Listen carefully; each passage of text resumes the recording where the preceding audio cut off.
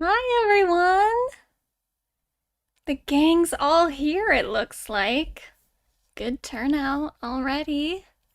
How's everyone doing? Happy Father's Day! If you don't have a dad, I'll be your dad for the day. Or forever, if you wanted. Um, what's the butterflies by your guys' names? That's if you're a member. If you're a member, you get a little butterfly by your name. $3.99 a month. I wanted it to be 4 even, but YouTube for some reason only lets you do it in increments of like 0.99 because they want to trick people into thinking that it costs less than it actually does. But technically it's $3.99. Really it's 4. But anyway, hello my children. Daddy's here. How's everyone doing? I saw this this photo on Twitter yesterday, and I just thought other people should see it. I guess there's like conversations right now going around how they kind of look similar. There was another photo I saw yesterday too on Twitter, similar to this one, but a little different, if you can guess what the difference was. Yeah, I won't be showing that one on stream. But I think they do look kind of similar, I guess. I think it's kind of more the angle.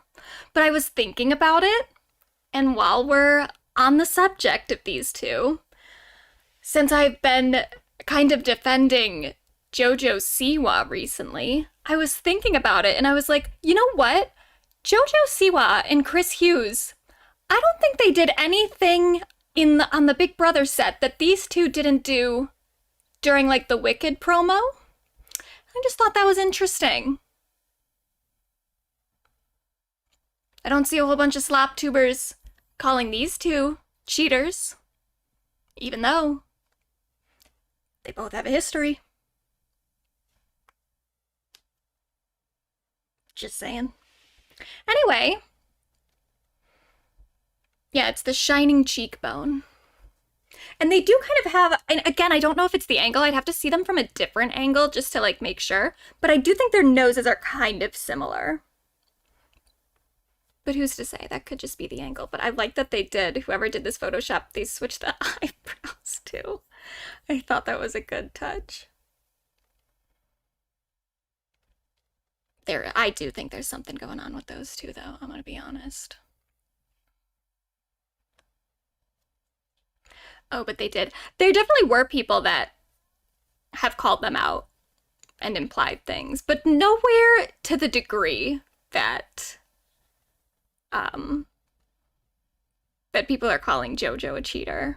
When like technically we didn't see her doing anything that would like really be cheating.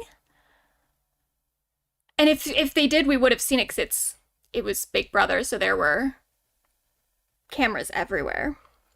But yeah, I mean, Ariana definitely has gotten it, but that's more in terms of the other relationship she's in. Yeah. I definitely, though, I would feel a little bit weird while we're like on the topic of like what's maybe not technically cheating, but could make a partner very uncomfortable. They have like 4 different matching tattoos while both being in relationships with other people.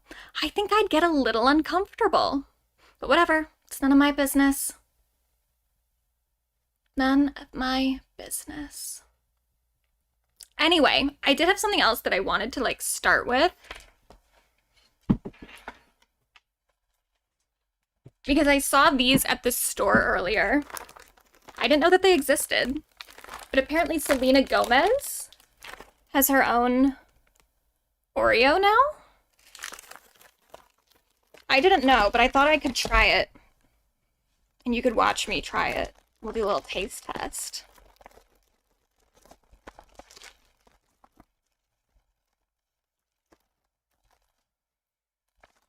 Who are these two? Oh, That's Ariana Grande and Cynthia Erivo, who play Glinda and Elphaba in the new Wicked movie, but someone has switched their hair. Because normally Cynthia is bald, and Ariana has that little high pony. Okay, so it says it's Selena's chocolate and cinnamon cream cookies. This is what they look like. I don't know if they have different... There's like that one. It's got like a little heart. I don't know if they're all the same.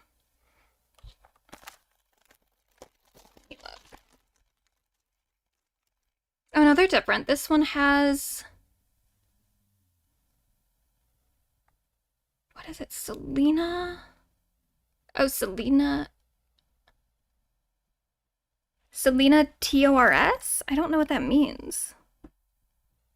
That's that one. So yeah, like Selena. Sorry, the lighting. I don't know what that means.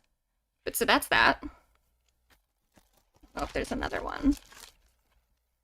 No, I think it's just those two. I do still have, if anyone was wondering, my Chromatica Oreos. I just keep them in a bag. I think that they'll probably... Like, there's so many preservatives in them. I'm not going to eat them, obviously, but they're not going to get, like, moldy or anything, right?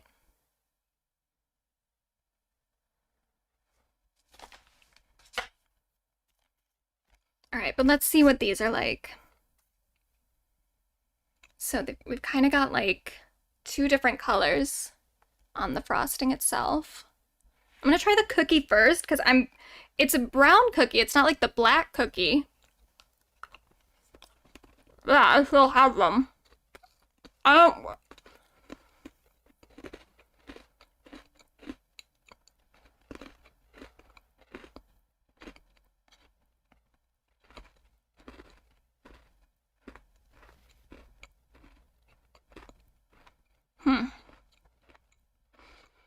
I think it's like... It's kind of like a normal Oreo, but it's maybe a little bit, like, softer of a flavor compared to, like, you know, the black Oreos. But it's similar for sure.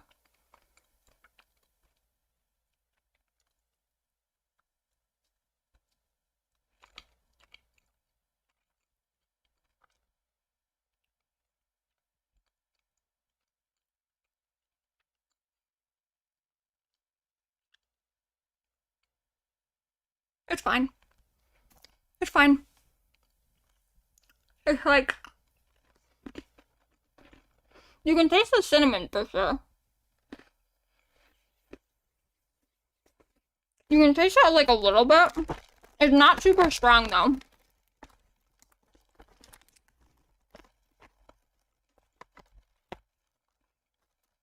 But it's okay.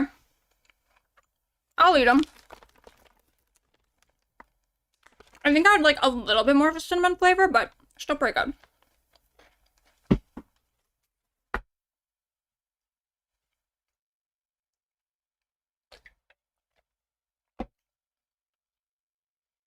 It's at least like, it's more adventurous than the Chromatica ones because Chromatica was literally just, it was the same. It was like a golden Oreo, but then dyed with these different colors. Yeah, I think that it is supposed to be like a Mexican hot chocolate. And for that reason, I think I want a little bit more cinnamon. But it's still okay. Do you have anything planned for your next regular video? Oh, yes. I've been working on the last regular video for like a year. It's coming along. The whole video will probably be like 12 to 13 hours. I'm gonna be uploading it in parts for members first. So like as I get, because there's kind of like 5 parts. There's a prologue, and then there's part 1, part 2, part 3, part 4. As I get done with each of those, I'm gonna just put those up for members. So like I'll do the prologue for members, part 1 for members, part 2, once I then have all of them done, then I'll put the whole like 12, 13 hour video, whatever it ends up being, for the public, you know. But yeah, it's coming. It's taken a minute, but hopefully it's worth it. I think so far, what is the video topic? Well, so it's about Ed Gein.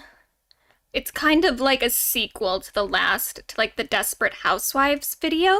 How to become a member. Yeah, there's a join button next to the subscribe thing. It's $3.99 a month, or as I would have preferred, $4 a month. I do members only live streams once a month too, so that's another perk. And if one day I don't have an actual job, then there'll be more perks. But at the moment, there isn't one next to mine. It might not be on mobile. I think that is a thing. If you're on mobile, you might have to get on desktop. I'm not sure. But I think I might have, if you go to the community post, there might be a post about it. I'm not sure. But anyway, the whole video is going to take a minute anyway. So if that's really just what you're looking for, it's going to take a minute. The prologue will be done somewhat soonish. I'm hoping at least by the end of the month. But the prologue is taking longer than the rest of the video will take, because the prologue is like in a particular style, and it's a very like highly edited thing, so that the prologue is taking a long time. But the rest of the video, hopefully once I start filming and editing that should go a little bit faster. Oh yeah, if it's only $2 for you, yeah, it might be regional pricing.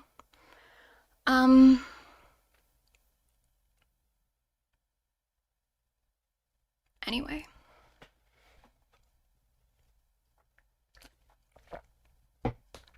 Well, thanks to everyone for coming. Stop motion. Oh, I wish. Oh, that would actually be cool, though. If I ever, like, really had a lot of time and I could just do whatever I want, I would love to do a video in stop motion. Anywho, we are gathered here today to start some shit. And I don't want to, but also I do. If I really didn't want to, I wouldn't do it. I would, first of all, I would like to apologize to Charlie XCX, Dochi, and FKA Twigs, because this is the second stream in a row that I have pushed back their slides for the week, for the 2 weeks. I do have their slides like done, so we'll get to them eventually. But that's okay, because the whole thing with like the slides for each of the different artists and stuff, it's for us to assess who we want to nominate for the Pop Girly bracket at the end of the year, and we have till the end of the year. So it's fine. We'll get to them. But yeah, I did have to postpone their slides for this stream. My apologies to them. But also, there's more people here already than are normally here for the live stream, so I think that a lot of you apparently really wanted to hear me talk about this specifically. So I guess it doesn't make that much difference to you guys. Or it does make a difference, but in a positive direction. But so yeah, we're gonna talk today about our old frenemy, Hasan Piker. I say frenemy not because of any sort of personal relationship. He almost certainly has no idea who I am, and that's fine. I don't predict he ever will know who I am. Possibly. Oh, wow. Thanks for joining. Welcome to a beautiful fairy princess. Yeah, that's the thing, is if you become a member, there's only one tier, and it's the beautiful fairy princess tier. So If you join, you're a beautiful fairy princess. Forever.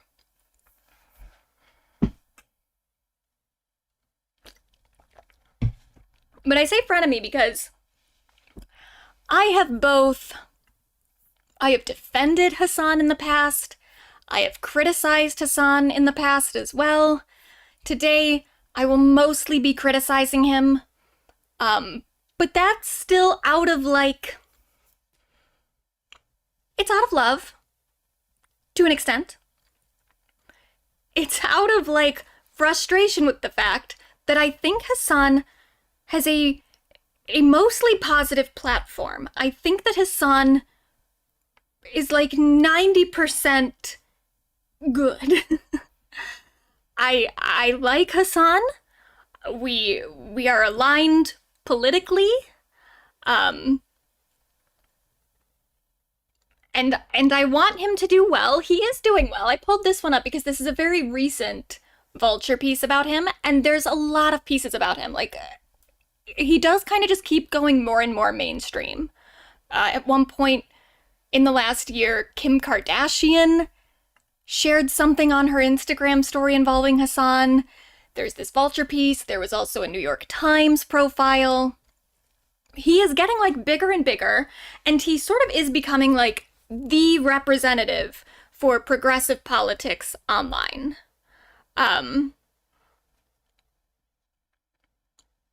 But he has a big problem. Oh my god, there's a little gnat. He has a big problem when it comes to women, specifically. And it's a problem that is just kind of continuously rearing its head. And it reared its head recently, a few days ago. And it's getting really more and more frustrating to me because a big part of me really, really wants to support him. I think that he's doing a lot of good stuff. Again, we are very aligned politically. To an extent, Hasan doing well means that progressive politics are doing well, relative to the fascist worlds we're currently living in.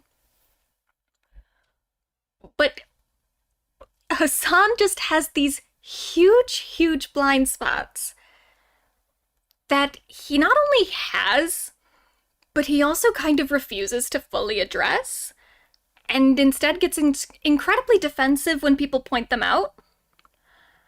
And I'm going to be pointing them out today, to a large degree. But I do want it kind of under the framing of I want Hasan to do better. I don't want to cancel him. I don't want to take away his platform in any degree. I don't have the power to do that, obviously. I have 18,000 subscribers. He has more than that. So I don't have the power to do that. But even if I did, I wouldn't want to. I want him to do well. I just want him... Your voice is so relaxing. That is not what a lot of other commenters say, but thank you. I want him to do well. I just want him to get better. And in order for him to get better, I think we all need to really be clear about what his shortcomings are. Because while I don't expect Hasan to ever see this stream, I don't expect Hasan to ever know who I am, I do think that, he has a very large fan base. I think his fan base, honestly, is way more receptive to criticism than he is. From my own interactions with them. Which I think is, it's both, a positive thing about Hasan and also a very frustrating thing. Because, on one hand, I do really like Hasan's fan base. I think that they are really smart. I think that they are good at taking criticism of Hasan. They're good at taking criticism in general. I've had conversations with Hasan. Almost got it. I've had good conversations with Hasan viewers where we've maybe disagreed and then I push back a little bit more and they're like, oh, you know what? That's a good point. And so for him to have a community like that, I think that does say something really positive about him, which is like something I want to commend him on and something I want to give him credit for. Because there are so many, especially men online, with very toxic fan bases. And the fact that he doesn't really have that, I think that's great. At the same time, it's like extra frustrating though, because I think that a lot of his fan base knows where his shortcomings are, and sometimes even do point it out to him, and it doesn't seem to really make a difference. But my intention here is that if any of his fans who aren't super familiar with like me or my commentary or a particular subject matter that we will get into in a little bit, if they come across this, I think that they will at least like be receptive to it and maybe start putting more pressure on Hasan to get better about certain things. And I think that that is a net positive for all of us. Because if Hasan is getting all this coverage, if he's becoming like the face of the online left, I just want him to be a little bit more sensitive to certain issues. I want him to be more receptive to criticism against him. And I just want him to be better. That's it. So that's the intention for this stream. It's just Hasan Piker, please get your shit together. That's the intention. Now, the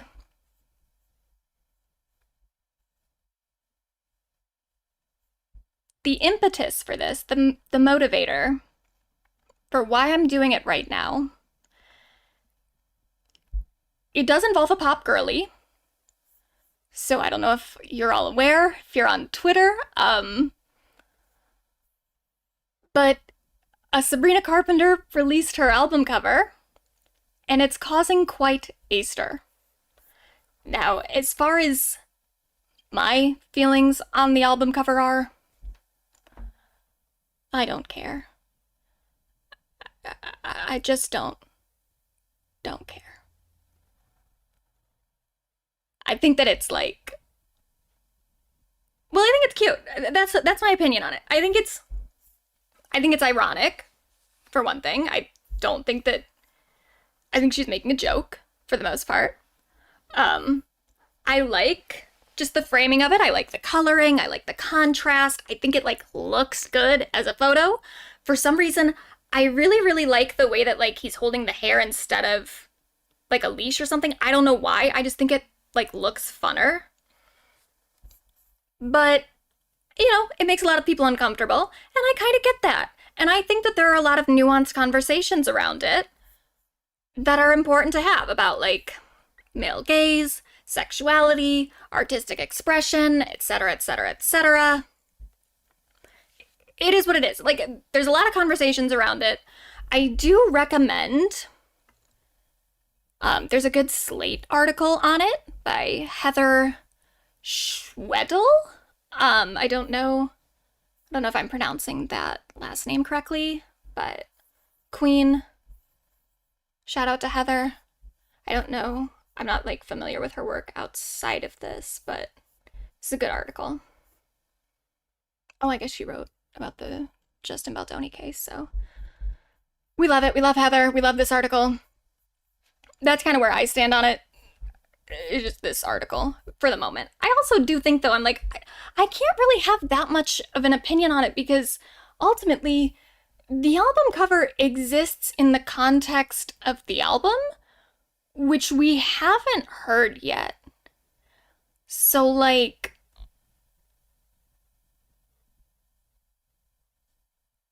I just, maybe we should wait till the album comes out and then have a discussion. I don't know. But I'll be streaming the album when it comes out. But either way, this album cover came out.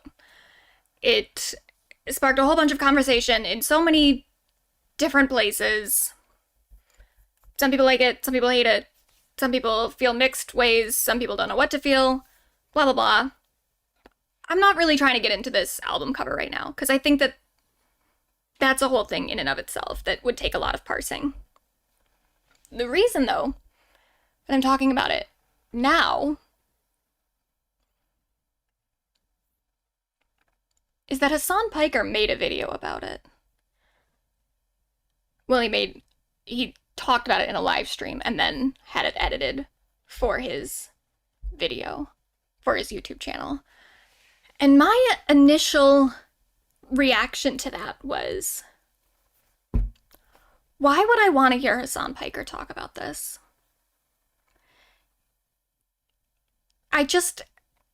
Given everything and his history, I don't need to hear his opinion.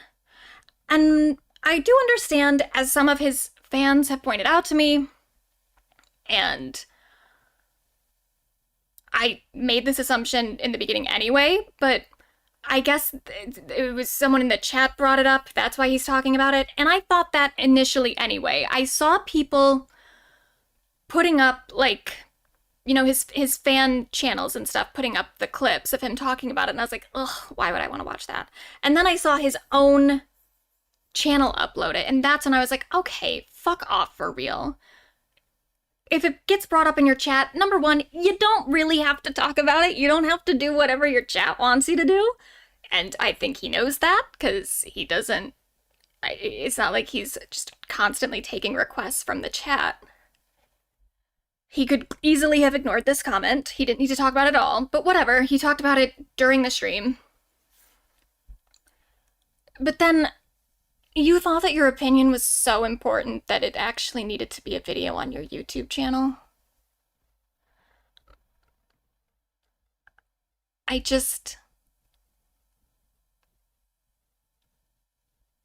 For what purpose?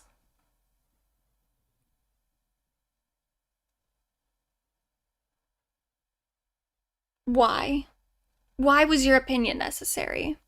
And it's not because the thing that he'll say, and we'll see him, we're gonna watch the first like 2 minutes of this, but that's it.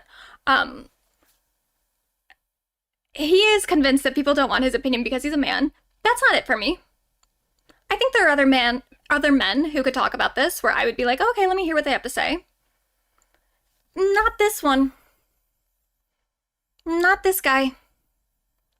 He consistently has bad opinions about women, and he also is just kind of fucking stupid when it comes to women, specifically. Not about other subjects, but about women. He doesn't really know what he's talking about. He doesn't engage in feminist conversations, so he doesn't really even know the language. He doesn't know how to navigate the conversation. I'm assuming Hasan and I probably ultimately come to the same conclusion, but that doesn't mean that he's going to navigate the conversation in a productive way, because he doesn't know what he's talking about. And my immediate concern was that he's gonna do some choice feminist bullshit. Now, if you don't know what choice feminism is,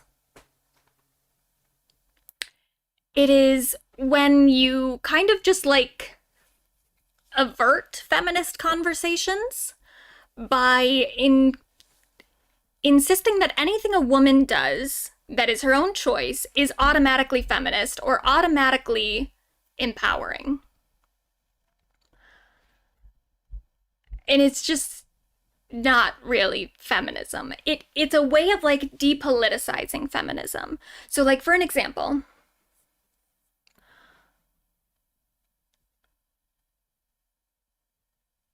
a conversation about like women shaving their legs or something. Is the act of shaving your legs feminist? No. And I am saying this as someone who does shave her legs. I shave my legs because having hairy legs makes me feel very uncomfortable, and I am very aware of the fact that that uncomfortability comes from a sense of femininity that can't really exist in our current world unless I conform to certain ideals of womanhood, which would include wearing makeup like I am right now, having long hair, shaving my legs, being amazing, being cute, things that women do. I'm aware that like those desires I have to live my life in certain ways, to grow my hair out, to do my makeup, to shave my legs, to do whatever else, I'm aware that comes from patriarchal standards.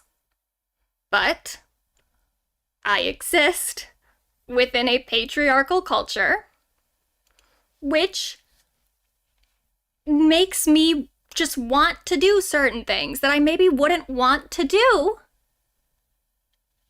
if I wasn't living under patriarchy.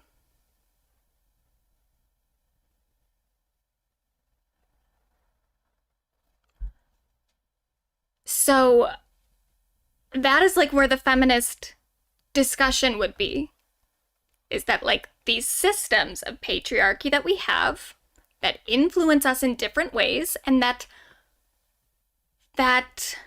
groom us to making the decisions that we make, that is what feminist discourse is about. You avert that conversation completely by just deciding that anything a woman chooses to do is automatically feminist, by putting feminism through a lens of women's choices are always empowering as long as they're the ones making them. That's choice feminism. It's unproductive. It is demotivating. And it's also, straight up, just some like neo-lib shit. And that's my frustration with Hasan, is that he rages about like lib takes and neoliberalism, but only so far as really just like anything that doesn't involve feminism. Like his leftism stops at women's issues in a very, very frustrating way. And that's kind of like, it's one of the most aggravating things about him, where it's like, I think that people think when you criticize Hasan on his issues with women, people take it as if it's like a separate thing. That like, you're criticizing him on his issues with women instead of focusing on his leftism, when his leftism is piss fucking poor because it can't include criticisms of patriarchy. Like, it's all connected. It's a part of the same thing. So I'm not, and that's what I get so fucking annoyed about too, when people will like, if I criticize Hasan and one of his like bad faith fans, which I don't think make up a majority of his audience at all, I don't, but there are bad faith fans of Hasan that when I criticize him will accuse me of doing like white woman lib shit. And I'm like, no, I'm not criticizing Hasan from a liberal perspective. I'm criticizing Hasan as a leftist. It's just so fucking stupid to try to separate the issues. But so anyway, so we're gonna watch the first 2 minutes of his take on Sabrina, and we'll see if my concern about what Hasan probably said turned out to be true. Spoiler, it is fully what he says. I was worried he was going to do some choice feminist bullshit. That is exactly what he does. And then he says something else that just kind of like set me off a little bit more. The new Sabrina Carpenter controversy, which is hilarious. Gen Z has turned into such Puritans. I know. It's ironic because like I actually literally talked to Vanilla Mace about this, but on the paywalled part of the podcast. And it's really interesting because I did talk about this. I have this theory of how Gen Z became such a puritanical force, like so prudish. Things are just unsustainable. The Sabrina is like too soon and too publicly humiliating. I don't have like a brilliant take on it. I think that a big part of being an artist is if you want to put on a performance where you want to be a sexual person, or even as like a regular ass person, not even as an artist. Like if you want to be sexy and you want to present yourself in almost like what other people would even consider humiliating, that's up to you. Like, I don't know why other people would get mad at what you choose to do to yourself. I'm not going to make like a silly take and be like, men do this too. Like, obviously there's a difference between objectification of men and women. Ironically enough, we were just talking about that. But overall, if When were they talking about that? Ugh. I'm sure he had a fine take, but just any indication of Hasan talking about women at this point, I'm like, shut up. Be quiet. I don't know, if a woman wants to put out like a sexy photo shoot, who am I to judge? You know, I'm a feminist, guys. It's just the timing. What does that even mean? What do you mean, the timing? Why is the timing? I agree with this regarding Sabrina Carpenter. Her and Sydney Sweeney are the new wave feminism antichrist in a way that both propagate the conservative views of the role of a woman in our society, such as hypersexuality for the male gaze pleasure and showcasing visual representation of obedience for male validation. Yeah, I don't think so. That is what they're doing, but it is also their own personal choice to do so. Like, what? Choice. I don't understand it. The impact. Look at this fucking lib. Look at this lib who is absolutely resistant to actually like deconstructing cultural standards. And it's fine. In this context, I'm like, look, I think that there's some bad like media analysis happening with Sabrina's cover that's getting the backlash against her to be a little bit fucking... It's just a little much. But the fact is, this is the thing too, is that he's talking about this like this is just a photo of Sabrina that came out incidentally or something. Like, oh, if she wants to do this in her private life, that's one thing. Like, no, it's a photo that like she posed for. There were a lot of decisions made about like, you know, where the camera would be placed. There are decisions, and that's where the conversation kind of comes in, and that's how we can talk about like male gaze and whatnot, is like what's the actual framing of the photo. I think there's arguments for and against it, you know, like for one thing, a feature of most like male gaze things in like film, a feature is isolated shots of women's bodies. So you know how like, this is the only one that like can come to my head, so I apologize. I'm not trying to just like call this movie out, but when I think about it, I think about this. You know, in Easy A, when Emma Stone's character, when she's like walking down the, I don't know, the campus or whatever of her school, and it does all these like isolated shots on like, oh, her feet, her legs, her boobs, and then it goes up to her face. That would be like a kind of male gaze-y shot. That is something that is a feature of the male gaze in terms of like the actual like feminist theory that it originates from, where women are dehumanized by showing isolated parts of our body rather than like our full personhood. And I think in that sense, you can look at the photo of Sabrina and be like, well, that's her whole body in the photo. And the man who she's like on her knees for, he is, his like face and everything is cut off. He's an anonymous representation of men, you know? So there's that aspect of it. So in a way it's like, okay, well that seems like not super male gazy.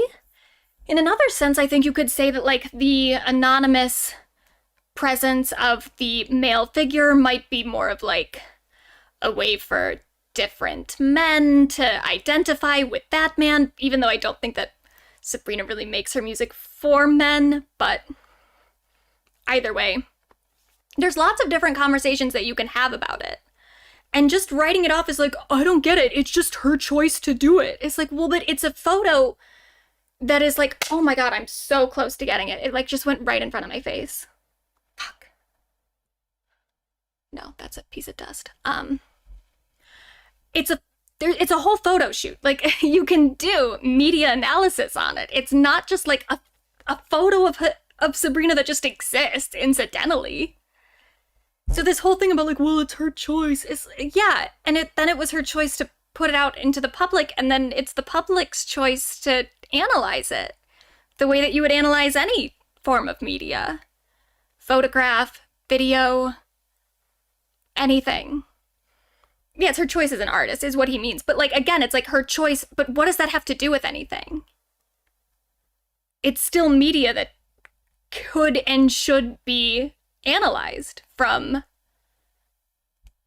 like an actual like media analysis perspective. Just saying like, well, it's her choice is just so silencing to the entire conversation.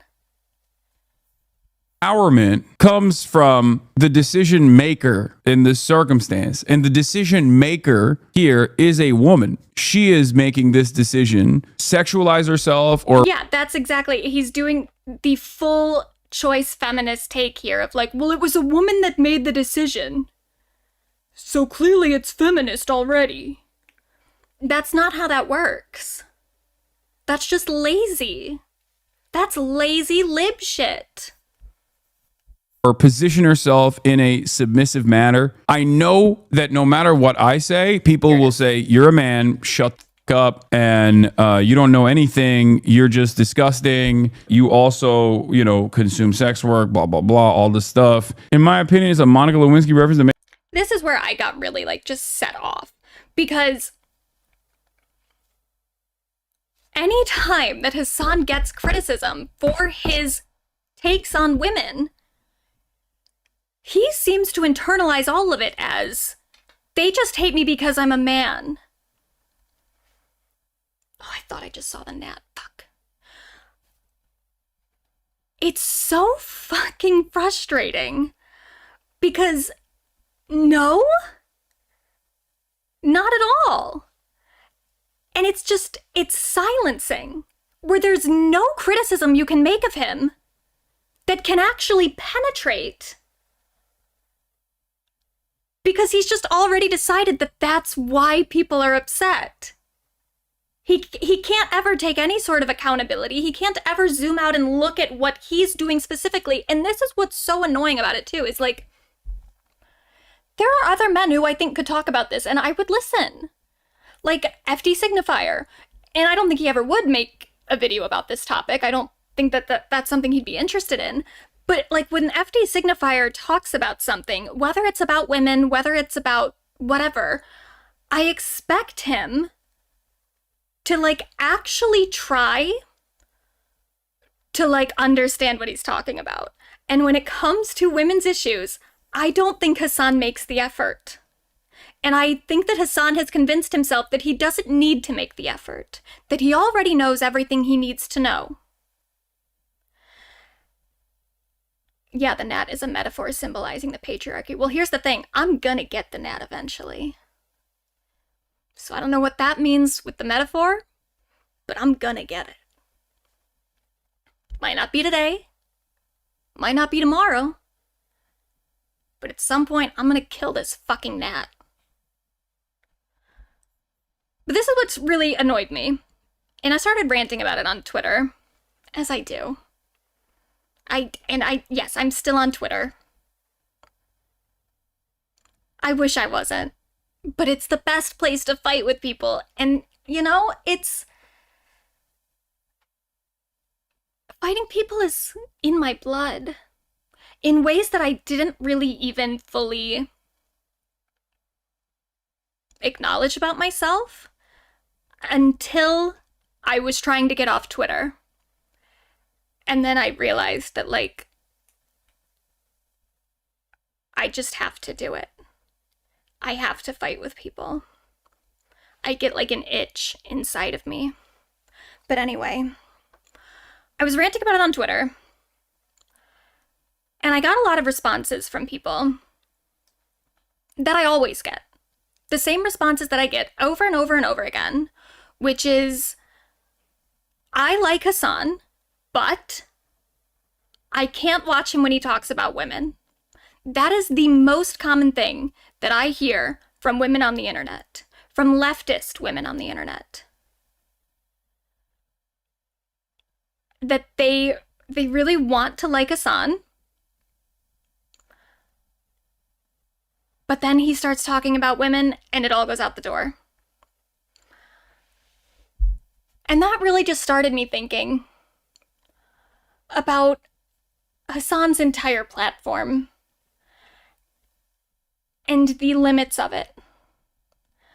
Because, oh, and trans people too, yeah, I guess. I'm not as familiar with his takes on trans people. I know I've seen him being very defensive, like defending the whole trans athlete thing. Like, I've seen him push back on other guys about it, like Bradley Martin and stuff.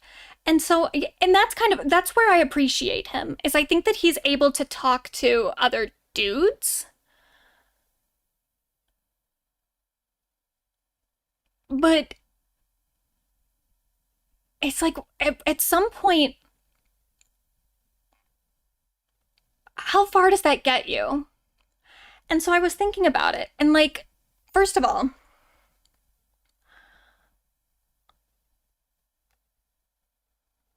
I think that like one of his big things is that he thinks of himself as like de-radicalizing young men. And I think that he's good at that to an extent. I think that that is one of the like functions that Hasan plays in the larger political sphere that I think is positive. He's really good at that. But I don't really know that you're really doing all that you can do and that you're being as productive as you could be if you're only de-radicalizing men into situations or into communities where women are afraid to be there, or where women don't feel comfortable talking about women's issues.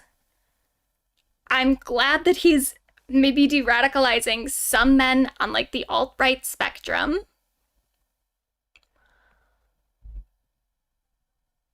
But I wish he was de-radicalizing them into communities where women's voices actually mattered. There's that part of it. There's also the part, too, where he is just consistently alienating women. Almost with this thought of like, well, I don't need to de-radicalize any women because women are just liberal or left-leaning regardless. Like, he doesn't think of it as a risk that so much of the left online politics sphere is so firmly aimed at appealing to men that women are getting alienated from these spheres and they're going other places. They're going places where maybe there's a lot of support for women, but there isn't support for a lot of other issues. And this is again where we get into like the separation of feminism and leftism as if they can exist without one another.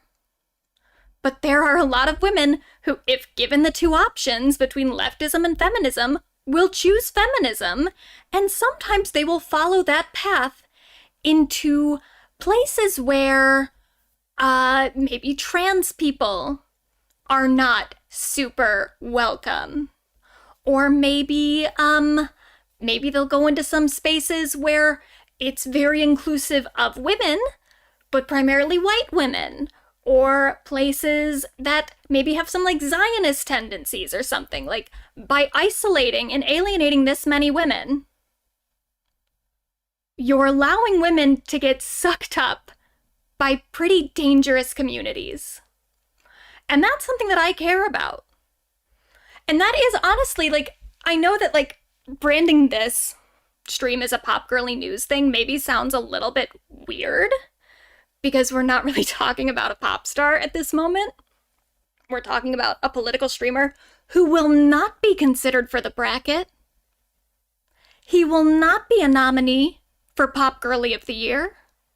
He will also not be a nominee for honorary Pop Girly of the Year. He's not involved.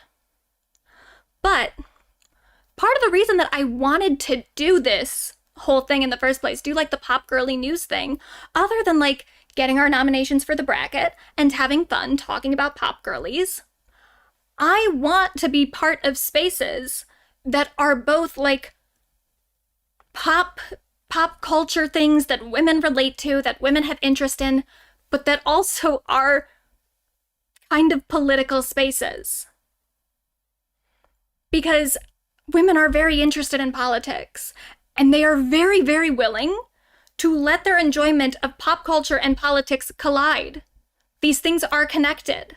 We talk about it constantly. And there are so many other places. Like, at this point, I get a lot of my breaking news from like Pop Crave and Pop Base. Those are the people telling me about what Donald Trump is doing. We also, if you go to like the Faux Moist subreddit, which is a pop culture subreddit, it is an incredibly political sphere.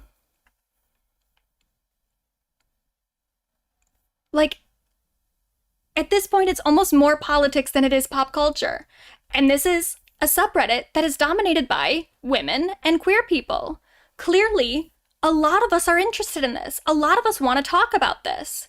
And a lot of us wander onto like Hasan streams or other like brocialist streams. And then they start talking about women and we all get turned off and we run away. Or we watch in horror and don't comment in the chat. And that's another thing too. I hear from so many people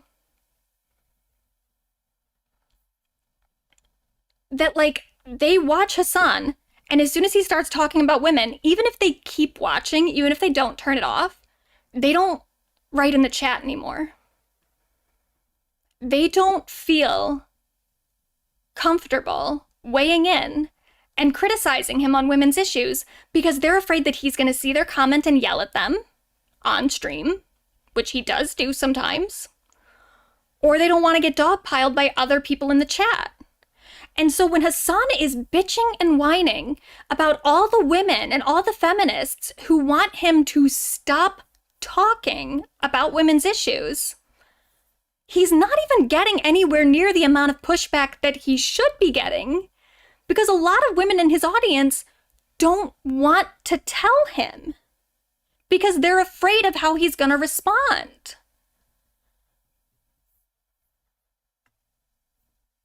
And it just sucks because it's like, there are so many women and so many people who are like women aligned, like people who are more affected by misogyny. So like women and queer people who get more affected than the average straight guy by the patriarchy and by misogyny. We want to exist in these spaces. We want to like Hasan. We want to like all these other streamers. And they don't fucking care. Especially Hasan. I think there are other ones that are way better about it. I think FD Signifier is pretty good at listening to his female audience. I think that who's the other guy? Cavernacle. He seems pretty good at responding and being receptive to like feminist discourse. There's a lot of people who are doing better than Hasan on this, but Hasan is still the biggest political streamer. So his inaction in this regard just does really matter. And the thing is, the Sabrina Carpenter thing is such a tiny example. It's a small example of him not being very good at talking about feminist issues, so he says the wrong things. He promotes choice feminist talking points. He libs out. He sucks. But in a very small way. You know, it's not like that big of a deal. But there is another issue. There's another topic that's come up where Hasan really, really fucked up. And I think we all know that it's the Depp v. Heard case. Hasan's Depp v. Heard coverage was some of the worst I've seen. Not worse in terms of like the isolated talking points, because there were people that were like the real grifters. Like a lot of the lawyer reacts people were worse, even though they're supposedly all lawyers. But a lot of them were awful. There was a lot of like, you know, like Popcorn Planet, different like men's rights activist people that got involved that had worse like individual commentary. The thing is that I don't take those people's commentary seriously from the beginning. I don't care what they think. Hasan occupies a progressive space on the internet, and so the fact that his coverage was so bad, it's just more meaningful than a lot of other people who covered the case. And not only was his coverage bad, not only is it, as someone has pointed out in the chat, not only are his videos on the topic still up, he has consistently defended his takes. And in ways, by the way, that are so fucking obnoxious and so arrogant and downright kind of cruel sometimes, that like it kind of is just this thing that's like hovering above his entire platform in terms of his ability to relate to women. So I'm gonna show some examples of him recently. This is in like the last year. All these clips that I'm showing are in the last, this is from January. All of these clips are from the last year where he is doubling down on everything he said about Amber Heard and Johnny Depp. I think people have no concept of the world outside of the horse blinders that they put on. I do wish I just ripped into Amber Heard now, though. I really do. And it's not even because, like, it was outside, like, because I would have gotten so much clout. Like, I would have gotten endless amounts of clout off of that. So much clout. Like, I barely even touched it. I barely even covered it at a time when there was so much going on. Is she confusing you with Asmongold? No. Asmongold had 450,000 live viewers covering every second of the trial. And these people literally think I covered the trial extensively. I think I covered it twice. He covered it on multiple days. There are 2 videos on his YouTube channel, if that's what he means by twice. But it was way more than that in terms of like the days he spent talking about the trial. But it also just doesn't really matter. It's like those videos are still up on your YouTube channel. You did still participate in it, and you did it from the perspective of a progressive guy. That's one clip. This is, oh yeah, that's pretty much the same one.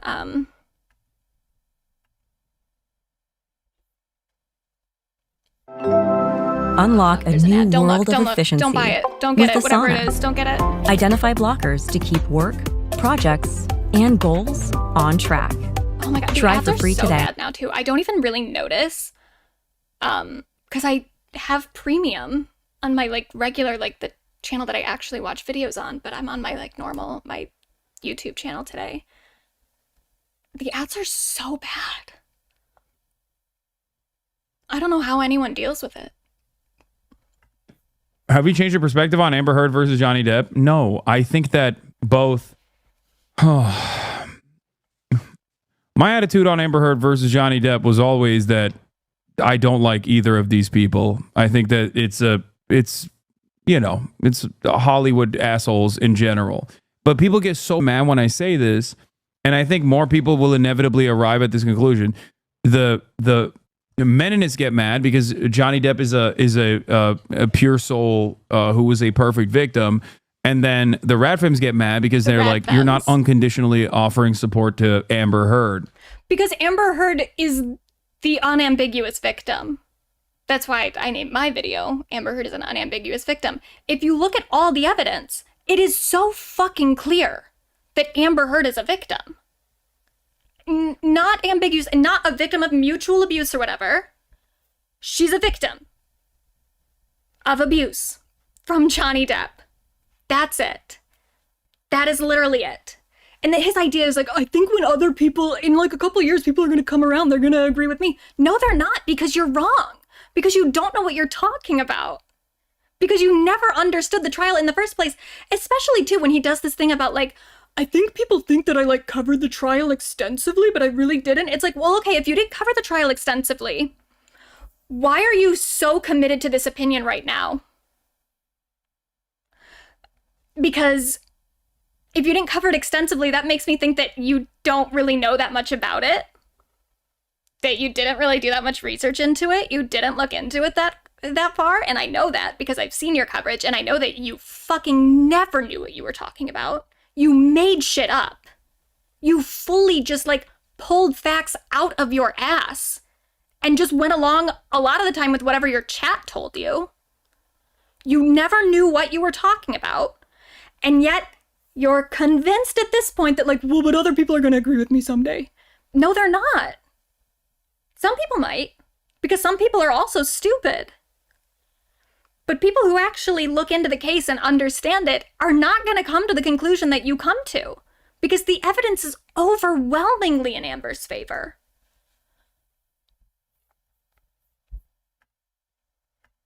And then he also has said this.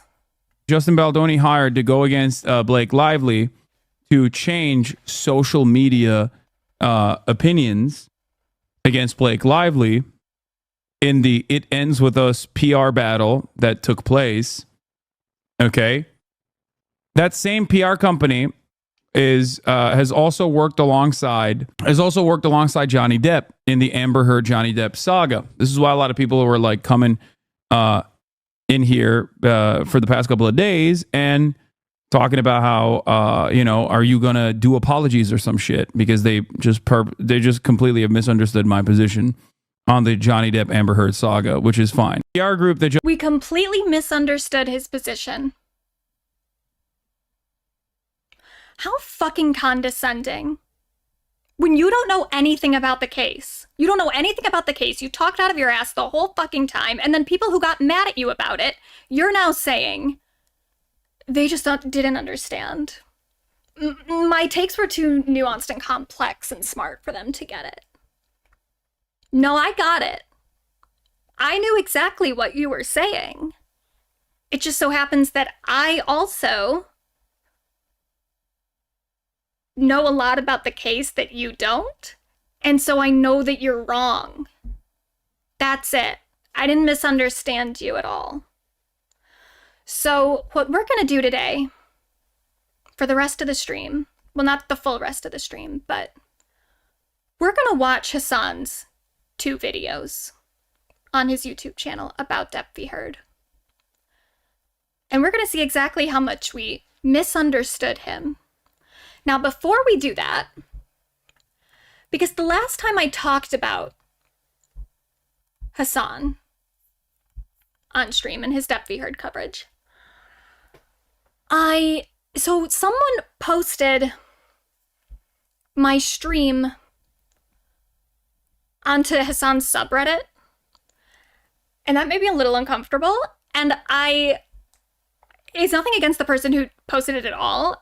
Love them. I fully, I'm glad that they had the desire to do that. They were fully trying to just show other Hasan fans oh, here's some good criticism of Hasan that people should see.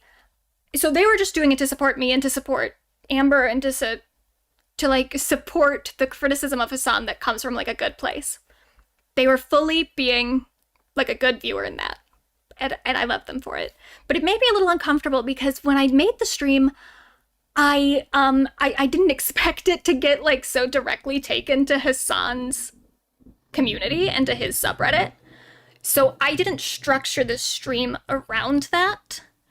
If I had known that so many people from Hasan's community would come to the stream, and then that person also did take the post down, so we kind of put a kibosh on that. But if I had realized that so many people from Hasan's community were going to come watch the stream, I would have done a little bit more of like a 101, here's why we support Amber, here are the allegations, here's the evidence, and here's why Hasan got this so wrong.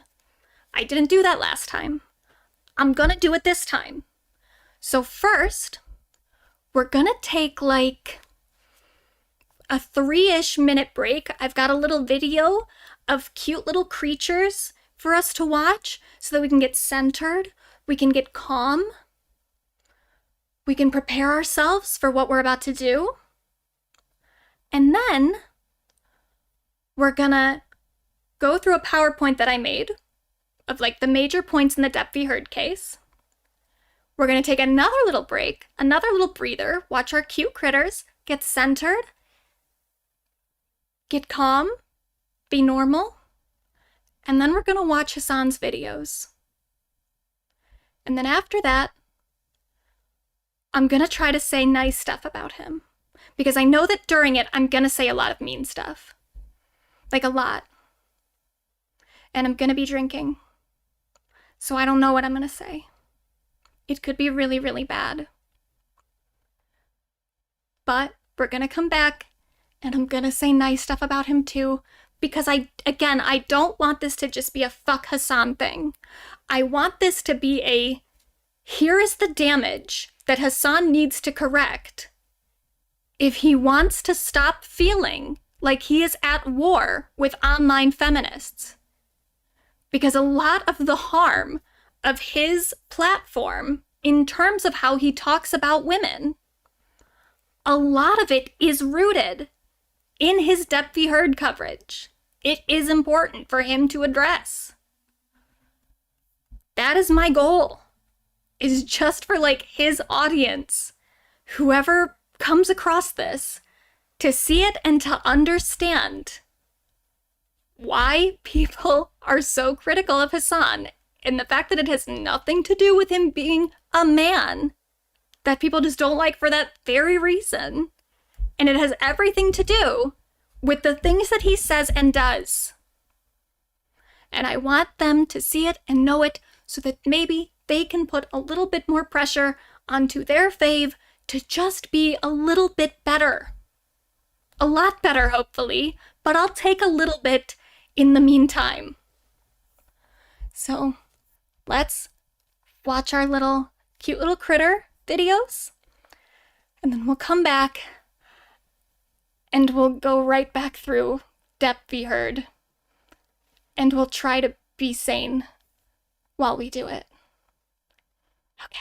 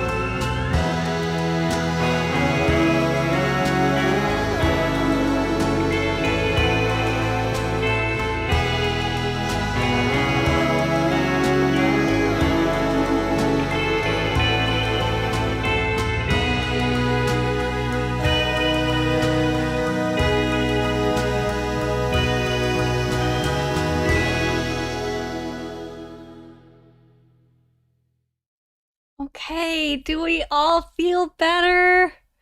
Do we feel good? Because this is gonna suck. Okay, well, so here we go. Here's Depp v. Heard. First,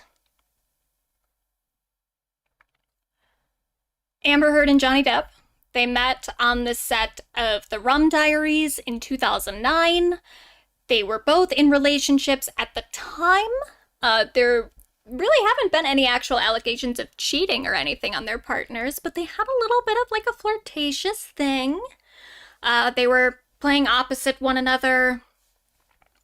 They're, oh wow, thank you. Amber is very pretty.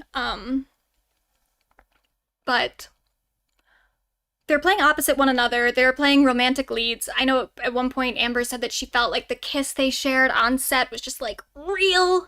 And whenever I think of that, I never watched The Rum Diaries. I still haven't, even knowing that like it is kind of the beginning of all of this. It's like the origin point of their entire story. Never watched it, didn't see it. I did watch the To Be original movie that was made about Depp v. Heard. And my like familiarity with The Rum Diaries is from that. There is a very, very long makeout scene between the Amber character and the Johnny character. So I just think about that. But they met on the set of this movie that no one saw. She was 22 at the time, Johnny was 45, which I don't even, here's the thing. The age gap is kind of like, whatever. It's a little bit like, 22 is kind of at that moment where you're basically an adult. And I'm not going to say a 22-year-old couldn't be in a relationship with a 45-year-old. I think that it can work. It can be fine. I don't know. I think it depends on the couple. It depends on, for me, age gaps are the same as like income gaps. They can be indicators of a problem. You know, if one partner has significantly more money than the other partner, they can use that privilege and that power over their partner if they would like to, but they don't necessarily do that. And there's a way to mine that, and there's a way for there to be power imbalances like in the context of like society that you can mine in your personal relationship that doesn't make it a problem. You can do that. In this instance, not only is it just an age gap, it's also very much like an experience gap. It's a huge power gap. I think Johnny was also like a producer on the movie, and he was responsible for her getting hired. So like there's that aspect of it. Oh shit. He's also just been in that industry way, way longer than she had. She was pretty much like, she had left home pretty early, and this is where I'm like, she's 22. That's a young adult. But she also had like lived on her own for a while by that point. She dropped out of high school, moved out of Texas, was like getting things going. So, you know, as far as like an adult goes, she was, you know, she was setting a life up for herself. But before she was born, Johnny had already been in like blockbuster movies. Like his first roles, she had not even been born yet, or she was like a toddler. So he had been in the industry for a lot longer than she had. He had a lot more power than she had in the industry. And again, these are things that like in a relationship with a non-abusive person could be fine. Could be like, you can mind that. You can,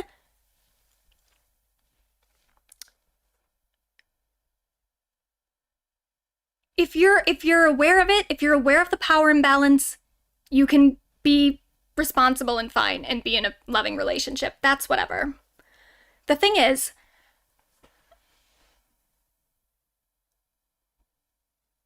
Johnny definitely was not doing that, because also in the like actual like trial itself, he brings up the age gap, and he brings it up in a way to imply that he just should have had more power than her.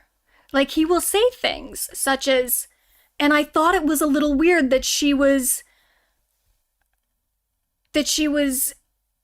yelling at me about this when she's so much younger. And so it's like, in Johnny's own rhetoric, there definitely is something about, she was younger than me, she should have listened to me. So in any, like, in just a random relationship, yeah, maybe that age gap isn't that big of a deal. In this instance, it very much was. And it was because Johnny is an abusive person. And this is something that I just kind of think is interesting, because the second that I bring up the age gap, so many people will be like, oh, okay. Like, she was 16. It's like, no, that's not what I'm saying. I definitely think that the age gap maybe could have not been a big deal. But in this situation, it definitely was a factor. But I really don't bring it up that often, and a lot of like Johnny Depp supporters will like try, they reduce my arguments in very weird ways, where they will just be like, oh, Medusini, she has a whole 3-hour series about or a whole 3-hour video about Amber Heard, and the whole time it's just her going like, they have an age gap, they have an age gap. I bring it up like once in my video.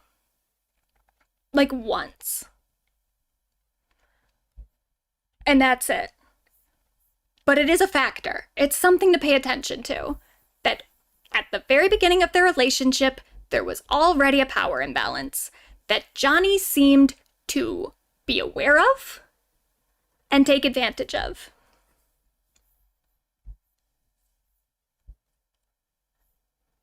Then, wait, can you pronounce your name again? I think I've been saying it wrong this whole time. It's Medusini. It's a made-up name, though. It's a made-up word, so you can, however you pronounce it is fine. But yeah, it's just it's a combination of Medusa and Persephone. That's it. That's okay. You can mispronounce the channel name.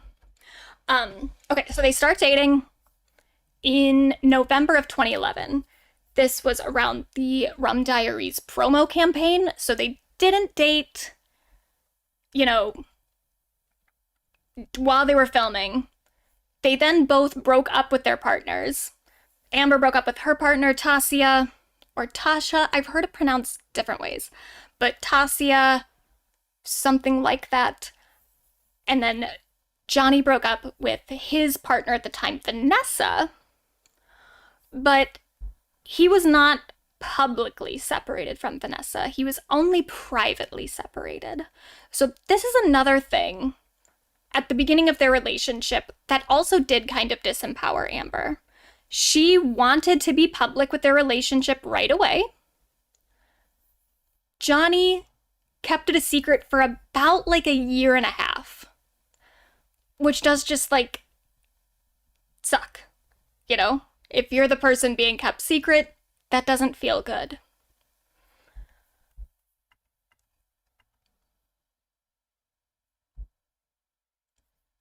Anyway, so that's when they actually get together. Some people say that it was like 2012. It's not. It's November of 2011 is when they actually like start dating. Doesn't really matter that much, but just so we're clear about the timeline, because I think that that is something to like, where I think a lot of people get the case wrong, and definitely where I think like Hasan and people who only paid like half attention to it, or I would say in Hasan's case, like 10% attention to it, they just kind of get all their information just like thrust upon them through different like social media channels or whatever, or from watching the court case. When I did my videos on the case, and when I did a whole timeline as well. Here, I'll pull that up too, so that we can see that. This, by the way, people sometimes ask me about this, because my website is currently down. Here, I gotta get rid of the... Oh, shit. Get rid of the chat for a second. People ask me about the website being down because I used to have like a Squarespace blog and I stopped paying for it. So yeah, the actual, like if you go to medusany.com, it's not going to show anything.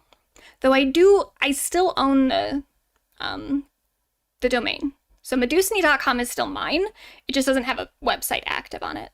But for the record, it is, no one can have medusany.com. That's still my property. But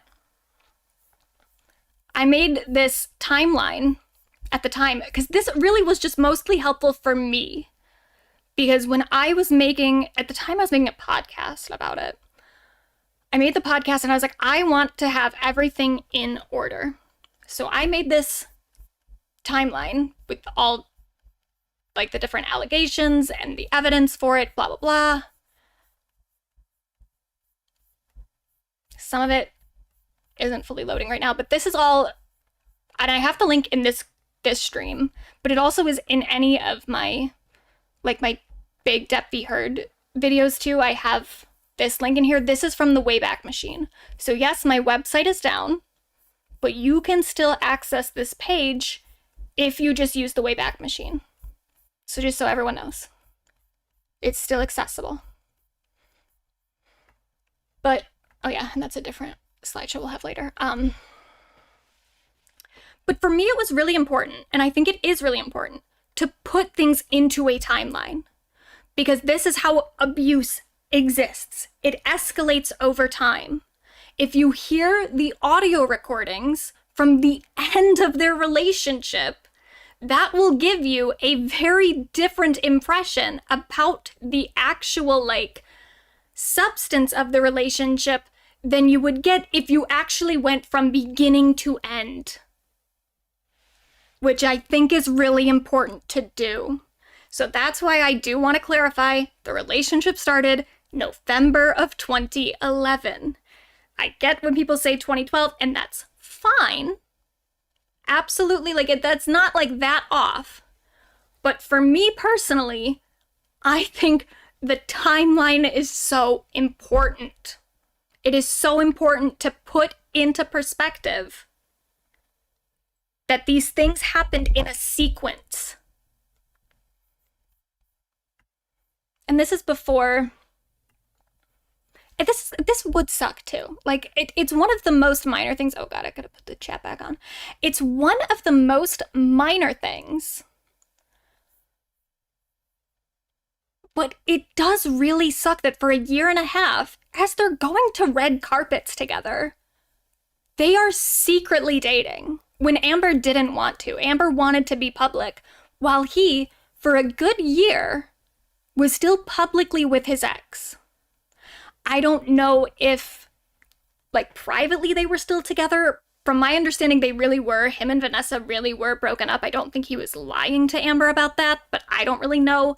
It's pretty clear that, that Vanessa has signed some kind of NDA, so I don't know that we'll ever really know.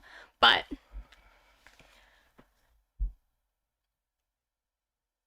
this sucks. This sucks that for a year and a half, she couldn't even publicly be with her boyfriend that she was very much committed to. And that did disempower her in a lot of ways already.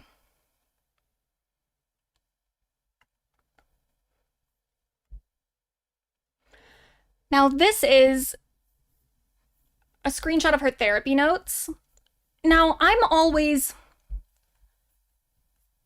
in terms of my coverage, I did include some of the therapy notes, not all of them. But for me, it was kind of important to include because, number one, Amber wanted them used as evidence. She talked about that in her, was it a primetime interview she did after the trial? The, like, one interview she did after the trial. She brought up the fact that the therapy notes were not used. A whole bunch of people then accused her of not actually even having therapy notes. Like, that was the first big retort from Johnny Depp supporters, was the idea that she had written her own therapy notes and that it was her handwriting, which is absolutely ridiculous because her therapist got interviewed by the forensic psychiatrist, or like the expert witness that Amber hired. Her therapist like was a part of the court proceedings. So if Amber had forged her own therapy notes, I think that would have been pretty easy to verify. She did not forge her own therapy notes. Period. But she did want her therapy notes to be used as evidence, so I do incorporate them into my coverage. I try to do it sparingly, and really, the stuff that became public from the unsealing, that it already does have a lot of stuff taken out for her privacy. Like it's all just stuff that's relevant for the case itself. There's not a whole lot about like other things in her life, but you know, it is just a thing to acknowledge that like in order to do the amount of research that I had to do, I very, very much had to invade Amber's privacy. And Johnny's too, to an extent. But mostly hers because she was the one with all the evidence, you know? So I went through all of these therapy notes. There was another doctor, and then I went through those therapy notes. There were also couples counselors that I read all those. I also read text messages. I read other doctors' notes, etc., etc. Like, I looked at these documents inside and out, and it is invasive. And it is a violation of her privacy, especially because while I use the therapy notes in my coverage, and I try to be sparing with it, the fact is that the therapy notes were not used in the court, and the way that they became public was from Johnny Depp fans unsealing them. Unsealing them and unsealing a whole bunch of other stuff that should have gone through the filter of a court for that information to become public. And it didn't go through the proper filters because they weren't presented to the jury. They weren't like, it wasn't controlled with what Amber got to show people and what she didn't get to show people. It all just became public. And that's something to think about too, in terms of the conversations around Blake Lively and Justin Baldoni. Because Blake did, she rescinded one of her claims of like emotional distress or something, specifically so that she didn't have to turn over like medical documents. And that makes complete sense, because even if you look in Amber Heard's case, even though all the like documents that came out were pretty flattering to her in terms of all the stuff that Johnny Depp supporters unsealed, absolutely none of it benefited Johnny Depp. Which I almost think is why they kept doing it. I think they kept thinking that if they unsealed more and more and more, that they were gonna like find something that made Amber look bad, when they actually just kept unsealing more and more evidence on Amber's side. Evidence that like wasn't brought to the actual jury and wasn't presented to the public, which made the case look pretty bad. It made the court itself look awful. It made Johnny look terrible. And it vindicated a lot of what Amber was saying and made it very, very clear that the Virginia court suppressed a majority of Amber's evidence. And that's something too, we're not talking about Hasan yet, but like whenever Hasan talks about it, he talks about it as if the evidence brought to the court, that was like brought to the jury, he acts as if that was like even, that we saw everything. Even though the stuff that was getting approved as evidence for Johnny was dumb ass shit that should have gotten struck down, whereas all of Amber's most convincing evidence was withheld. So his whole thing about like, well, I watched the trial, doesn't really matter, because the trial had biased information from the beginning.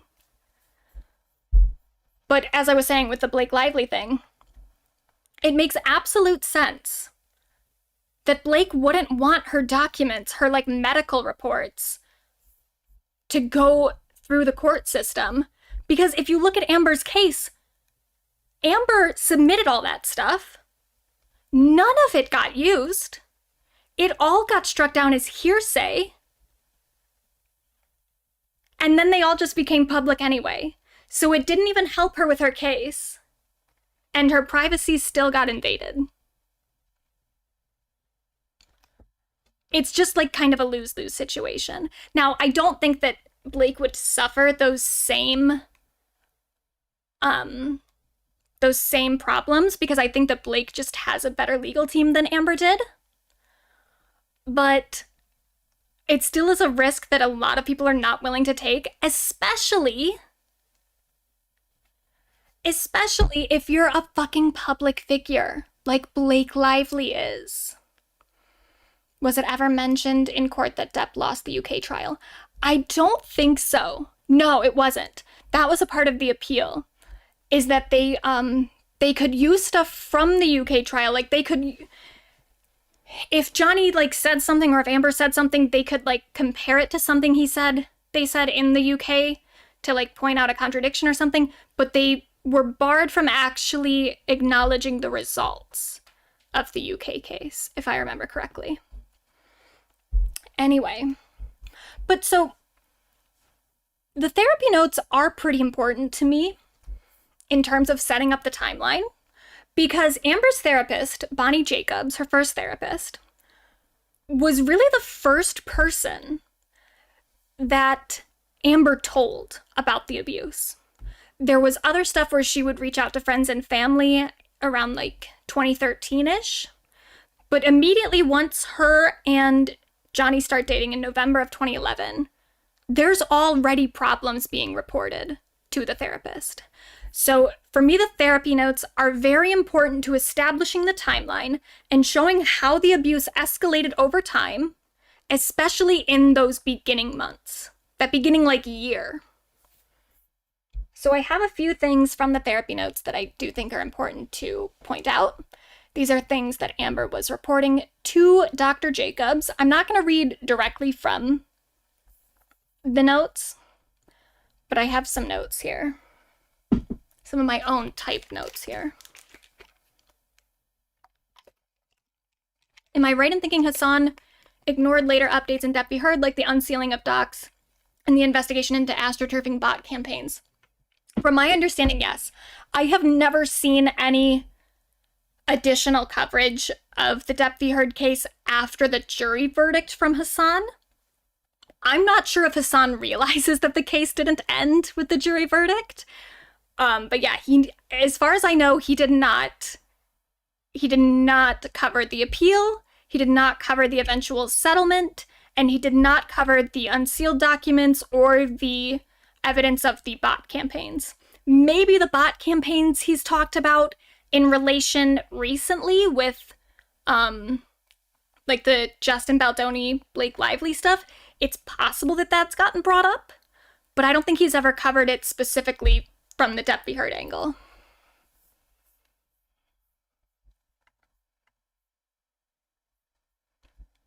Okay, so this is what Amber was telling her therapy about. Johnny's drinking and substance abuse, she was complaining about right away.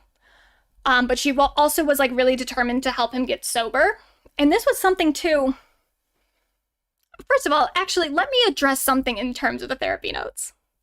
Because Johnny Depp supporters will act as if, because these got deemed hearsay, that they are illegitimate as evidence. Number one, hearsay is something that gets decided by a judge. Plenty of judges in different court cases would absolutely have used these as evidence. Same thing with all the text messages that Amber sent to other people that got deemed hearsay. This is contemporaneous reporting of Amber telling people that she's being abused. That absolutely could have been used as evidence.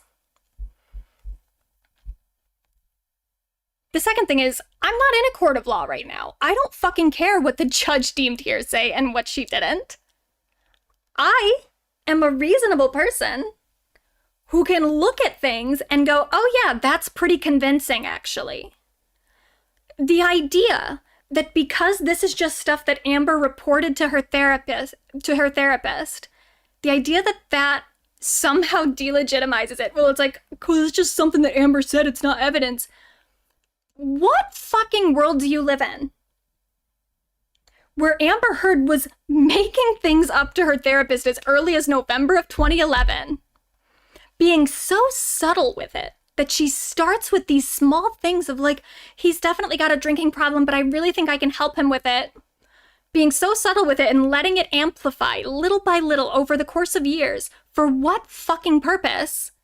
For a man that she wouldn't marry until 2015 and then get a divorce from in 2016, and then in the divorce, file or sign an NDA saying that she wouldn't talk about the relationship. What would the end game have been? For her to go through all that trouble, to lie to her therapist as early as 2011. It doesn't make any fucking sense. So yeah, this is hearsay, but it also is evidence. So there's that. But so yeah, she was telling her therapist that Johnny was drinking a lot. She was determined to help him get sober. This is brought up in a very, very, like, normal, casual way, especially with a therapist, because Amber's family, like, her father has a lot of drinking problems and also is kind of abusive. Not even kind of, like, he's very abusive. But so this is brought up in terms of, like, hey, you don't want to enable your new boyfriend the same way that your mom enabled your dad, blah, blah, blah. Like, it's not a way of, like, trying to accuse Johnny of anything. It's the things that people would be talking about in therapy. She then says that Johnny would disappear for days at a time with no contact. This becomes a big part of the later allegations, where Amber will get criticized a lot for, like, following Johnny from room to room. The reason she does that is because he would just disappear.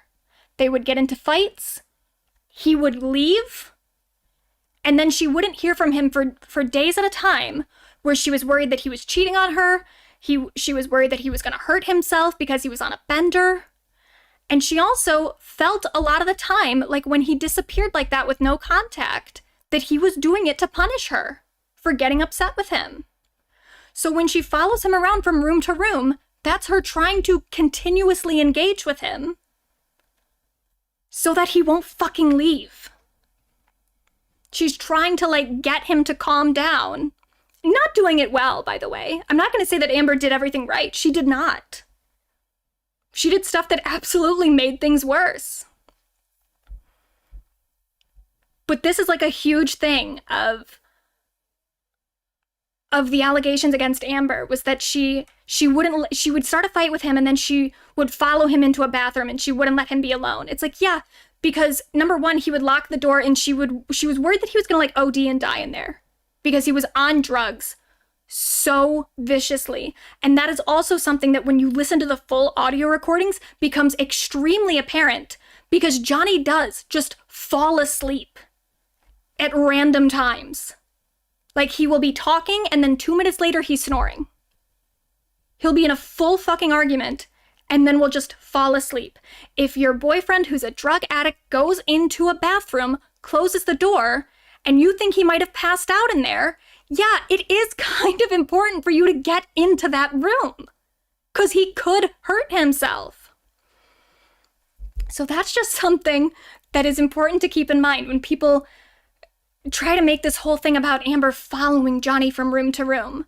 It was not anywhere near as unreasonable as people make it out to be when you actually look at the history of the relationship and the things that Johnny would do and the concerns that Amber had and the fears that Amber had. And she also just frankly is a kind of codependent person. And definitely has some, like, anxious attachment issues.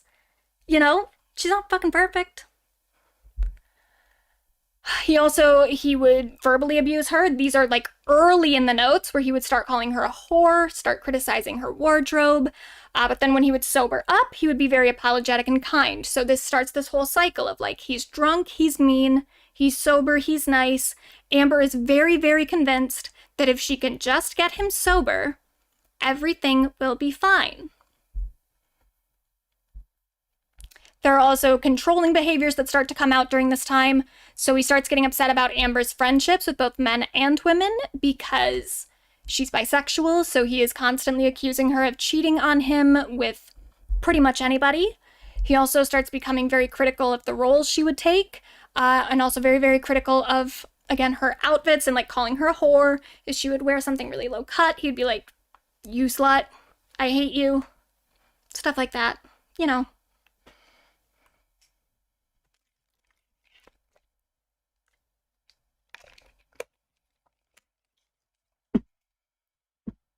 Amber does start reporting violence in these early sessions. At first, it's not violence like directed at her. It's stuff where like, there aren't a lot of details, but she said that he would have problems maintaining an erection, and then he would get violent and angry. There's no details about what that means in terms of violence, but eventually we start hearing more specific things about him throwing things, and sometimes those things hit her. They're not necessarily being aimed at her, but they do hit her.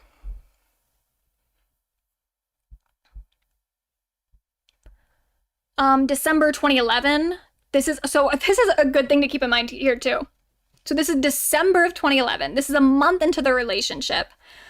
Johnny came to Amber's apartment extremely drunk and started cursing and screaming, leading to a fight that became so loud, Amber's landlord allegedly threatened to call the police. That was something she told her therapist, that like he came over, he was drunk and he was loud. It got so bad my landlord almost called the police. That's December. That's a month after they started dating. She also complains around this time about Johnny's many enablers, specifically his sister, Christy. So she says Johnny's sister is his manager and works to keep him happy so he can financially support their family, and people are willing to get him whatever he wants because he's a celebrity and he pays them. She also complained that Christy would help Johnny get access to drugs. These are claims that have been corroborated in other instances, including in a lawsuit with Johnny Depp and his, at the time, business management, TMG. There were a lot of things in the TMG lawsuit about Johnny's sister specifically spending his money as if it were her own.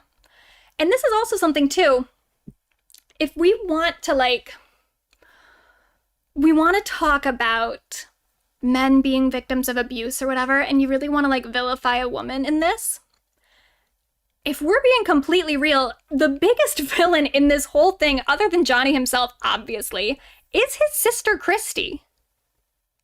She literally was buying Johnny drugs. She was spending all his money. She was consistently trying to put a wedge between him and Amber.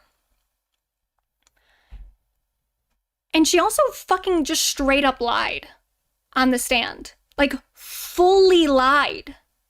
There are multiple instances in which you can look at what Christy says and go, that's just not fucking true.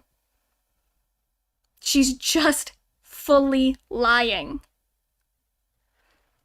So, but this is an important thing to keep in mind, that pretty much everyone around Johnny, except for Amber, was an enabler.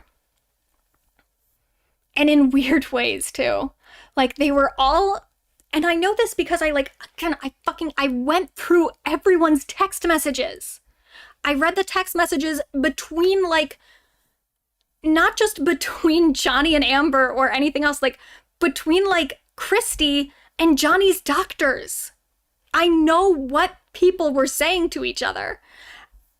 And it's so fucking crazy, too, for all these people to get on, their little live streams where they only watched a couple minutes of the court case and don't understand the dynamic of the entire system around Johnny Depp. His fucking assistants, what they would do because they all wanted to please him and they didn't want to tell him no about anything, but they also were all kind of worried that he was gonna fucking kill himself because he was doing so many drugs. What they would do is they would get him drugs, and then they would do drugs with him, and they would like make it seem to him like it was like just a group thing of like, oh, we love that you're doing drugs, we want to do them with you. What it really was they were trying to like use some of his supply because they thought that he was gonna do it all himself and then die. So they would do shit where they would be like, hey boss, just took a little bit of your cocaine, hope that's okay. And then he would be like, oh, you know, what's mine is yours. I just want all you guys to be happy. And they're doing it because they just don't want him doing the cocaine because he might OD and die. So, you know, when you look at everyone who like got onto the stand and testified in Johnny's honor, what do they always say about him?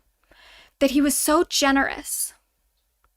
What is that generosity? It's manipulation. It's him making everyone around him financially dependent on him, to the point that none of them are going to go against him, even while they watch him do things that they know are dangerous, that they know is bad.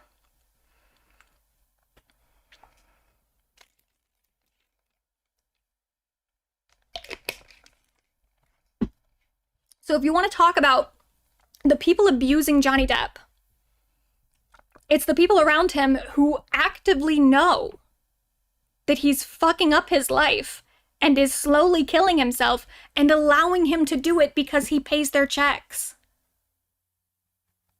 I did the math at one point, and I think 80% of his witnesses were financially tied to him in some way.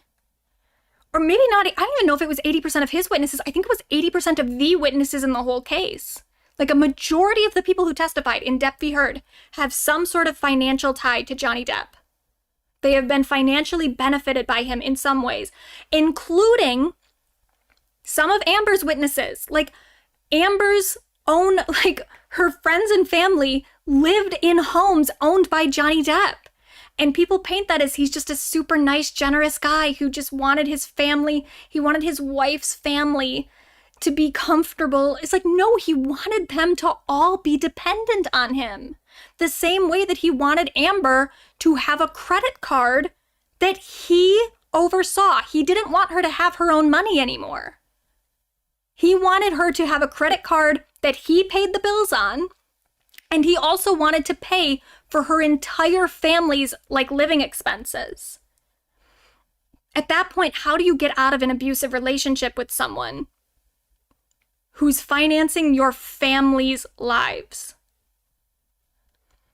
That's what happened with O.J. Simpson and Nicole Brown. At one point, she was, he had gotten arrested for assaulting her, and she decided not to press charges because her dad was in business with him, and her dad convinced her not to.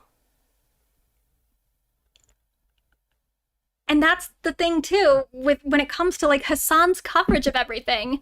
Hasan is just overlooking all of this. The leftist is overlooking the way that money played a part in the entire thing. He was financing everyone's lives. Of course, all those people didn't want to go against him. And yet some of them still did. I think it's pretty miraculous that so many friends and family of Amber did testify and say, yeah, we saw him abuse her. They absolutely didn't really have the incentive to, especially because some of those people are not currently friends with Amber. Some of them had falling outs. And they still, after those falling outs, and while Johnny was like bribing people and being like, I'll take you under my wing, I'll set you up, you won't have to pay for anything, you can live in my house as rent-free. Even still, those people said no. We saw what you did to her.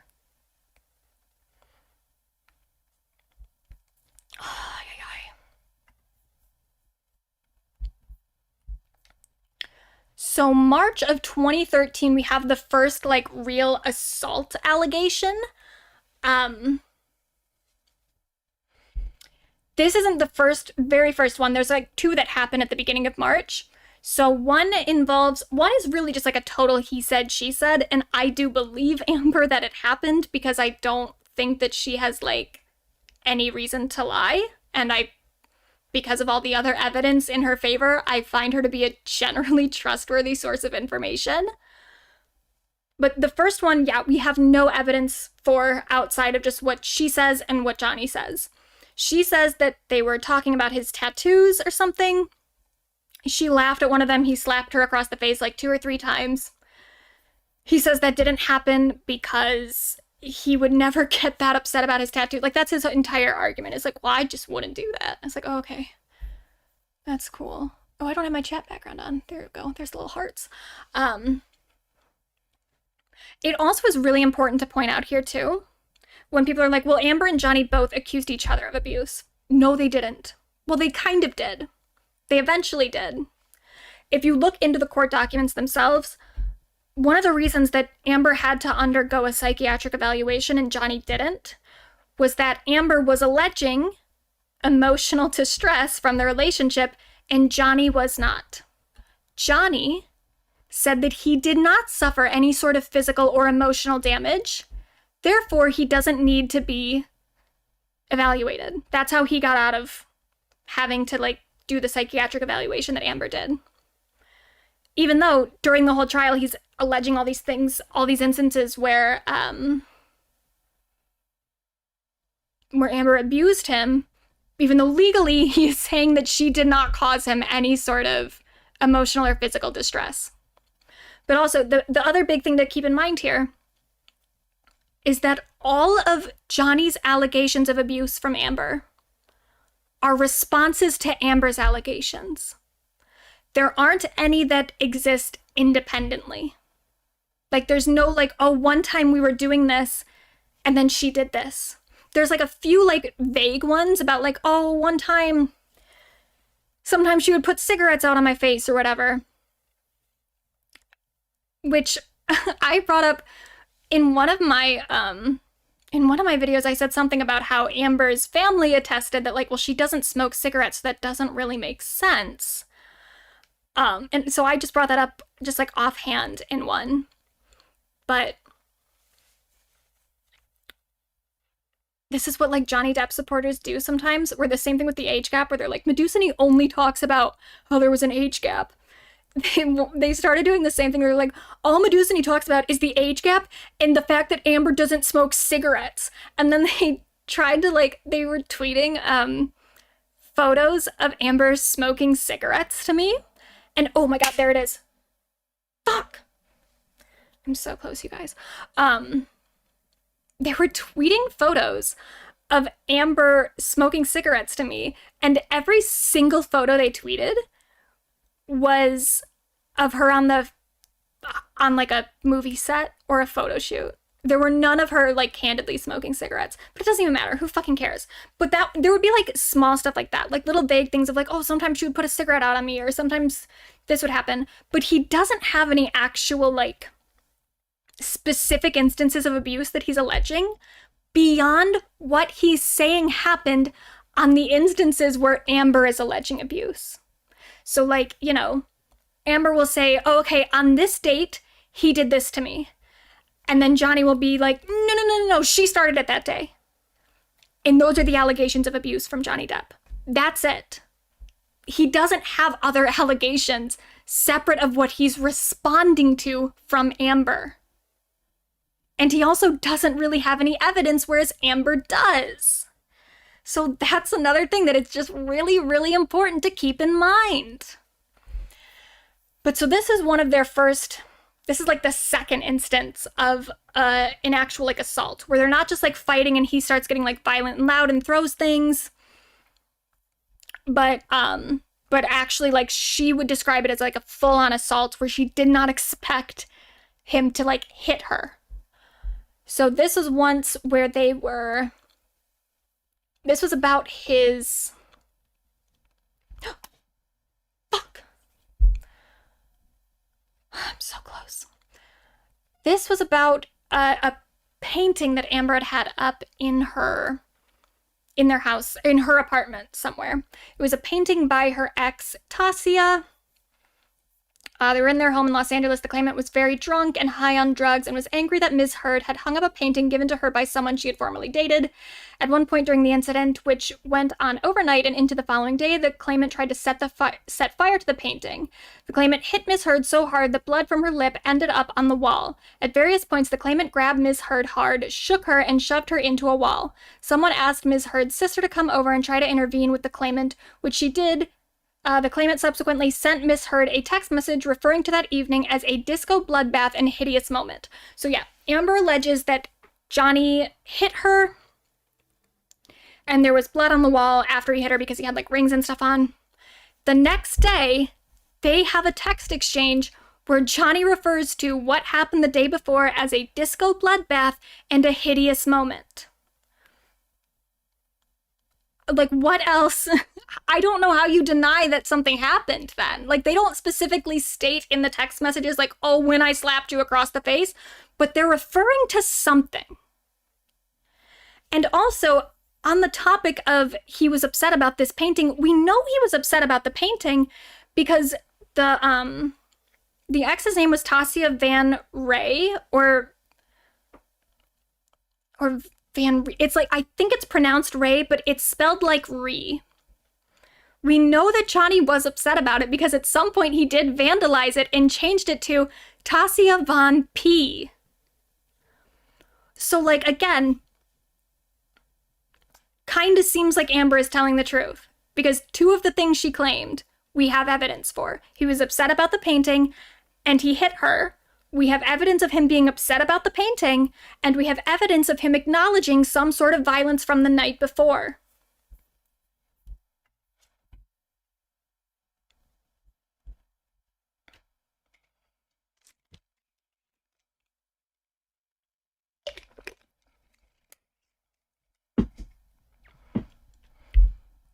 Then we also... This is from the therapy notes. March 18th, Amber tells her therapist that Johnny threatened to kill her during a fight in their apartment. Yet again, the landlord threatened to call the police, but the next day Johnny apologized and was loving and nice again. I didn't put a screenshot of that in here, but those are from her therapy notes that he threatened to kill her. And again, big thing to keep in mind here in terms of the escalation and in terms of the environment that Amber was existing in. When you hear the audio recordings later of her being pretty, like, volatile and being very angry, he was telling her he was going to kill her early into the relationship, months into the relationship. Or no, actually, that one wasn't months. That would have been over a year. The thing about threatening to kill her was March of 2013, so that would have been a year and what, like 4 months? She then... This is where we start getting Amber taking photos. People will try to... They'll try to, like, delegitimize the photos by saying that, like, it was proven that Amber edited them, or it was proven that she changed the metadata. I don't know. The whole thing about her editing them, the only thing that was proven was that her photos had gone through an editing software. What editing software means is the Photos app on her phone. If you actually fucking look into the forensic expert who testified for Johnny Depp and said that Amber's photos went through a photo editing software, the software he names is Photos on an iPhone. The default photo storage app on every iPhone. And the reason that the metadata was a little funky and why it says it went through an editing software is that Amber had like one phone, and then she had different phones later because that's especially what Apple wants us to do, is just to turn in our phones and get new phones all the fucking time. She got a new phone, The photos went into the cloud. They then got like re-downloaded onto her new phone.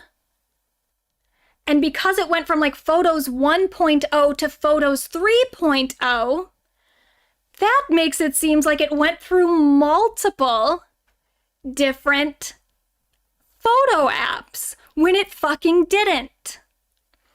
There is evidence of Johnny editing his photos. There is evidence of Johnny lying about the date of some of his photos when you compare it to the metadata. You cannot edit anything on photos as well. You technically can, but it's not like full photo editing. Like you couldn't do this. You couldn't create a bruise, but you can't, like you can crop and stuff. So that's why it would technically be considered a phone editing app. And they just kind of massage that detail a little bit. So like because it got re-downloaded from the cloud into Photos 3.0 instead of before it had been in like Photos 1.0 because, you know, the software changed, the app changed, the app updated between all these different phones. Because of that, they were able to present that to the jury as it went through a photo editing app. And I saw someone said they like my phone case. Thank you. I just got it pretty recently. Anyway. She starts taking photos. She also starts texting people, especially like her mom and then her friends like Rocky, Io, her sister, Whitney. She starts sending them messages being like, I had a rough one with Johnny today. She would send them these photos. A lot of those text messages, again, got not used as evidence in the court. She submitted them. She submitted the text messages, but they were deemed hearsay by the judge, and she was not able to present them to the jury. Now, the hearsay thing is very, very problematic. Number one, because it kept a lot of like contemporaneous reporting of Amber's out of being used as evidence. Like she was telling people at the time, this is what's happening. And especially like in a defamation case, that is pretty important. That she's been making these allegations privately for a long time. She didn't just suddenly make them up in 2018 when she wrote a Washington Post article. So that's pretty insane that they got disqualified from being used in the court in the first place. But there's a huge double standard here. Because while any time that Amber told someone that she was being abused, that got disqualified as hearsay. But any time that Amber did not tell someone that she was being abused, that was used as evidence on Johnny's side. Johnny's attorneys would ask people, did Amber tell you she was being abused? And if she said no, if they said no, if they said that they weren't told, then that was evidence against Amber. But anytime she did tell someone that she was being abused, the jury just didn't even hear about it.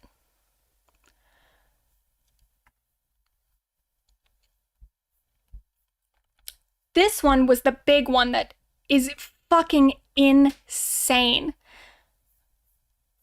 That it didn't get counted as evidence on Amber's side. This is a text message, a text exchange that Amber had with Johnny's assistant, where Johnny's own assistant says, when I told him he kicked you, he cried. So Johnny's assistant admitted in a text message that Johnny had been violent toward Amber. The jury never got to see this text message. This also got rejected as hearsay, despite the fact that this assistant was present during that instance. This was on a plane ride, where Amber also has like audio recordings too of Johnny in a bathroom, like moaning because he's drunk. But Stephen Deuters was on that plane ride. He saw Johnny being violent toward Amber. He acknowledged it in a text message, and the judge decided that that was hearsay. And Amber was not able to call him. I think the reason that it got deemed hearsay is that they wouldn't admit anything where the person on the other end couldn't testify. So, like, because Stephen Deuters was never called as a witness, Amber couldn't use these text messages. She couldn't bring them to the court because Stephen couldn't speak to them. And the reason that Stephen couldn't be called as a witness is because the trial was in Virginia, and Amber could not compel anyone outside of the state to testify. So if she could have gotten Stephen to testify, they could have brought these text messages. But obviously Johnny didn't want that to happen, so he never called his own assistant as a witness. He did call his assistant's wife as a witness because he still wanted to, like, use information that Stephen Deuters had against Amber, but through the proxy of Stephen's wife, it didn't end up working out anyway because her entire testimony got struck from the record because it turned out she had been watching the trial, which you weren't supposed to do, but I also don't understand why hers got struck and not one of the other witnesses who was, like, actively getting into... Oh, I just saw the gnat go by. Who was actively getting into, like, conversations with people on social media about the trial before he testified. I don't know why one of those was okay and not the other, but whatever.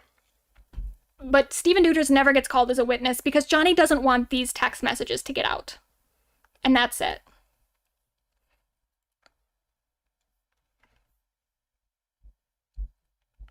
There also is the introduction about, like, I think he gets on board around 2014, like early to mid 2014. Dr. Kipper becomes Johnny Depp's doctor. Dr. Kipper is a man who years prior had had his license suspended temporarily because he was overprescribing drugs to Ozzy Osbourne and, like, low-key almost killed Ozzy Osbourne. So this doctor is, like, kind of sus, but he comes on as the head of not just Johnny's medical team, but Johnny and Amber's medical team.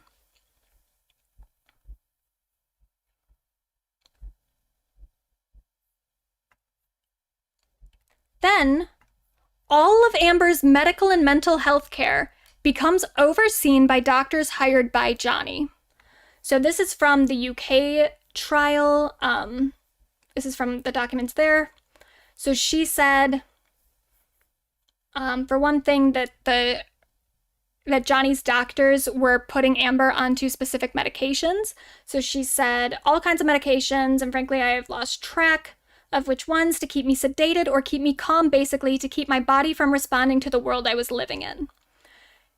Johnny, after him and Amber got a divorce, he sent one of the nurses that he hired to be, like, Amber's personal nurse, and who, I don't know if this comes up in the clips we're going to watch of Hasan, but who I know Hasan has talked about because he's a fucking idiot. This nurse at one point reported seeing injuries on Amber, and Hasan implies that this woman might be lying because she was friends with Amber, neglecting to acknowledge the fact that she was also an employee of Johnny's. And she's an employee that Johnny sent a text to after he got a divorce, or after Amber, like, filed for a divorce and filed for the restraining order. He sent that nurse a text that said, I was the client. Ultimately, if you and Debbie are able to at least speak of me, who I really am, and what, I was the one who asked for you to calm her down and keep her under control. Not because she was kicking drugs, it was to take her pressure away from me. Same reason that I hired her shrink, who, by the way, only made her worse.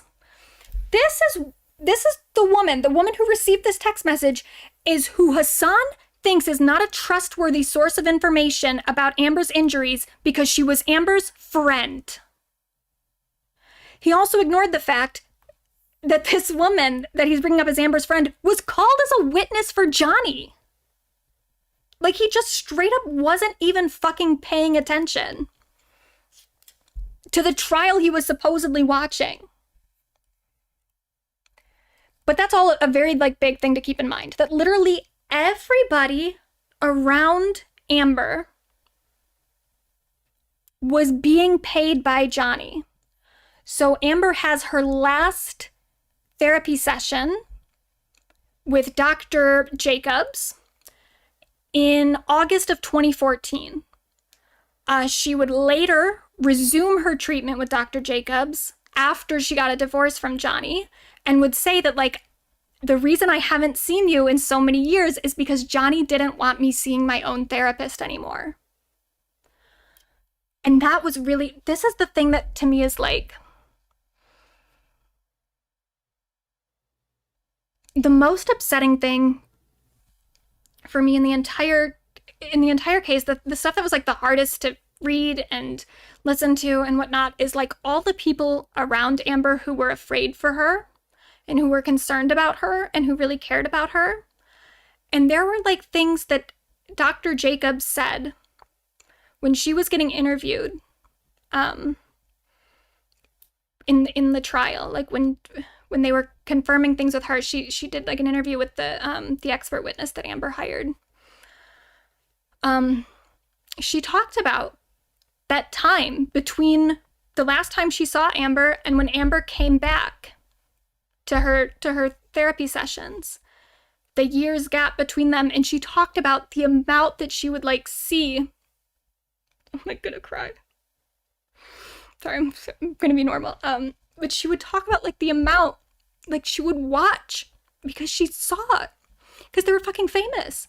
She would see Amber and Johnny doing things, and she knew that Johnny was abusing Amber, and she knew that she hadn't seen Amber in a long time, and she saw Amber losing all that weight, and she I don't know, it was really, really hard to like hear from Dr. Jacobs like how afraid she was for Amber during that time when Amber wasn't coming to therapy. It was so hard to like read stuff like that of like the people who were just so scared for her.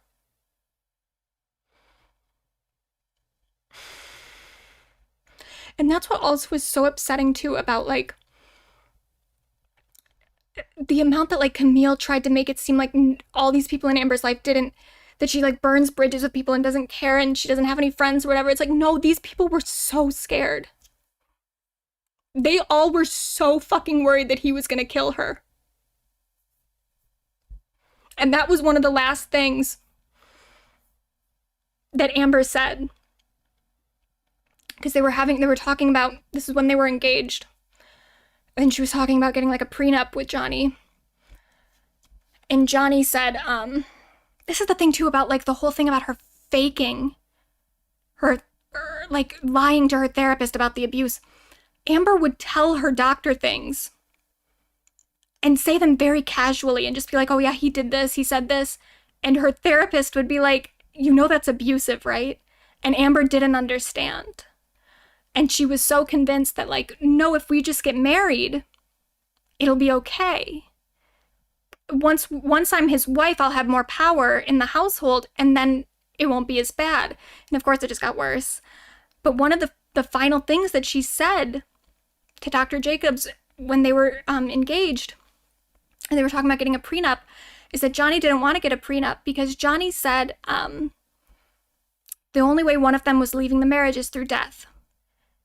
And Dr. Jacobs found that to be very alarming. And she said that to Amber, and Amber thought that it was funny and thought that it was romantic. She did not understand that he meant it.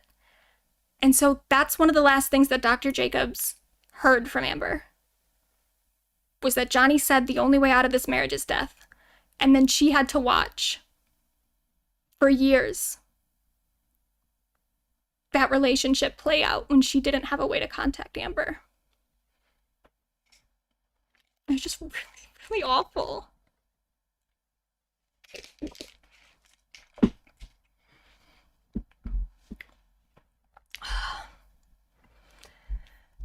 Anyway. So then they got married. This is all before the wedding. Oh, shit.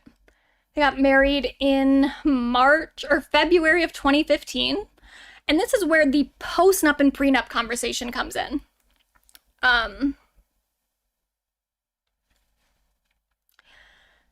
One of the things that Johnny has said is that the Australia fight that they had was prompted by Amber finding out that Johnny was going to get a post-nup after they got married, and she got really upset about it, and that started their whole fight. No fucking way that that's true. Just no fucking way. Because here's the thing. Number one, as Amber had already been telling her therapist prior to them getting married, she had been willing to sign a prenup. Johnny didn't want to because Johnny said the only way out was through death. Amber then was okay with getting a post-nup as well. She even hired an attorney to do the post-nup. And then Johnny fired her attorney on her behalf. This is her entire deposition. We're not going to watch it, but I just need it like pointed out that like this woman testified and said, I was Amber's divorce attorney, or her like attorney to work on her post-nup. Johnny called me and fired me and called me a bitch and like was loud and threatening to me. So this whole idea that Amber was the one that was resistant to the post-nup, it's just not fucking true. Is it playing a sound right now? What is that playing? I don't know. The thing is, so Johnny didn't want the prenup or postnup. Amber was okay with it. She didn't care. She was like, well, I'll sign it if he wants me to sign it. I don't really care. The person who wanted the postnup and the prenup was Christy, was Johnny's sister. That's like the whole thing. I know, bald Ariana jump scare. That's the whole thing really that they were fighting about, is that Johnny originally didn't want a prenup or postnup.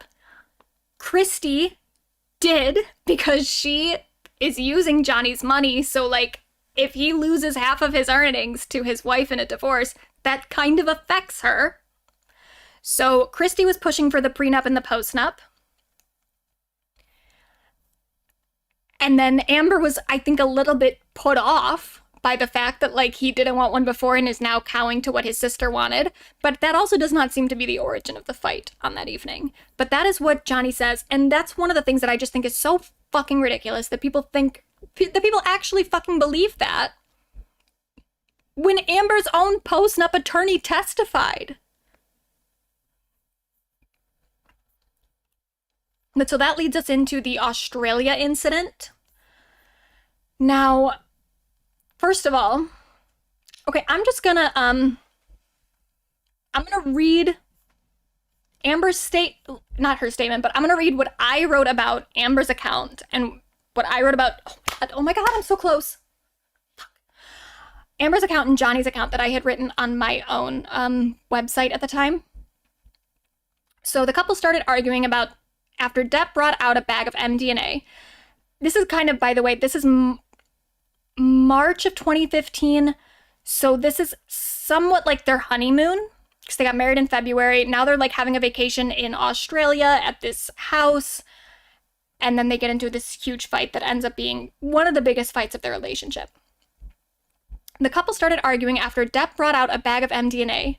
Heard was concerned about his drug usage. After this, Depp became angry and began slapping, pushing, and shoving Heard before she locked herself in a bedroom. Depp then stayed up all night and took approximately 8 MDMA pills, which he washed down with alcohol. Over the following 3 days, the couple continued fighting, and Depp became increasingly violent, grabbing Heard by the neck and shoving her against furniture. At one point, Depp ripped Heard's nightgown, grabbed her breasts, then strangled her before raping her with a glass bottle. Eventually, Heard took an Ambien and went to sleep. When she awoke, Depp had cut his finger and had written various messages throughout the home with his blood, as well as oil paint. Messages included things like starring Billy Bob Easy Amber, which indicated Depp's paranoid belief that Heard was having an affair with Billy Bob Thornton, and Good Luck and Be Careful at the Top, which mocked Heard's ambition as an actress. Depp also attempted to write other messages with his urine. So that's what Amber said happened. Johnny, what he said happened is, after discovering Depp's intention to enter a postnuptial agreement, Heard became enraged. She was also upset that she was not in Depp's will. The fighting escalated until Heard became extremely violent, not allowing Depp to retreat from the argument. She hit him, threw things at him, and put a lit cigarette out on his face. At one point, Depp threw 2 vodka bottles at Depp, cutting the tip of his finger off, though he would later tell doctors he injured his finger with a knife. Depp wrote messages in blood and oil paint because he was in shock, though he did not write "Call Carly Simon" on the mirror and believes that Heard wrote this since she always has the last word. Depp did not take MDMA pills, especially not 8, as that would be extremely dangerous and could possibly kill him. A majority of the damage done to the home was caused by Heard. So, here's the thing. The idea that Johnny was not on MDMA is fucking ridiculous, because there are text messages between him and his assistants from the days before asking them to get him MDMA. Asking him to get MDMA and cocaine. And this is actually, we'll get to the last word part thing, don't worry. This is like one of the like, I don't have the text message here, but I think it is linked on my page. But this is one of the most insane text exchanges between Johnny and his assistants, because he gets one of his assistants to get him MDMA one day, and then like the next day he's like, hey, I need more cocaine. And then the assistant is like, oh, so we kind of just gave you a bunch of drugs. Have you gone through them already? And then Johnny gets extremely upset, goes through a whole text thing where he's like, I don't need any of you fucking judging me, not one of you, blah, blah, blah, blah. And like, he's really mad. And then his assistant, Nathan, completely cowers and is like, I'm so sorry. I will never judge you. I love you so much. I was just worried because I just thought like if you have that much drugs on you when you go through customs, like maybe that would be bad. I don't know. I'm so sorry. It is so pathetic. And it is so illustrative of his relationship with these people where, like, they cannot criticize him at all. They just have to do what he wants. So we know that he had drugs, including MDMA, with him when they went to Australia. That was, like, the entire point, is he wanted all these people to get him all these drugs so that he could take them in Australia. It's so fucking stupid to say that that didn't happen. It definitely did. And also, what the fuck do you mean? You went into shock and then started writing messages in the wall with your blood. And then you, not only, when he ran out of blood, he then started dipping his finger in oil paint and then started writing in that too. Who? And people fucking believe him. They're like, yeah, and I still think that his account is more reasonable than Amber's. The guy who was writing on the walls in his blood. He remembers what happened that night better than Amber does. So here's some of the photos from the damage. I kept these are the least like bloody photos. And here's the thing that he said about Amber wrote "Call Carly Simon" because she has to have the last word. He said that she wrote that after he had written everything else. After, I think his argument was that she wrote this after he had gotten taken to the hospital for his finger, which, by the way, he also said that he didn't delay seeking medical treatment. He waited like 12 hours before he even like told people. But anyway, he says that Amber wrote this after he left, but he says that he wrote everything in black. The stuff in black goes over the "Call Carly Simon" bit. How could she have written that after he left when the things that he wrote are on top of it? And like, for what reason? Why would she do that? I think this over here, I think that's maybe the blood, and then that's the paint. Not sure. This is this is a photo of his finger. I did want to make a couple points about the finger because this is a big sticking point where people think that Amber cut his finger off. There is not really any evidence of that. There's evidence to the contrary. So what Johnny says happened is that she threw a bottle at him, the bottle broke, and then sliced that part of his, it's like right here, kinda, on his finger, but I think it's his middle finger. So like right there, sliced all the way through. That's what Johnny says happened. What Amber says happened is she doesn't know. She went to bed. She woke up. He had written on the walls in his blood, and part of his finger was gone. It could have happened while she was asleep because she had taken an Ambien, so she was like knocked out.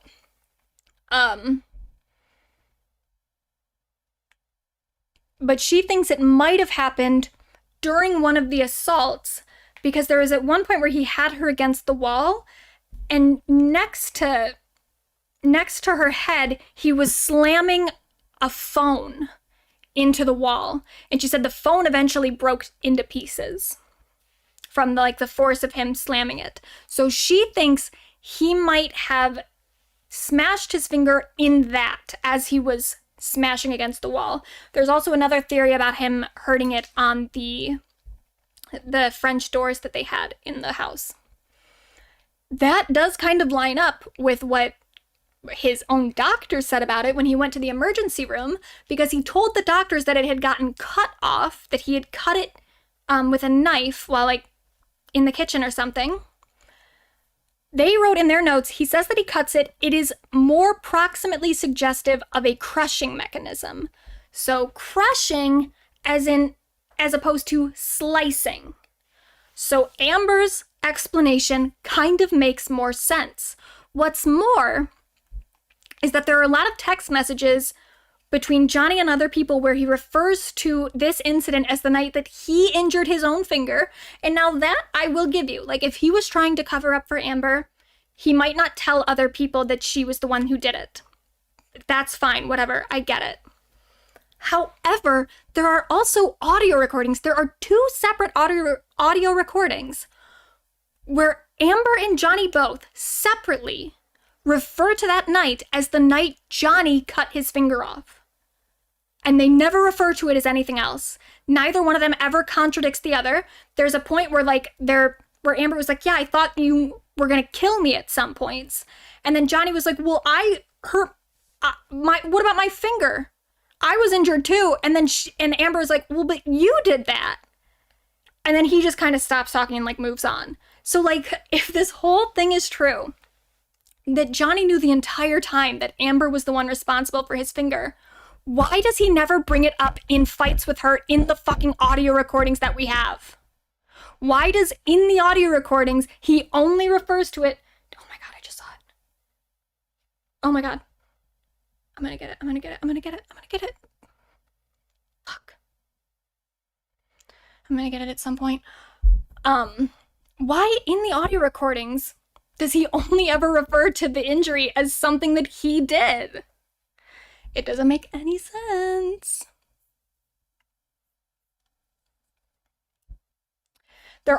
She said stuff about having scratches on her arm. We have photos of her after that night with scratches on her arm. There were other people, including her sister and then some of her friends, who corroborated that she did also have scratches on the bottoms of her feet. They saw her afterwards. She looked pretty beaten up. So more evidence of Amber's injuries. Not a whole lot of evidence that Amber caused any injury to Johnny.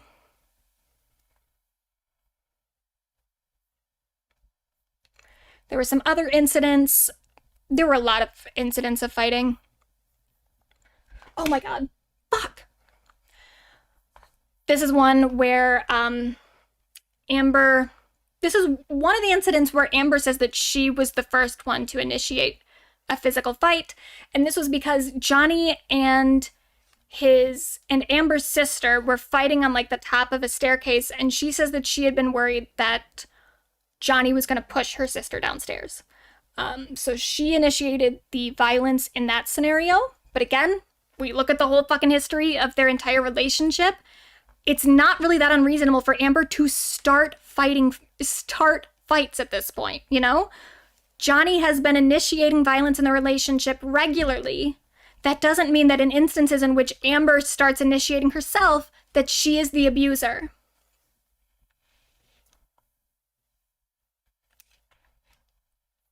But they got into a fight, and then Johnny just started like throwing her clothes downstairs. He started trashing the penthouse and her items.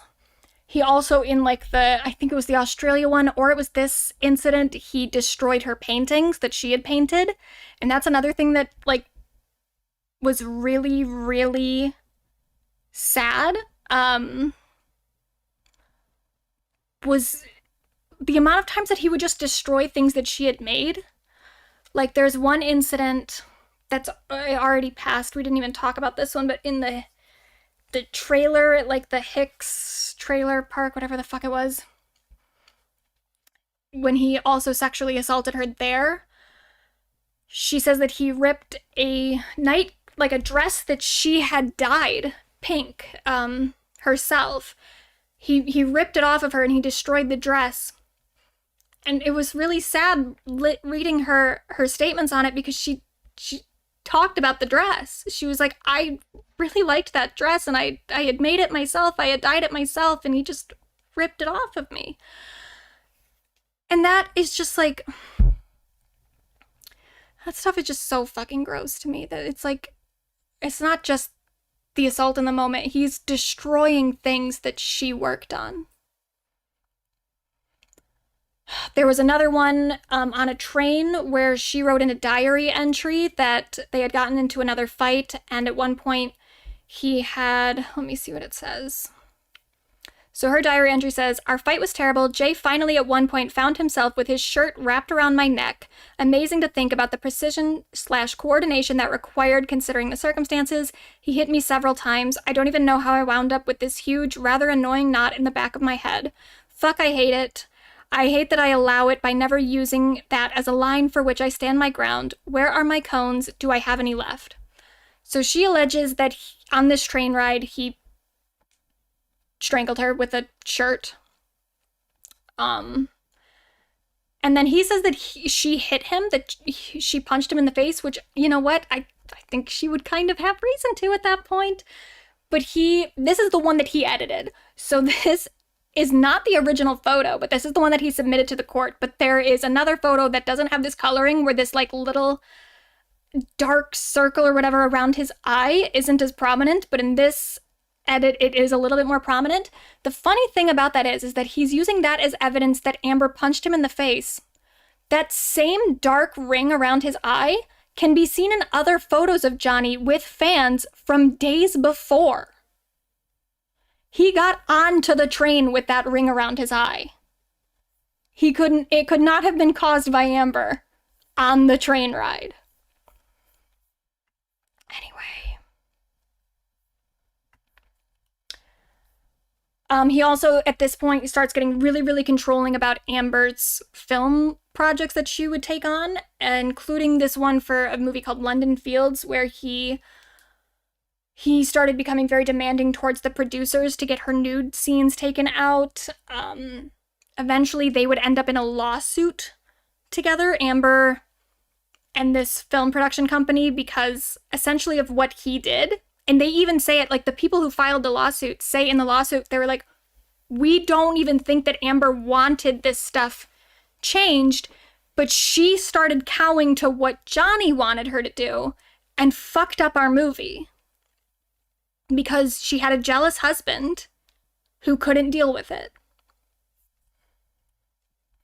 And there are a lot of other allegations and stuff about that, about him controlling her acting career. Other people have said, like, yeah, he would get really fucking weird about her taking acting jobs. There's one point where he texted his sister and was complaining about her doing auditions. There were statements made by Amber's acting coach as well about how controlling he would be and how stressful it was for her in their sessions, that like she didn't want to take certain roles on anymore because she knew that he would be upset about it. And then So this is their first couples counselor that they see. And I wanted to highlight this one because there's 2 couples counselors. And one of them thought that Johnny was abusive. They stopped seeing that counselor immediately. Not immediately, but after like a little bit. And then go to a second counselor who thinks that they have a mutually abusive relationship. One of those counselors' notes don't make it through to the jury. They don't get used as evidence because they're hearsay, even though this counselor did actually meet with both Amber and Johnny. But the one that said that Johnny was abusive, that's hearsay. The one who calls it mutually abusive, that's what the jury heard. But there were 2 different couples counselors. And the one that was more flattering to Johnny is the one that got past the judge. But this is where, it's around this point, this is like October of 2015. This is around when the audio recordings start. So the recordings of like Amber admitting to hitting Johnny, that's in this instance, that's like September of 2015. So like right around this point where they're going to couples counseling. And I think that's why they were doing it, is they were recording their fights to, you know, bring it to like show it to the couples counselor or something, or to like listen to it again themselves. So that's why a lot of the audio recordings exist. A lot of people accuse Amber of recording Johnny secretly. She recorded him secretly once. Most of the audio recordings were recorded by Johnny. So that's another myth around this case, that Amber was always secretly recording him. No, most of the recordings are recorded by Johnny, and I can tell you that they're recorded by Johnny because I've listened to them, and they're clearly on his phone. Like, she leaves the room and the recording continues, yet the recording follows him everywhere they go. And there are even ones where he is like, when he's ending it, he's like, oh, okay, I'm gonna stop the recording now. Like, everyone is just talking about things they don't know anything about. I fucking listened to the audio recordings. Most of them are recorded by Johnny. And also, again, it's like, you could just look at if you find the recordings, they were either submitted by the claimant or the defense. Most of them are submitted by the claimant, which would be Johnny. So who had the recordings? Johnny. How would he have the recordings? He recorded them.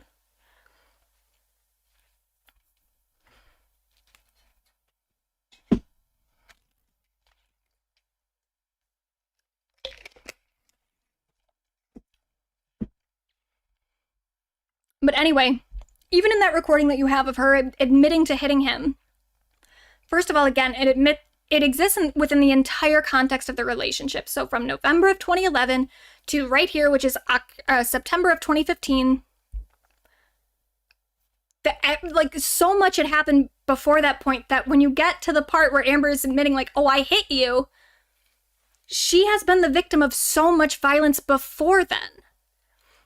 And that's what reactive abuse is. It's not like, people think of it maybe as like self-defense or something, where they're like, oh, well, if Amber had just hit him when he was already hitting her, then that's okay. It was like, no, sometimes, because they're already in a violent relationship, yeah, sometimes Amber did start physical confrontations, because that was what the relationship was at that point. It was either she starts a physical confrontation, or she waits for him to start one, and then just takes it.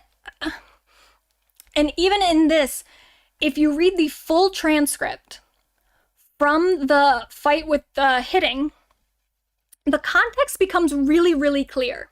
So this one, we don't actually have the whole audio recording for it, but the transcript did come from the unsealed documents. So we do have the transcript from the recording. We just don't have the actual audio.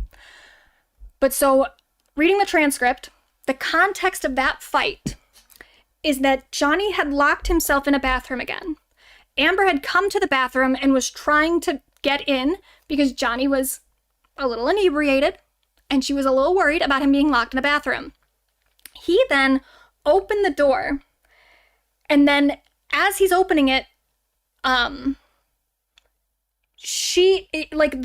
door hits her toes and hurts her, and then she hits him, just reacting to like, oh, something is happening with my body right now, We must be in a physical fight.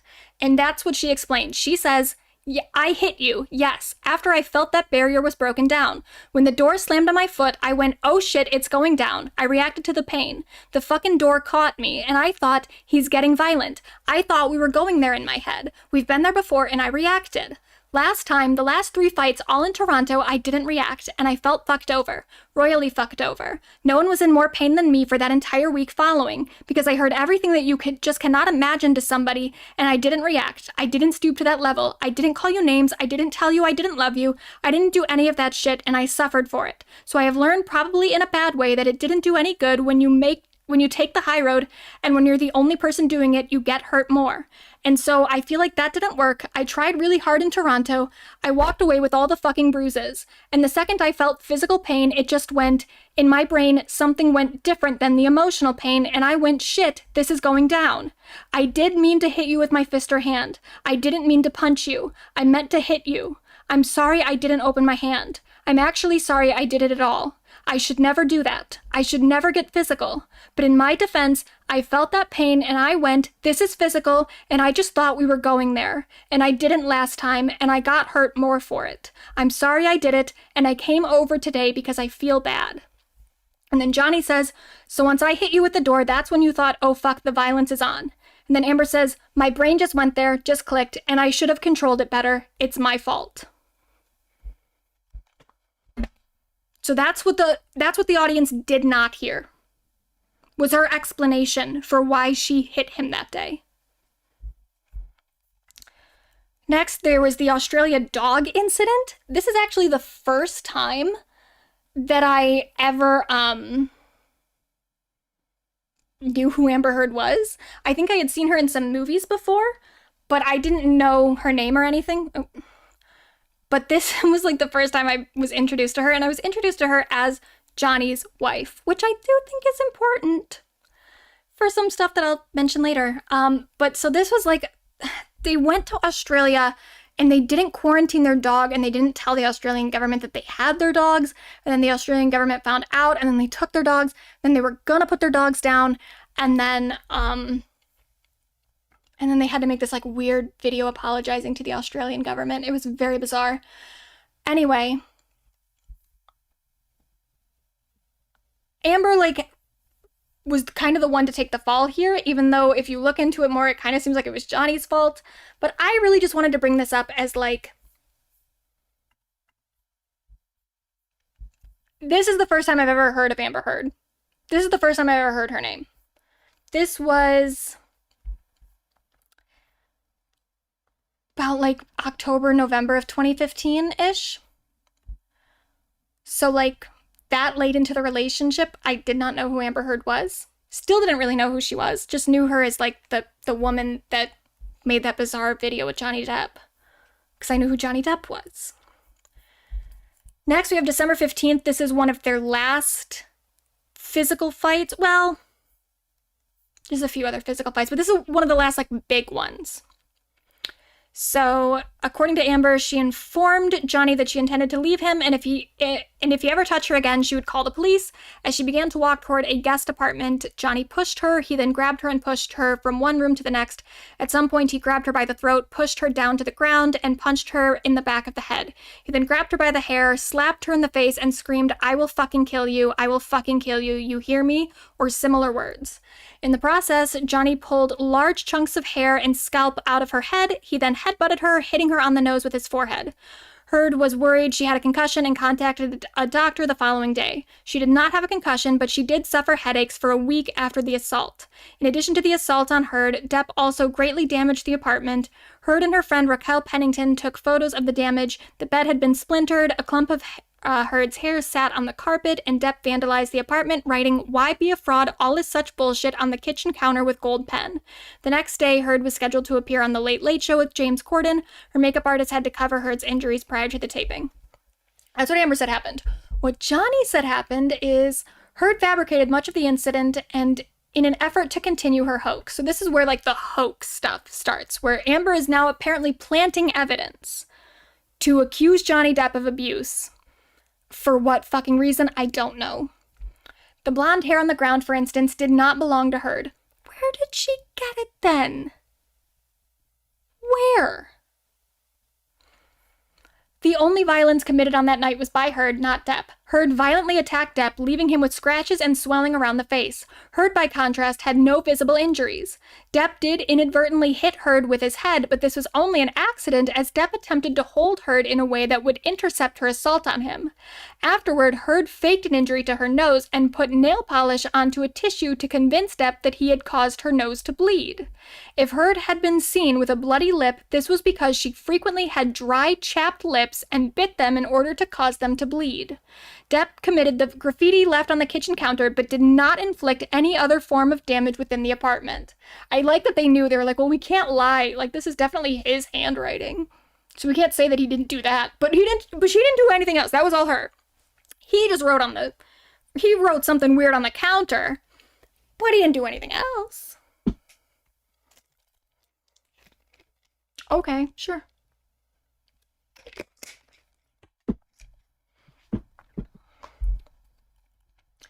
So this is a photo of the hair that Johnny said is not Amber's. That's a photo of her head. That's a photo of the bed that apparently Amber did. That's a photo of Amber's face. Few photos. And this is Johnny's face. This is his injuries. I just think, let's just kind of look. Let's look at the comparison here.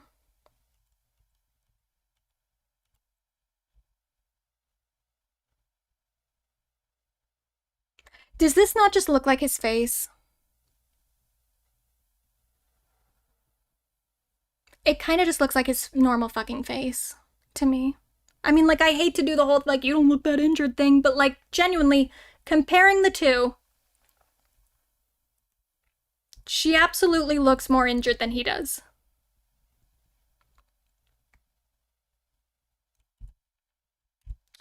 This is her on the James Corden show, which everyone tries to, like, point to as she was clearly lying.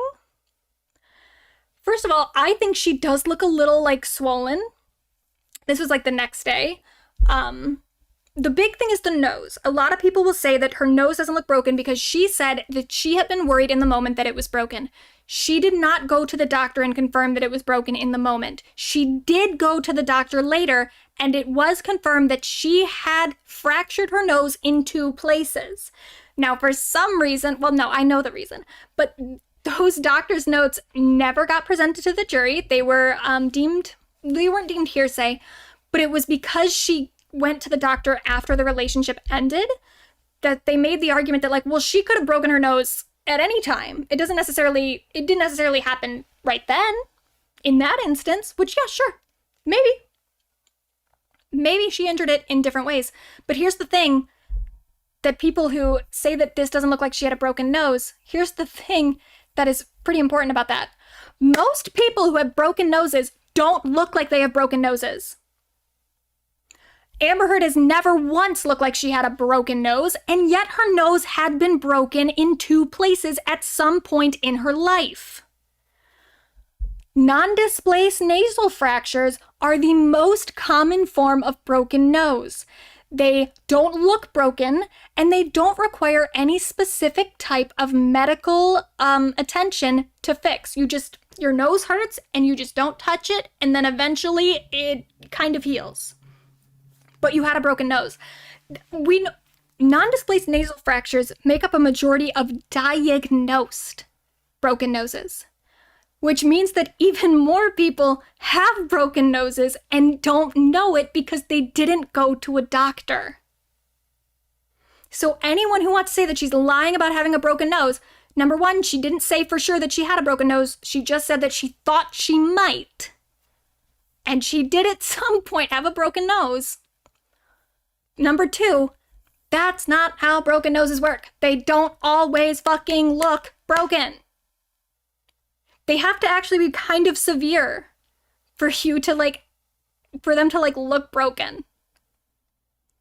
But noses break pretty easily, actually. It's a very common injury.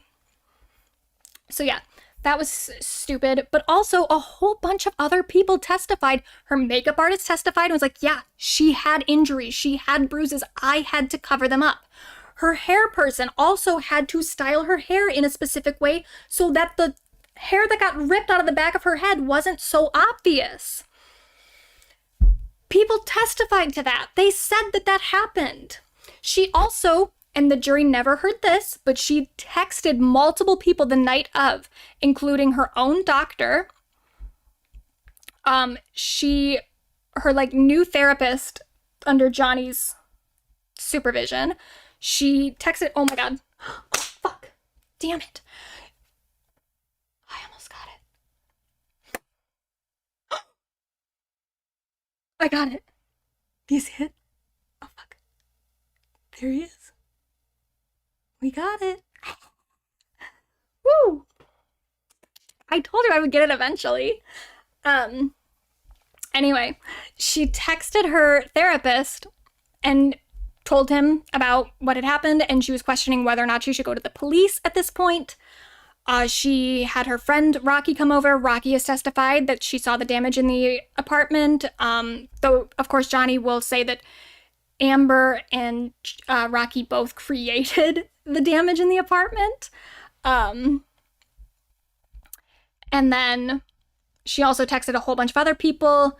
She said, Johnny did a number on me tonight. I'm safe with my support system, but I need real help. That's what she sent to her therapist. She sent to her publicist, I had an accident tonight. I'm really bruised and might have a black eye or two tomorrow. Same with my nose. Nurse on the way to make sure I don't have a concussion. There's a chance I might not be fit for tomorrow, but I won't know how bad the bruising is until the morning. Giving you a heads up. I'll call tomorrow to let you know. Obviously, she was referring to the James Corden thing. She was like, I don't know if I can do the James Corden interview. She sent that text to her publicist. She also sent the same text to her agent.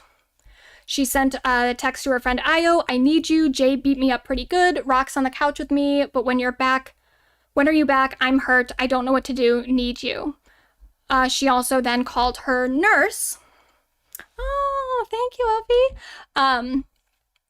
She called her nurse.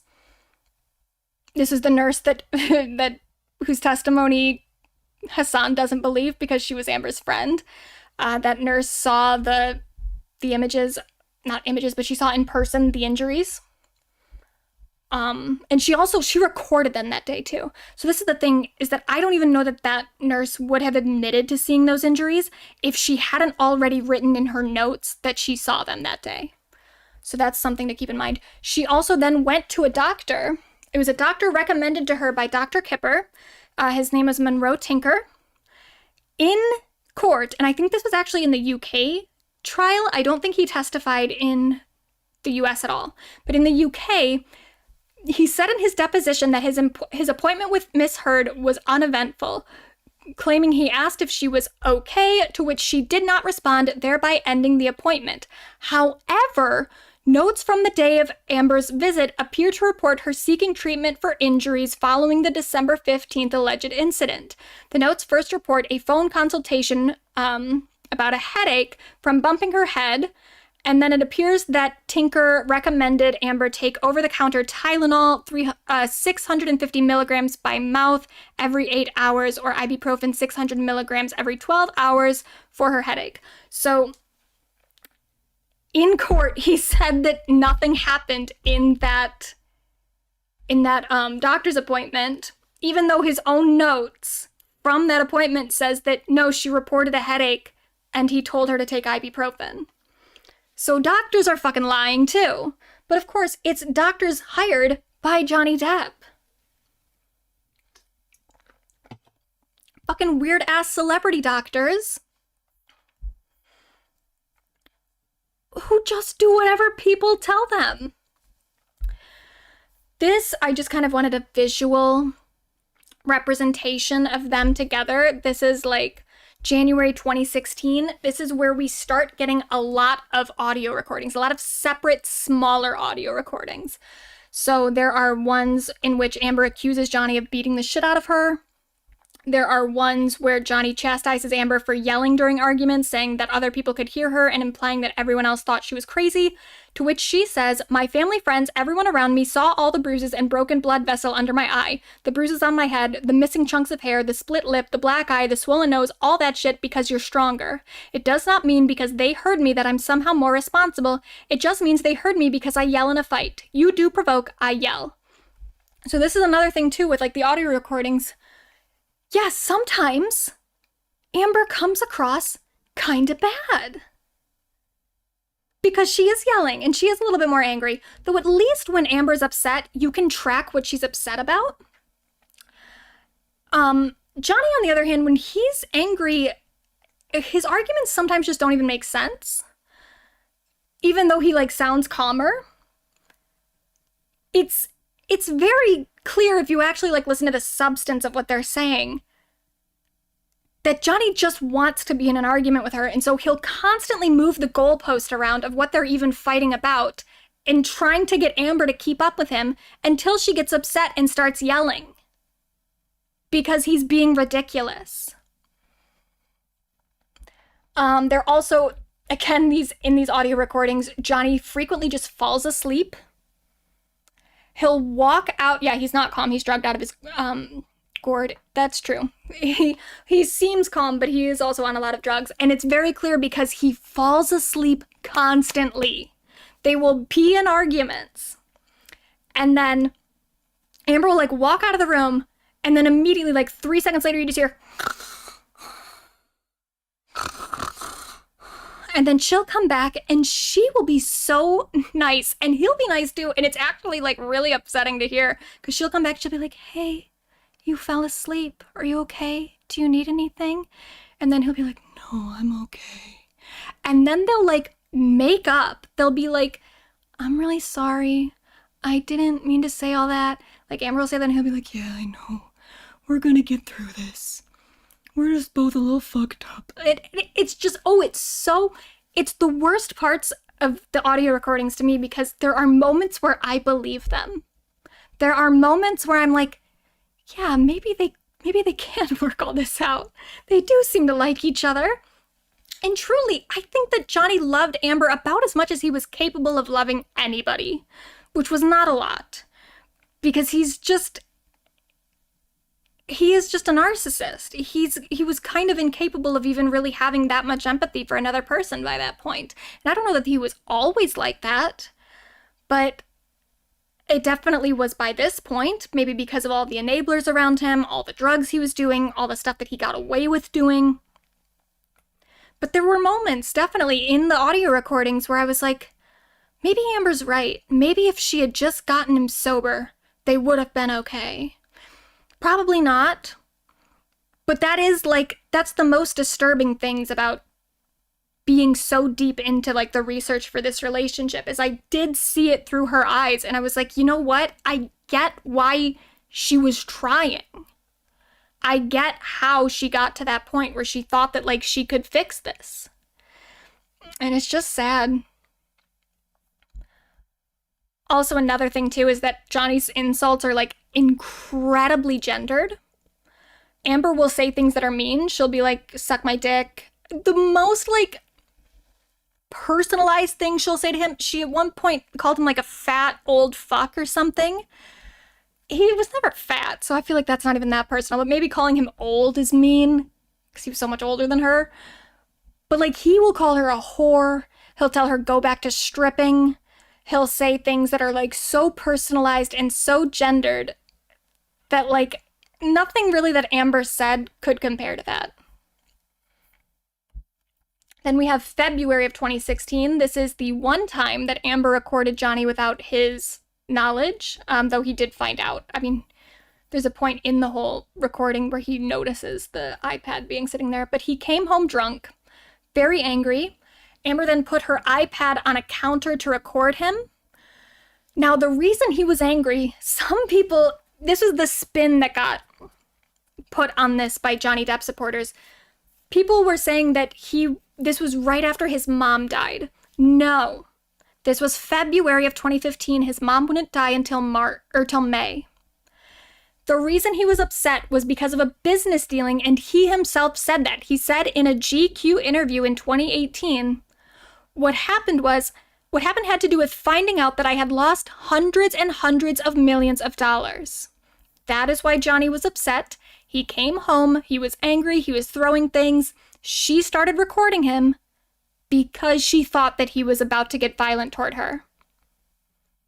And that is pretty fucking reasonable.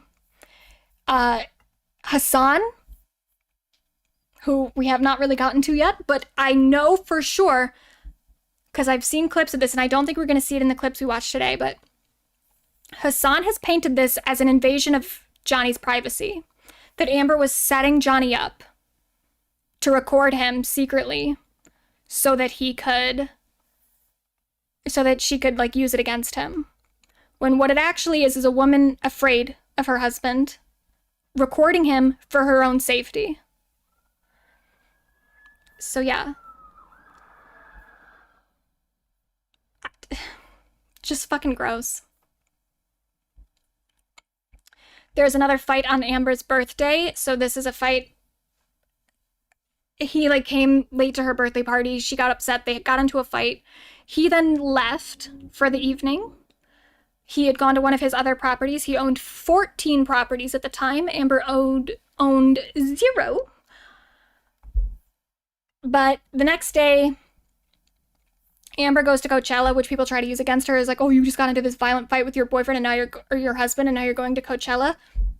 Why would that matter? She's supposed to not go to Coachella for her birthday because her husband is an abuser? What fucking sense does that make? Anyway, though, this is the incident. Oh, shit. That's too far. This is the incident that leads into the poop conversation. So Amber and Johnny got into a fight. Johnny left the property. Amber went to Coachella. When Amber goes to Coachella, the housekeeper goes into the room and finds a little poop on the bed. She then tells Johnny about it. They then decide, I know it's a very 2016 outfit. They then decide that Amber left the poop. Now, an important thing to acknowledge here is that the original allegation that Johnny made is not that Amber pooped in the bed. The allegation, which makes way less sense, because Johnny didn't think, even in his own depositions in the UK trial, he said, I don't think Amber would poop in the bed. I think that's too gross for her to do. She doesn't do stuff like that.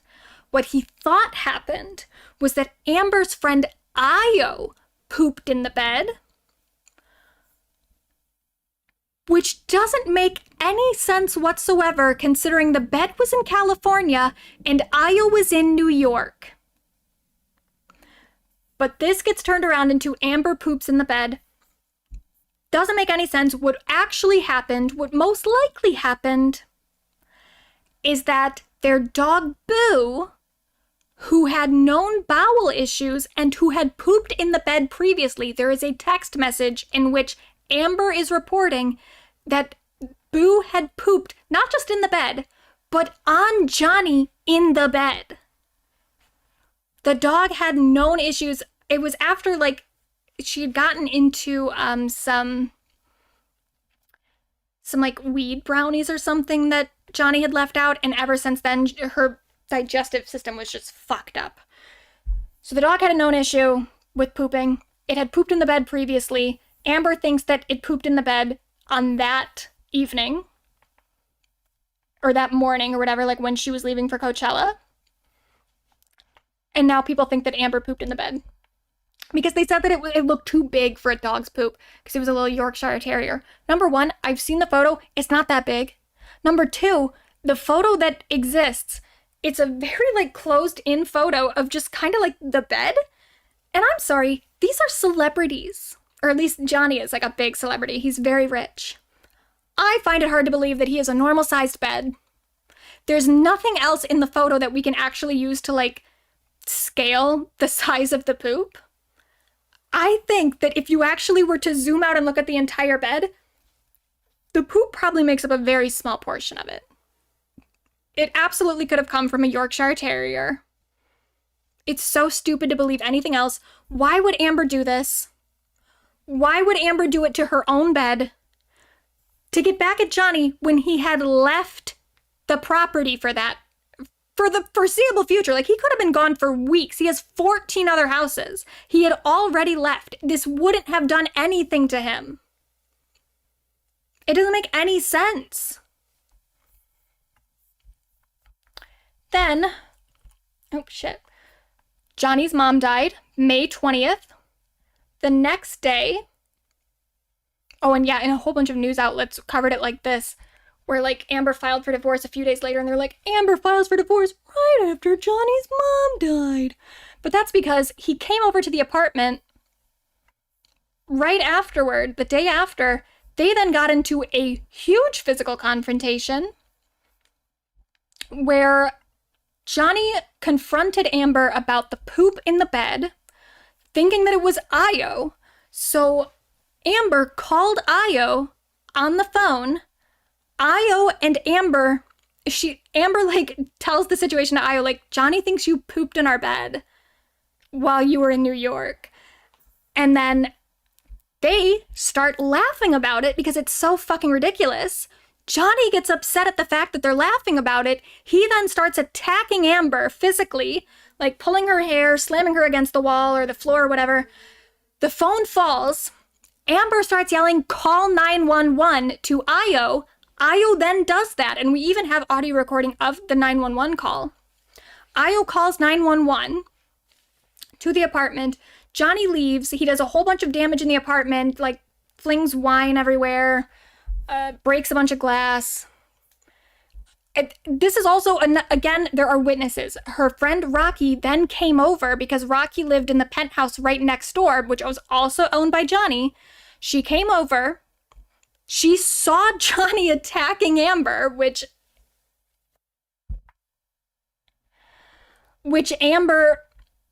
Rocky, like, testified to.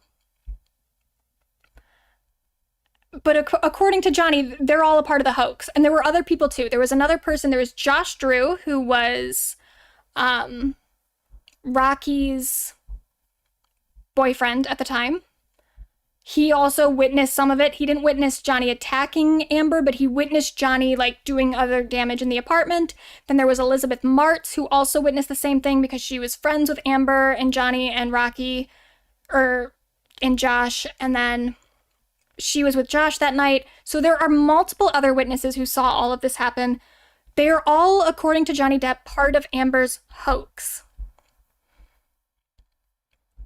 That all these people got together and decided to, like, pull this off on their own. And this is what Johnny says happened, is that all of these people created this damage after he left the apartment.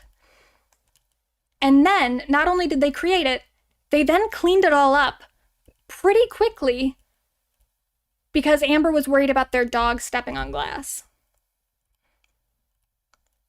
These are photos of the injuries from Amber. This is the day of. This is the day of, this is the day after. So you can see people accuse her of doing this with makeup. But if she's doing it with makeup, she's being very precise to make sure that, like, the bruises develop in the right way every new day. This is like 2 days after. These are also the bruises on her legs. Then Amber files for a restraining order. And the rest is kind of history. So then we get a whole bunch of smear campaign. Because immediately after Amber files for the restraining order, Johnny's team goes out of their way to put a whole bunch of damaging news reports about Amber into, mostly through TMZ, but just into, like, different tabloids. So this is the one that's, like, the big one, that Amber had been arrested for domestic violence against her girlfriend in 2009. So this is very suspicious because Amber's arrest record had gotten deleted from the system in 2011. There was no record of the arrest, but Johnny knew about it. And so Johnny managed to get some sort of record from it, took it to TMZ.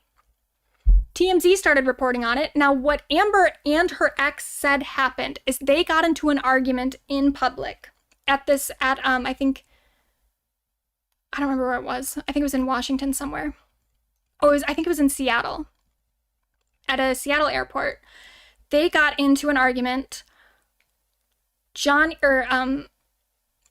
A police officer, a male police officer, we should say, then saw the argument, got upset, it was like confronting them about it. Then they said something indicating that they were partners. He was like, oh, so this is a domestic dispute, and then arrested Amber. Tasia and Amber have both stated that it felt homophobic and misogynistic. That is what they have said.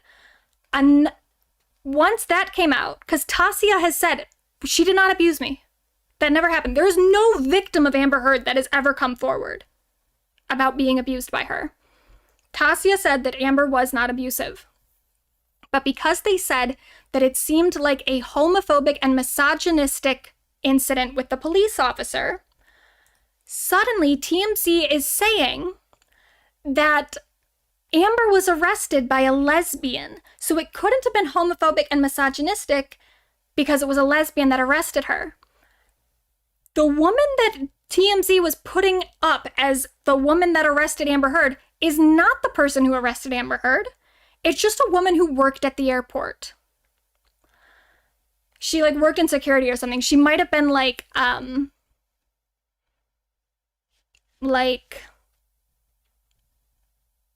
think she was in security. So she was around for the incident, but she wasn't the person that arrested Amber. The person who arrested Amber was a man.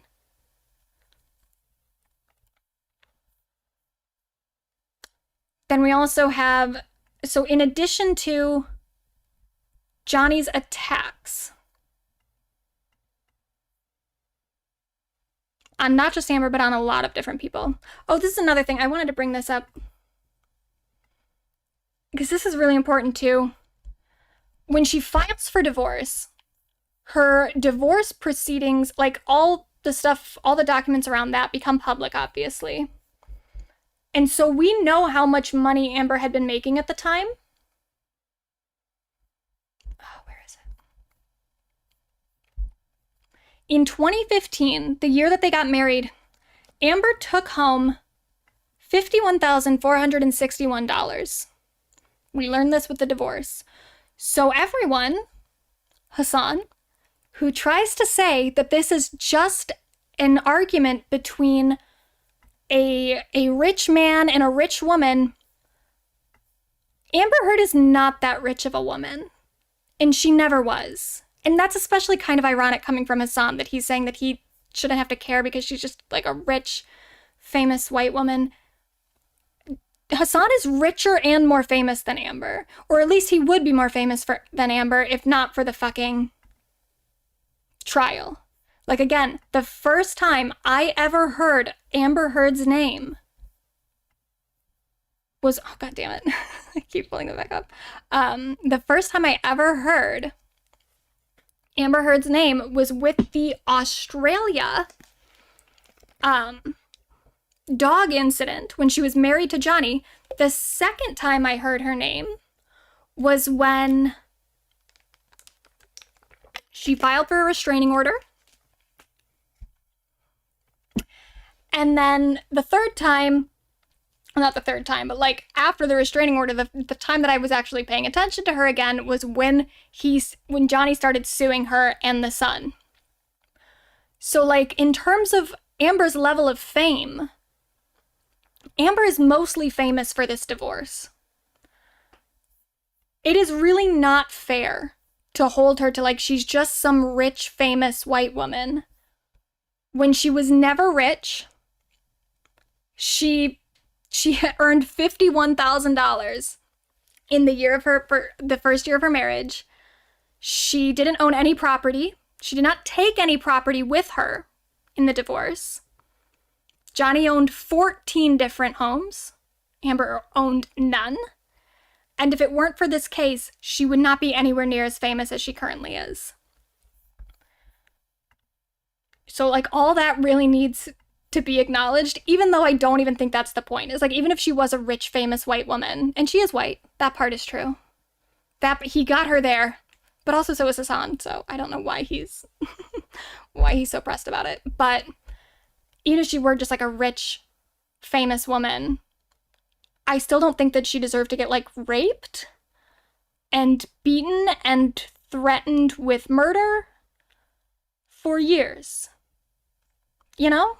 It's just kind of not like a qualifier for me. But anyway, Johnny then hires Adam Waldman a little bit after the divorce. And Adam Waldman he's a weird guy. He's got a weird history to him. He comes into Johnny's life, and then things really start to escalate in terms of his legal battles against other people. So it's not just Amber. He also got into lawsuits with his former business managers. He got into lawsuits with former bodyguards. He got sued by a former crew member of a movie he worked on for assaulting them. And then he also, of course, gets into a lawsuit with the Sun for calling him a wife beater. Adam Waldman seems to be the motivator behind a lot of that. He encouraged Johnny to be very litigious.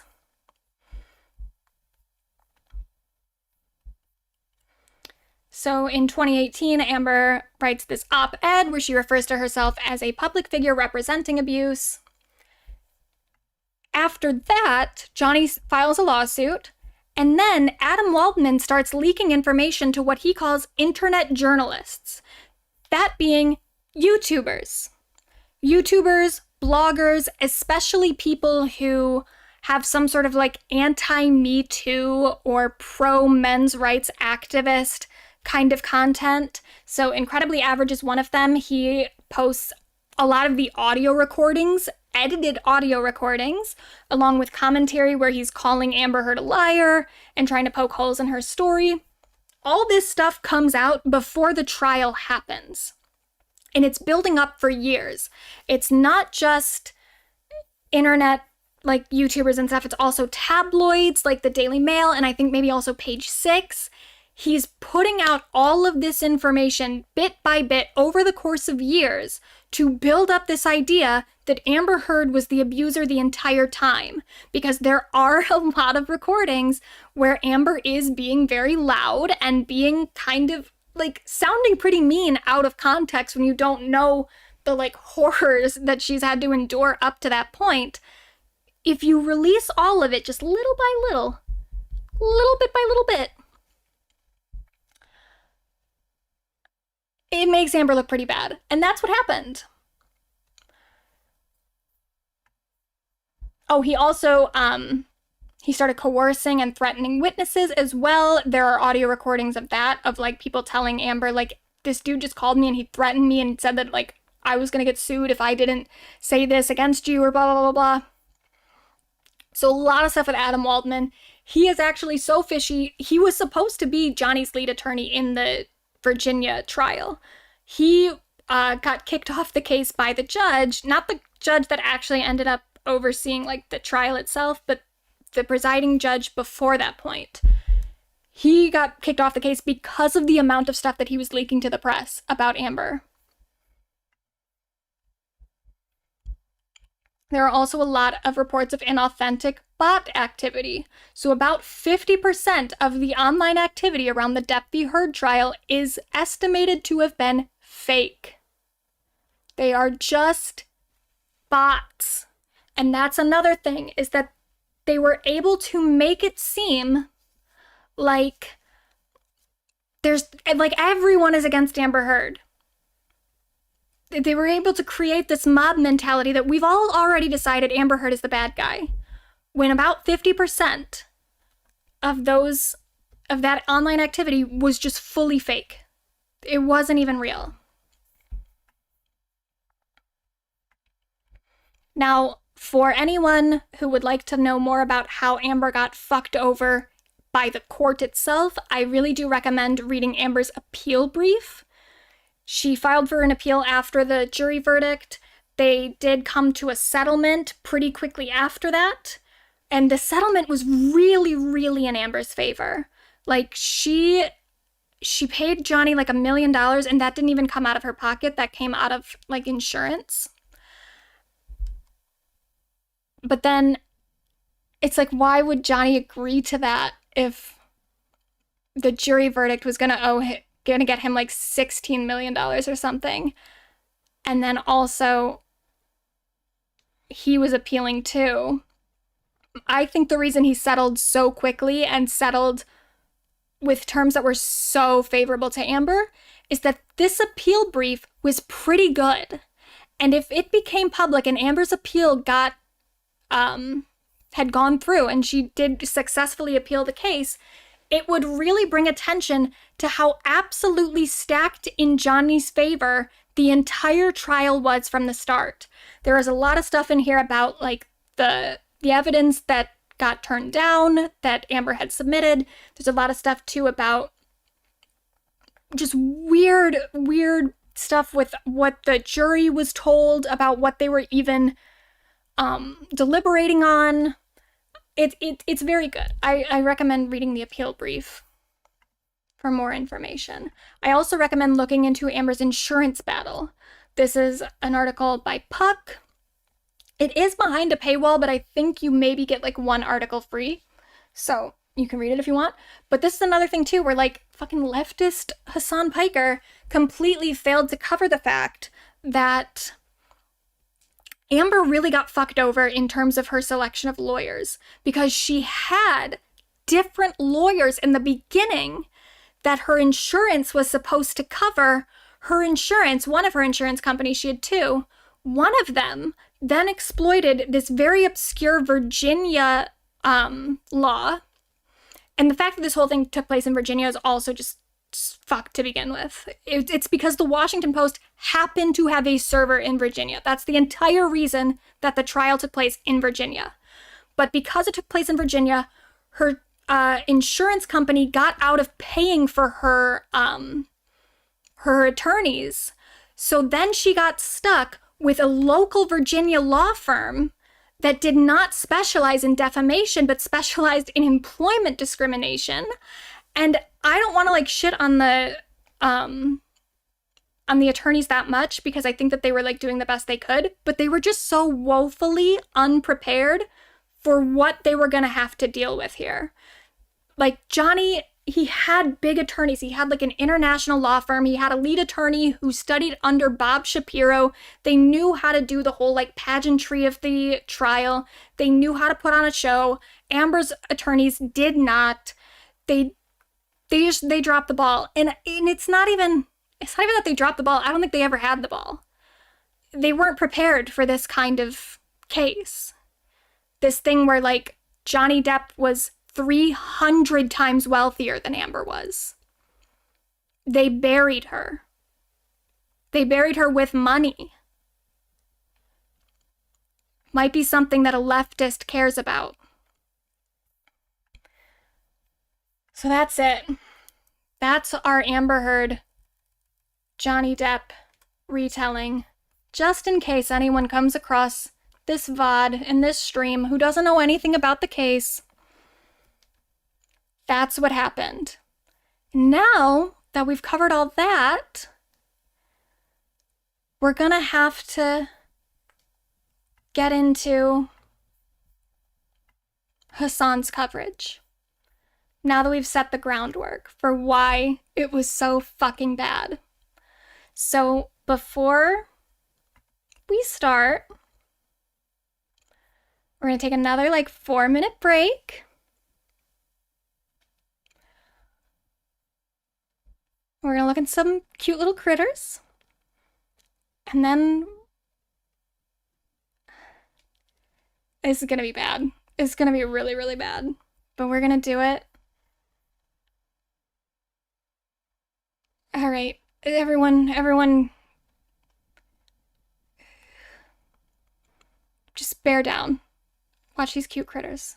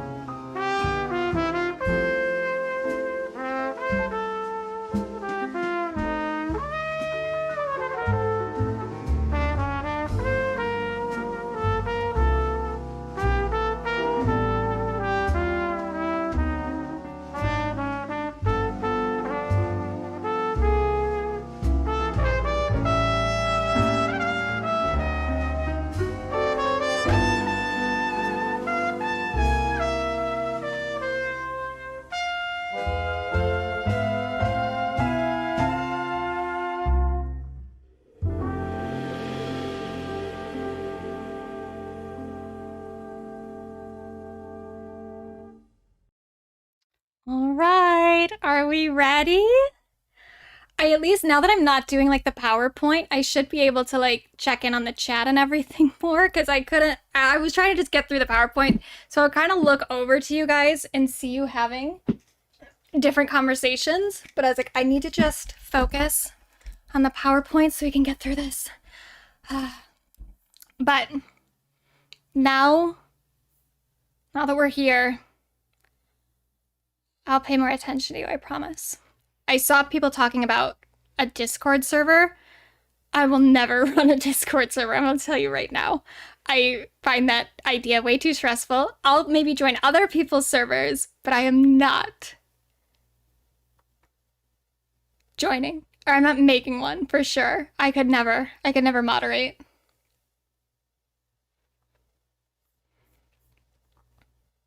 Oh yeah, you might not be able to post links in chat. I'm not sure. Probably not, but I don't know. But all right, are we ready? I have my little wine pouchy things. This is gonna get so fucked up. All right, guys, here we go. All right, let's see what this actor Johnny Depp situation is like. Johnny Depp is testifying in his defamation lawsuit against his ex-wife, that's Amber Heard, telling a court in Virginia that he never abused her. He says she abused him. Now, this dispute has been going on for years, and he's suing her for $50 million. Heard wrote in the Washington Post back in 2018 that she is a survivor of domestic abuse. Her op-ed did not mention Depp by name, but he claims that it damaged his reputation and his acting career. And now Heard is countersuing him for $100 million. Carter Evans has the story. Good afternoon, Mr. Depp. Good afternoon. Johnny Depp was one of the world's highest paid actors. On Tuesday, he took the witness stand to respond to allegations of abuse from his ex-wife, Amber Heard. Never did I myself reach the point of First of all, too, I love the fact that he's not striking. He isn't even actually live reacting to the trial. He's just watching some like Good Morning America take on it. So like really just getting like the base summary, not at all actually looking into it. Even so much as watching the live trial, which I don't agree with live reacts for the trial anyway. But at least if you're gonna cover it, cover the fucking trial. You know, because at least there's like more evidence being presented, more things being presented. He's just watching an overview from somebody else. And then what? Now, years later, is like, I've had the right take the whole time. I watched a summary. Misheard in any way, nor have I ever struck. Didn't like Amber Heard literally fuck this dude up? Isn't that why like a lot of men's right activists use this as a court case to be like, why are you never talking about this? Why are you never talking about this? When it's just straight up like he would get her like drunk, or whenever he was like super fucking drunk, he would like take advantage of him and shit. Cut his finger off. God damn, dude. She shat on the bed. What the fuck? He's still Yeah, he's literally just getting information from his chat. He doesn't know what he's talking about. not a good person. Yeah, okay. Well, you know, in this court case, though, I don't think that matters, okay? Allegations are lies and accused her of physically abusing him. Within a year and a half, she had become this another person almost. The actress married Depp in 2015, filed for divorce 15 months later. Oh my God, is she dating Eve Fartlow? Shut the fuck up. Oh no, oh my. Oh. Okay. First of all, she was never dating Eve Barlow. They were friends. But this is the same thing with like the Elon stuff, where, yeah, is Amber Heard associated with bad people? Uh-huh. Yes. But also these bad people came into her life after she had gotten a divorce from an abusive man. And, you know, part of this to me, and I have to give like maybe some grace, because like I have an intimate knowledge of the relationship because I did so much research that like when it comes to like the Elon Musk stuff, I literally saw text messages between Amber and Elon at the beginning of their relationship. I know the mind state that she was in when that relationship started. And for that reason, as much as I don't like Elon Musk, and I don't typically like people that associate with him, and I'm not even saying, like, who fucking cares? Who fucking cares if you like Amber Heard or not? Like, even if she has shitty friends, even if she is a shitty person, like, doesn't change the dynamics of the relationship. But either way, I saw the beginning of her relationship with Elon through like text messages and through her statements to other people and other witness statements. And like, she was in a bad place. She wasn't doing, she started dating Elon immediately after the breakup with Johnny. He got her at her most vulnerable. And then with the Eve Barlow thing, that happened a bit later, but it was when Johnny had already started this insane propaganda campaign against her and this hate campaign against her to the point where, like, yeah, Eve Barlow was being nice to her. What the fuck did you expect her to do? You really, like, at some point, you get kind of desperate for friends when the whole world is against you, and Eve Barlow stood up for her. Not even just privately, Eve Barlow stood up for her very publicly. I think it would be really, really hard for a lot of people to, like, be like, well, no, I don't agree with your takes on Israel. We can't be friends. Like, she was kind of in a tough spot. So yeah, okay, she was fucking friends with Eve Barlow. I don't like Eve Barlow. One time, someone left a comment on one of my videos implying that I am Eve Barlow. I don't think I look like Eve Barlow. I don't think I sound like Eve Barlow. I don't think I do things that Eve Barlow does. It was very confusing to me. But yeah, fuck Eve Barlow. I can't really judge Amber for that. Like, I don't know how I would have dealt with what was happening, who I would have been friends with, who I would have let into my life at that time. It's so not fair to do this to her. Oh my God. Tried dating Elon too? Oh no. Of course, he wants to use that against her too. We're gonna have to do this. I'm doing this on 1.5 speed because I can't. She banged Elon in a threesome? What the fuck? Elon. Okay, stop. Why are you even reading that from the fucking chat? That's so fucking gross. Yes, there was a rumor about her being in a threesome with Elon and, what's the woman's name? It was a model. You would know her if I said her name. I can't remember her name right now. I've never even mentioned that in any of my coverage because it's just fucking gross. And it also didn't happen. Oh my God. This is so bad. This is so bad. He's so gross.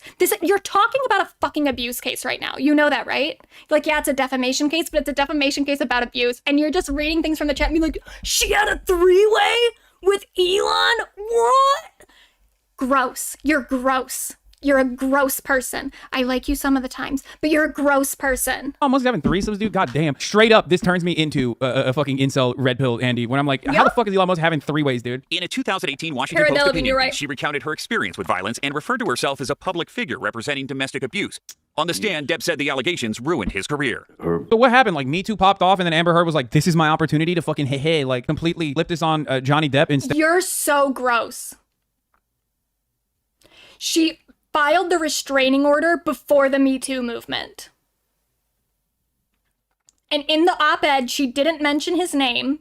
She said that she was a public figure representing abuse, and now you're accusing her of trying to... You're so gross. Go fuck yourself.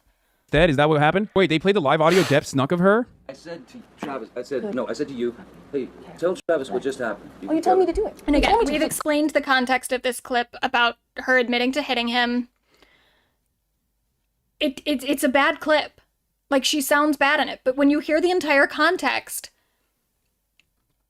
it is not what it is made out to seem. But I do understand. I understand, and this was my thing, and I've talked about this in my videos, that like there was a moment where I didn't know if I believed Amber Heard, where I bought into some of the propaganda because I heard this clip, and I heard this clip out of context, and she sounds really bad in it. And so, okay, in this instance, I get that Hasan is hearing this and he's thinking about this in a different way, but like, you know what? Here's the thing. I said some bad shit about Amber on an Instagram story. I said that as a person with about like 300 followers, and they were all my friends and family. I didn't propagate this shit when I was a political streamer with 1.6 million subscribers on YouTube. He probably didn't have that amount at the time, but probably at least over 1 million. And he has also people on Twitch, obviously, that's his main platform. He has an audience where this kind of lack of research is just completely unacceptable. This is so inexcusable. Again, he's not even watching the actual trial. He's watching, what is this, CBS News or whatever? Their recap of it? Go do that. So no, tell him what just happened. And I lied. That you punched me in You're the right. fucking thing. You figured it out. And you said, no, fuck it, I didn't. What the fuck are you talking about? And I watched you lie. And then I didn't punch you, by the way.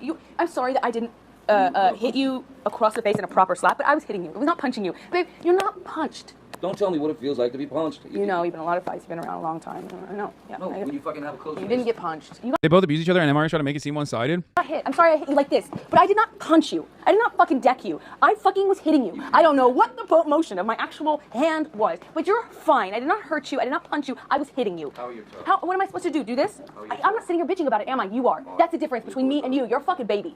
Because you started. You're such a baby. Grow the fuck up, Did you start Johnny. physical fights? I did start a physical fight. Yeah, you did, so I had to because, get the fuck out of there. Yes, you did. So you did the right thing, the big thing. You know what? You are admirable. I'm gonna be honest with you, given my history, I'm gonna have to side with Johnny Depp on this, okay? It sounds a lot like situations that I've been in as well, where, you know, it's just, men can be abused in relationships as well, physically, for the record. And you know what? Okay, and this is the thing too, where if you have...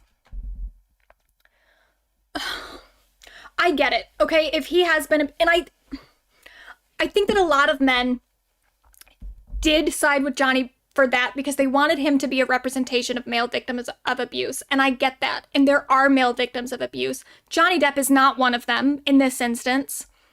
But they do exist, and I get why they wanted some sort of representation. And if Hasan dealt with that, then I am very sorry for Hasan that happened.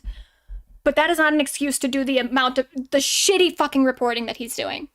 Okay, that might be your gut emotional reaction to something, but you are a political streamer who has some level of responsibility with your platform. And for you to not do research and for you to just go on gut of like, well, I'm a male victim of abuse, therefore I'm siding with Johnny Depp, that's not acceptable. That's not enough work. You have to do more work than that. You have to know what you're talking about more than that. You don't just go on vibes. And I think that, you know, we do definitely. She literally says Depp didn't hit her. Holy shit, don't let incels make you think she's not a fucking mom. What? She said Depp didn't hit her? What the fuck is he even talking about? Why is he reading this? And why the fuck? Okay, I get it. If you're like just reading random shit in the chat, like, okay, yes, maybe you read something that you're not even standing behind. But like, again, this is an edited video on his YouTube channel. This is something that his editor decided, like, oh, I want to have that comment in the fucking video. That contributes. So, I don't understand. People in the chat are saying that like Amber Heard is like mutually abusive. It was a mutually abusive relationship, but one side has like you know, documentation, evidence, sound recordings of admission, and a finger being cut off almost, and also history of abuse. And the other side is just hearsay. And and Johnny Depp doesn't have a history of abuse. There aren't multiple other women who have described similar things as Amber has described. Like Jennifer Grey has said that he was controlling and erratic. She used the word abuse, but she described a lot of the same behaviors that Amber did. There is evidence of him abusing Winona Ryder. She did make a statement in his defense in his original, the UK trial. She then got that statement revoked from the trial. So everyone wants to talk about how she made a statement in Johnny's defense. They don't want to talk about the fact that she hired Matthew Rosengart, who actually was one of the lawyers who was suing Amber for the London Fields thing. Matthew Rosengart kind of just pops up in this story in random places. It's kind of funny. But anyway, he also is, we love Matthew Rosengart, Daddy Rosengart, because he is the lawyer that freed Britney. So we love him for that. But Matthew Rosengart is the lawyer that Winona Ryder hired to get her statement removed from the court. She did not want to speak in Johnny's defense, and she has said other things in interviews which indicate that Johnny had been abusive to her too. Not the same way, maybe not as physically abusive, but abusive. And there also was Ellen Barkin, who testified in the fucking trial that he had been abusive to her and that he had been violent around her. There are multiple exes of Johnny Depp that we have evidence of him being abusive toward. The only evidence we have of Amber being abusive is the one time that she got arrested where her own partner said that wasn't abuse. That didn't happen. That was misconstrued. you're still like, after Amber cut off the end of his middle finger, she put out a cigarette in his face. There's a picture in the hospital. What the fuck? Amber telling Johnny that they will never believe that she hit him. Finger, man, come on. I had a mineral can of mineral spirits thrown at my nose. You can please tell people that it was a fair fight and see what the jury and judge think. Tell the world, Johnny. Tell them Johnny Depp.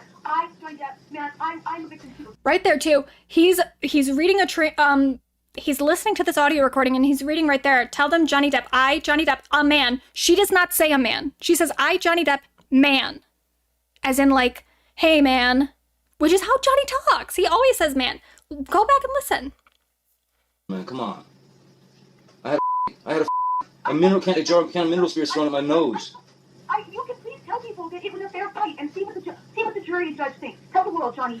And also, the way that he's like, when she says it's a fair fight, if you listen to the full fucking recording, asshole, she's talking about when she thought he was about to kill her.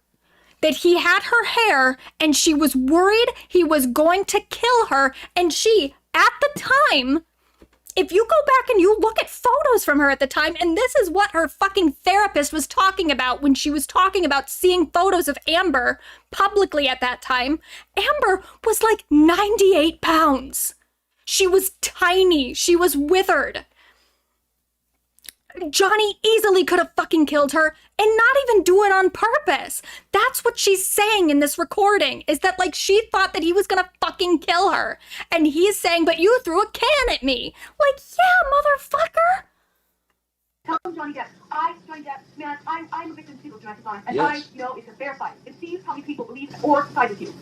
Oh my god, this is literally like, what's that movie with fucking Ben Affleck and the blonde woman? He's an idiot. He's the dumbest person I've ever fucking bro, this is some seen Gone in Girl my shit. life. What the fuck? This is literally like utilizing fucking patriarchy and toxic masculinity to abuse a dude. Okay, The fuck do you know about patriarchy? You choice feminist neo-lib asshole. The 14 assaults were proved to the civil standard. It says, the 14 alleged assaults heard in open court, all of which have been identified, have been denied by Depp. He found that 12 of them were proven on the balance of probability. First assault allegedly took place after Heard joked about a tattoo Depp had during his relationship with the actor Winona Ryder, which originally read Winona Forever, but was altered to We Know Forever after they split. Heard claimed that Depp got angry, knocked her on the floor, then cried and apologized, saying he sometimes turned into the monster. The judge accepted Depp used the term to refer to that part of his personality when affected by drink or drugs. Heard alleged Depp was enraged when she had hung a painting by her ex-partner, Tassia Van Reen near her bed and tried to set it on fire and hit her so hard that blood from her lip ended up on the wall. Heard described Depp as Dr. Jekyll and Mr. Hyde on a binge. The judge concluded Depp had drunk whiskey and taken cocaine before the assault. Hicksville, Depp had taken alcohol and magic mushrooms and had said, what the fuck? How do you get mad on magic mushrooms, dude? Heard's female friends hugged and touched her. He allegedly grabbed the woman's wrist and threatened to hurt her. He said to have then thrown glasses at Heard, ripped her. Yeah, and by the way, the woman that he said, that she said he grabbed her wrist and threatened to hurt her, that woman said that happened. What?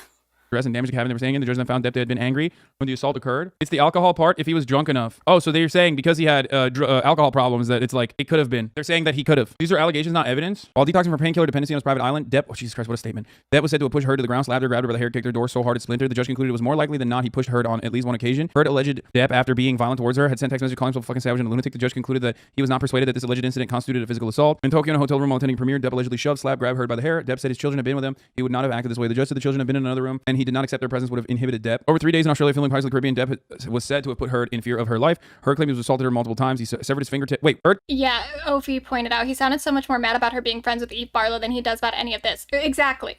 He heard that she's friends with Eve Barlow and he's like, oh, I don't like her. And now all the stuff about her getting violently abused, he's just like, well... Claimed he had assaulted her multiple times. He severed his fingertip and scrawled graffiti in the blood on the walls. The judge did not accept Heard had been responsible for the severed fingertip through throwing a vodka bottle at Depp. He accepted Heard had been victim to sustain. Wait, what? This fucking judge said the instance where like Heard ripped his fucking finger off.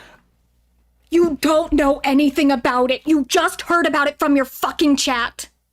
You heard about it from your chat that she did that. You don't know anything about the incident, and you're deciding that the judge was wrong. That the judge who looked at all the evidence, who saw everything, that they were wrong, and that you're right because your chat told you that she injured his finger. The fuck? You don't know anything about it. Even in that instance, they're saying Johnny Depp was responsible for the abuse and he hurt himself? What the fuck? Wait, what? Because he probably did. Because that's what all the fucking evidence shows, you idiot. That's okay. That's a little wild. What? That seems kind of crazy. Heard said Depp had hit her hard and repeatedly before trying to push her down the stairs. The judge accepted Depp had assaulted Heard. Heard admitted hitting Depp, but the judge accepted it had been in defense of her sister. Wait, what? Dude, what happens in like British courts? What's going on? This doesn't make any sense. Like, what the fuck? The judge did not accept means that based on the evidence, they did not find that to be factual, or they did find it to be factual. It's just a fancy way of saying the evidence supported the finding of the fact. Heard claimed Depp had arrived late for her 30th birthday meal, drunk and on drugs. After her friends left, he threw a Magnum champagne bottle at her, which missed, smashed glass and grabbed her hair. The next day, feces was found on the couple's bed. The judge concluded Depp had assaulted Miss Heard, as he had done on previous occasions when he was stressed. Of Depp's claim that Heard or one of her... Someone wrote, 382K people heard that bullshit. Even more than that, because this is the YouTube re-upload. He streamed this live on Twitch, which is probably where like most of his audience is, not for like VODs, but for the actual live stream. So I don't even know how many people heard this. Her friends had deliberately defecated on the bed. The judge said it was highly unlikely. Okay, but isn't this now proven in the other case that it was? And also he had, I gotta go back and hear that. He also, like, he has his little, what does he call it? The Hasan industrial complex or whatever, where like he allows his fans to like just edit his streams and like upload their own different edits and clips and stuff. So like this is what's on his YouTube channel. There's definitely other clips edited by other people that were also watched. So the amount of people that have seen this coverage, I don't know. It's like unquantifiable at this point. I mean, I guess you could, if I sat down and did it, I guess I could.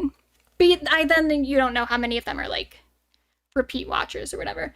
But yeah, a lot of people have seen this, and a lot of people take what he says seriously, and he's clearly learning about it in real time, just as he's reading articles and reading his chat and watching the CBS summary of events. And it's like multiple years later, he's still standing by everything he said, when it's like, but you didn't do anything. You didn't do any research. You don't know anything. You don't know anything. Her hair. The next day, feces was found on the couple's bed. The judge concluded Depp had assaulted Miss Heard, as he had done on previous occasions when he was stressed. Of Depp's claim that Heard or one of her friends had deliberately defecated on the bed, the judge said it was highly unlikely. Okay, but isn't this now proven in the other case that it was Heard? No, it was not proven, you idiot. What are you talking about? Because Johnny Depp said that there was poop on his bed, you're like, well, no, it's proven that she pooped on his bed. You don't know anything. You don't know anything. did the feces. I feel like half of these instances where the judge said, "Oh yeah, this is likely," feels like it wasn't actually. I feel like this is the thing too, is that I actually didn't watch this full video all the way through when I was doing my research. I would go, it was both like the easiest and the hardest thing to do ever when I needed to like collect clips of different streamers talking about the case. I would open up just like a video, a stream or something, and I would just click randomly, and then I would play it, and then they would say something stupid, and I was like, okay, I guess I'll use that. It was so easy to find people saying the dumbest shit, the most ill-informed shit. It was so easy. But it was also so hard because every time that I did it, it's like I've spent so long looking into this case and looking into the facts and the allegations that it was so upsetting to open up these clips and see people just like shitting on her and being wrong about so much stuff and getting all the facts incorrect and mixing up context and not knowing what they're talking about. Like I would get this pit in my stomach every time I had to look at these clips. I would feel my stomach just drop immediately, just knowing that I had to do it. And it was so disgustingly hard. So I've never even watched this full 49-minute video. I watched something else where he was recounting the stuff that happened in the UK trial. I thought I was giving him the benefit of the doubt. I thought he had read the fucking trial. And I was like, how did he get some of this information when none of that is actually in any of the court documents? Like, did he just misread it? Did he misremember it? Did he read it like a long time ago and he doesn't remember everything? Like, what happened? Why is he so wrong?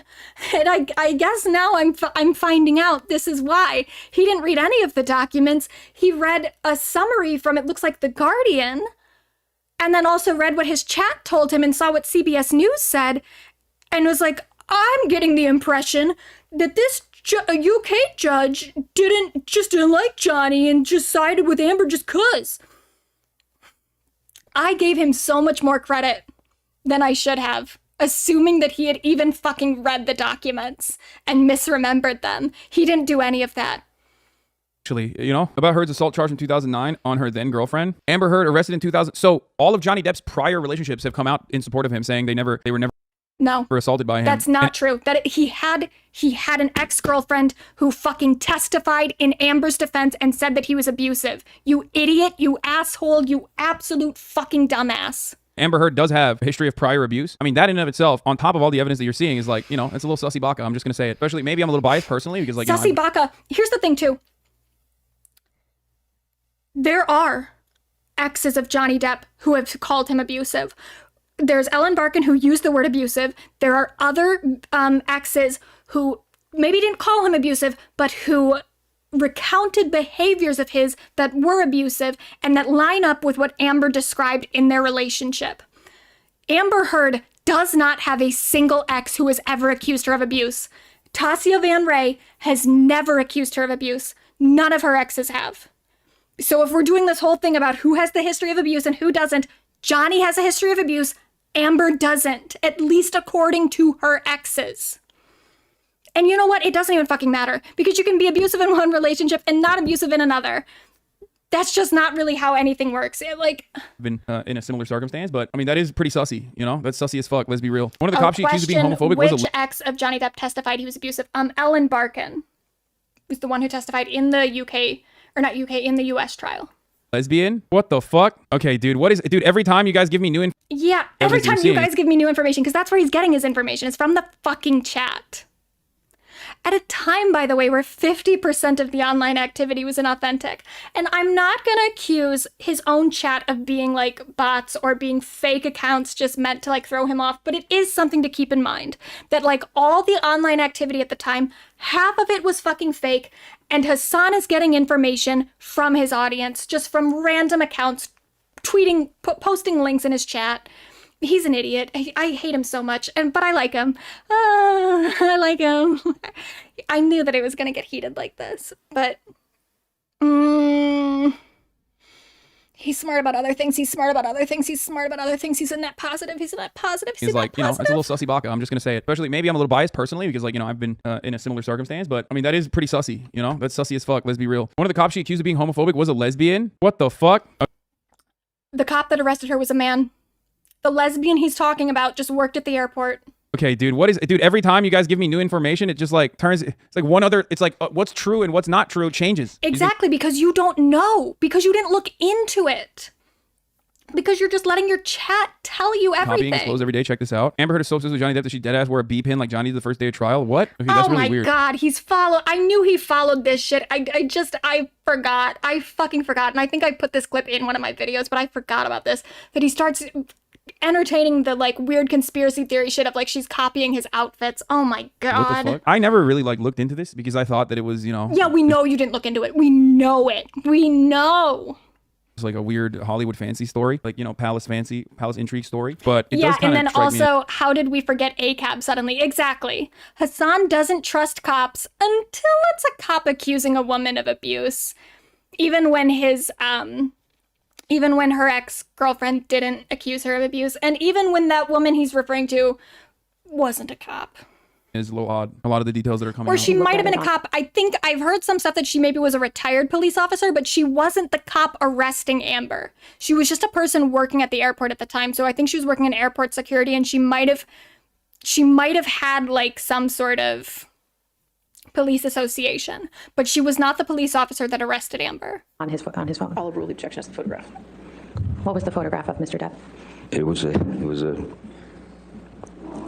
a photograph of the bed, our bed, and on my side of the bed was human fecal matter. This is another thing too where I will call out Amber's attorneys. They should have objected to that. We don't know that it was human fecal matter. Johnny did say when he and Amber were like first in their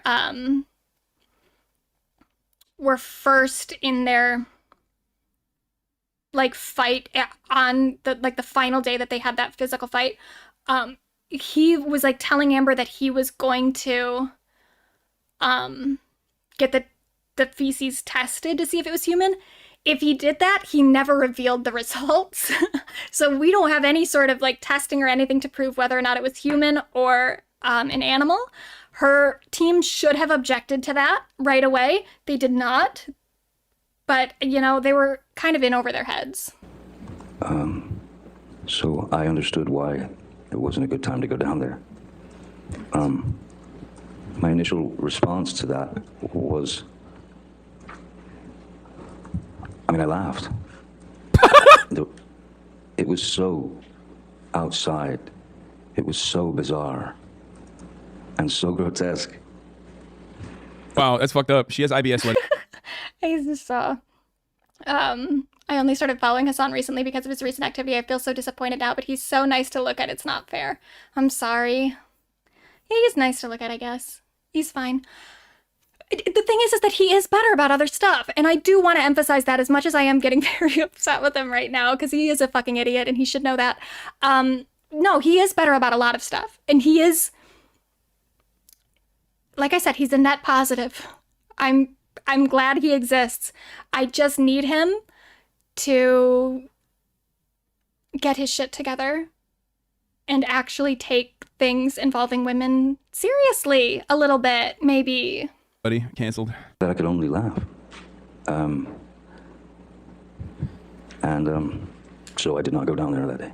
Bro, what the fuck is this, dude? What is happening? Okay. Before filing divorce, Amber Heard legit asked their therapist if she'd have advantage if she leaves him, but files with police for abuse first. Therapist, she was trying to strategize for herself. Therapist, Amber abused Johnny when she felt disrespected if he tried to leave. Yep. So this is the therapist. This is the second therapist they went to. First therapist did not testify and could not have their account heard by the jury. For some reason, the judge just decided that only one of the therapists counted, and it was the one therapist that was the harshest on Amber. And of course, by that point, when Johnny was controlling Amber's entire like medical team and her mental health stuff, and that was another thing too, I didn't bring up in the slideshow, but like when Amber switches from Dr.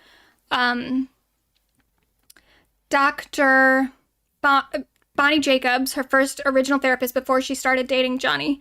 And then she started seeing, I think it was Dr. Cowan, who was her therapist while she was with Johnny, who like Johnny wanted her to see. You notice in the therapist notes itself that she's getting a lot less candid. She used to say a lot of stuff about her relationship with Johnny with Dr. Jacobs. Even then, she didn't say everything. She admitted some stuff later that she had never told Dr. Jacobs at the time because she was embarrassed, which is really sad. But when she started seeing this other doctor that Johnny was paying for, suddenly she was being a lot more like general. She wasn't saying everything that was happening. And she also was taking a lot of blame. She would say in those therapy notes, like a lot of the therapy notes are about how like she can de-escalate the situation. And so that was obviously what Johnny was trying to do. He was trying to get her with doctors and with not just her own personal therapist, but their couples therapist. He was trying to pair her up with people that were gonna tell her it was her fault, which is a very common thing for abusers to do. And Johnny could do it because he had the money and the power to. This is awful. This is awful. To the last snippet from that session, will she have advantage if How can a therapist reveal this information in a court, in a civil case? That makes no sense. Well, how could I read all of Amber Heard's therapy notes? And Johnny's, for that record, too. They don't make him look very good either. Even in the ones with Amber's personal therapist that Johnny hired, even then, that therapist eventually started to be like, yeah, she needs to get out of here. Like, she's gonna get hurt. She might die. So even the therapist that Johnny was hiring, other than this couples counselor, even they started to be like, ooh, this is bad. But whatever. Not good enough for his son. Well, what he know? He didn't look at any of that stuff. files with police for abuse first? Was that a question that she asked you? Yes, this was her talking out loud, trying to strategize for herself. Two things. It was a point of pride to her if she felt disrespected to initiate a fight.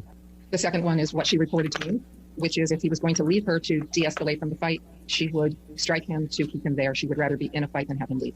Yes, and again, what I was saying before about how he would leave and she wouldn't hear from him for days at a time, and she was worried that he was gonna like OD and die or hurt himself doing something. Yeah, she started to get to the point where she would rather engage him in a fight than let him leave, because if he left, she wouldn't hear from him for days, and he would do it to punish her. There was a time early when she was talking to Dr. Jacobs about it where he did specific stuff. He once left. He left for like a few days, didn't talk to her, and then she found out that he went to a Rolling Stones concert, and she loves the Rolling Stones, and she was like, I literally think that he just did it to like get back at me for like telling him that I didn't want him, that he shouldn't be doing so much fucking drugs. He went to my favorite band without me.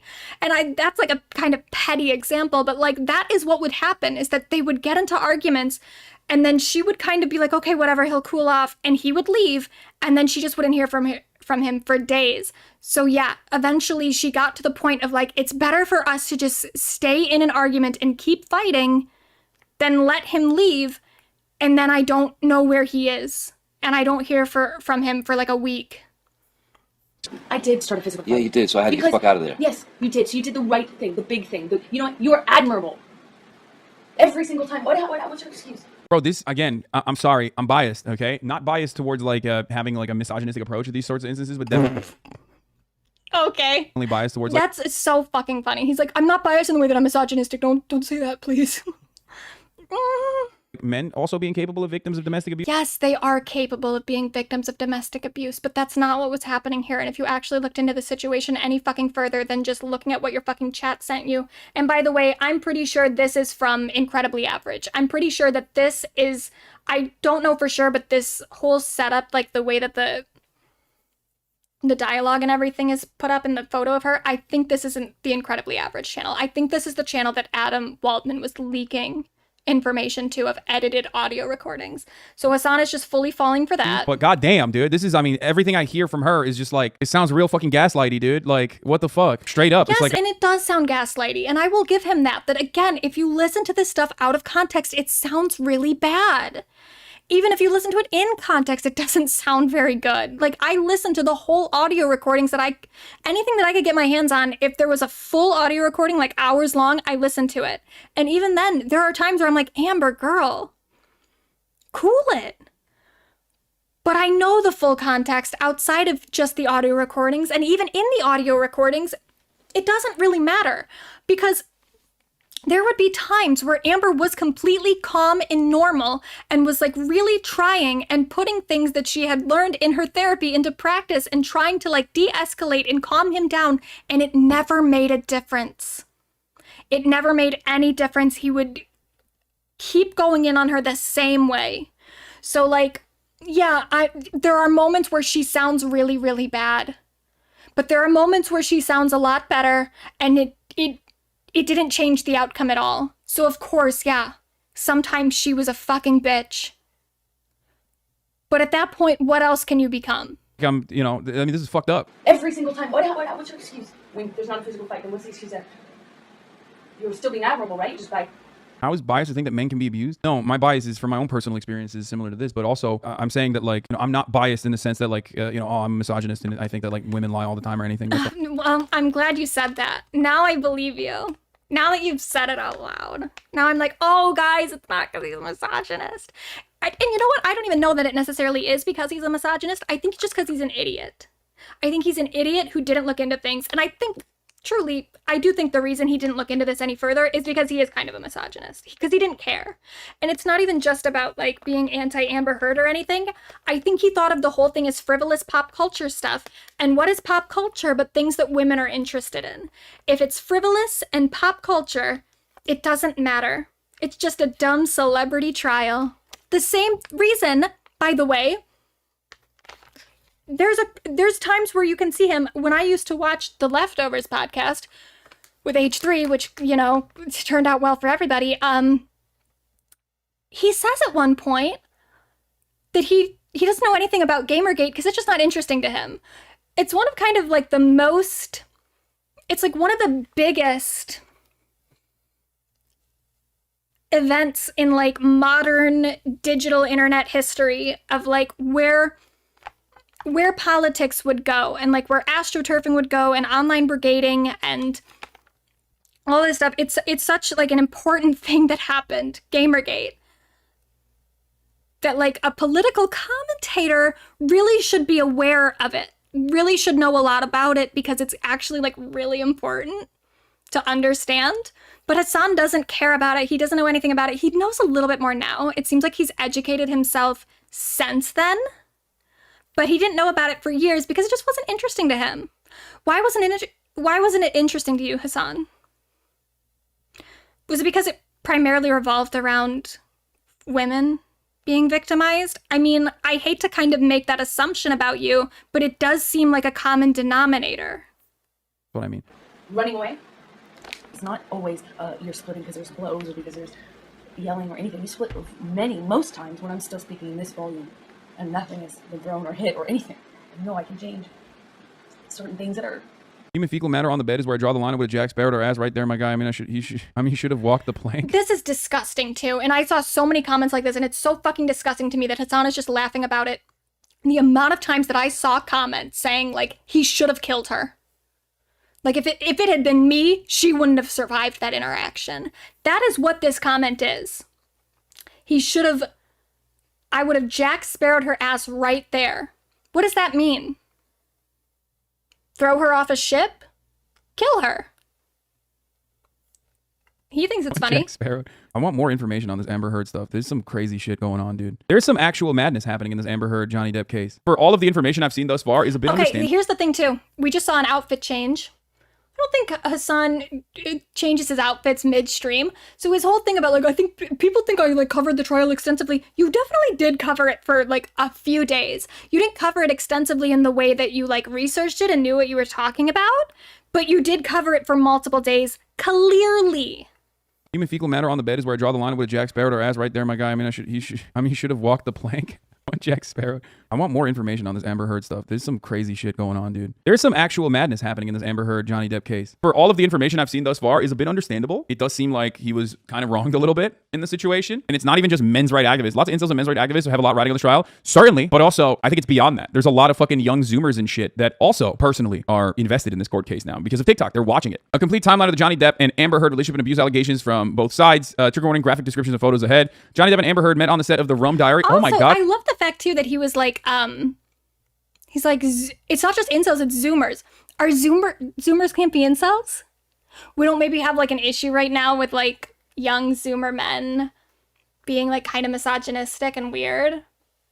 Young people are getting in on this, and that must mean that they're right. They met on the set of Rum Diary. Bro, listen, isn't that like one of Johnny Depp's worst? Okay, anyway. In 2009, but it wasn't until the promotion of the film in late 2011 that they reportedly became romantically involved. Depp was 48, Heard was 25. Depp was also still dating Vanessa. Yeah, you're right. Ophi said, just notice even his video description implies this suit was about Johnny being a victim of abuse when it wasn't.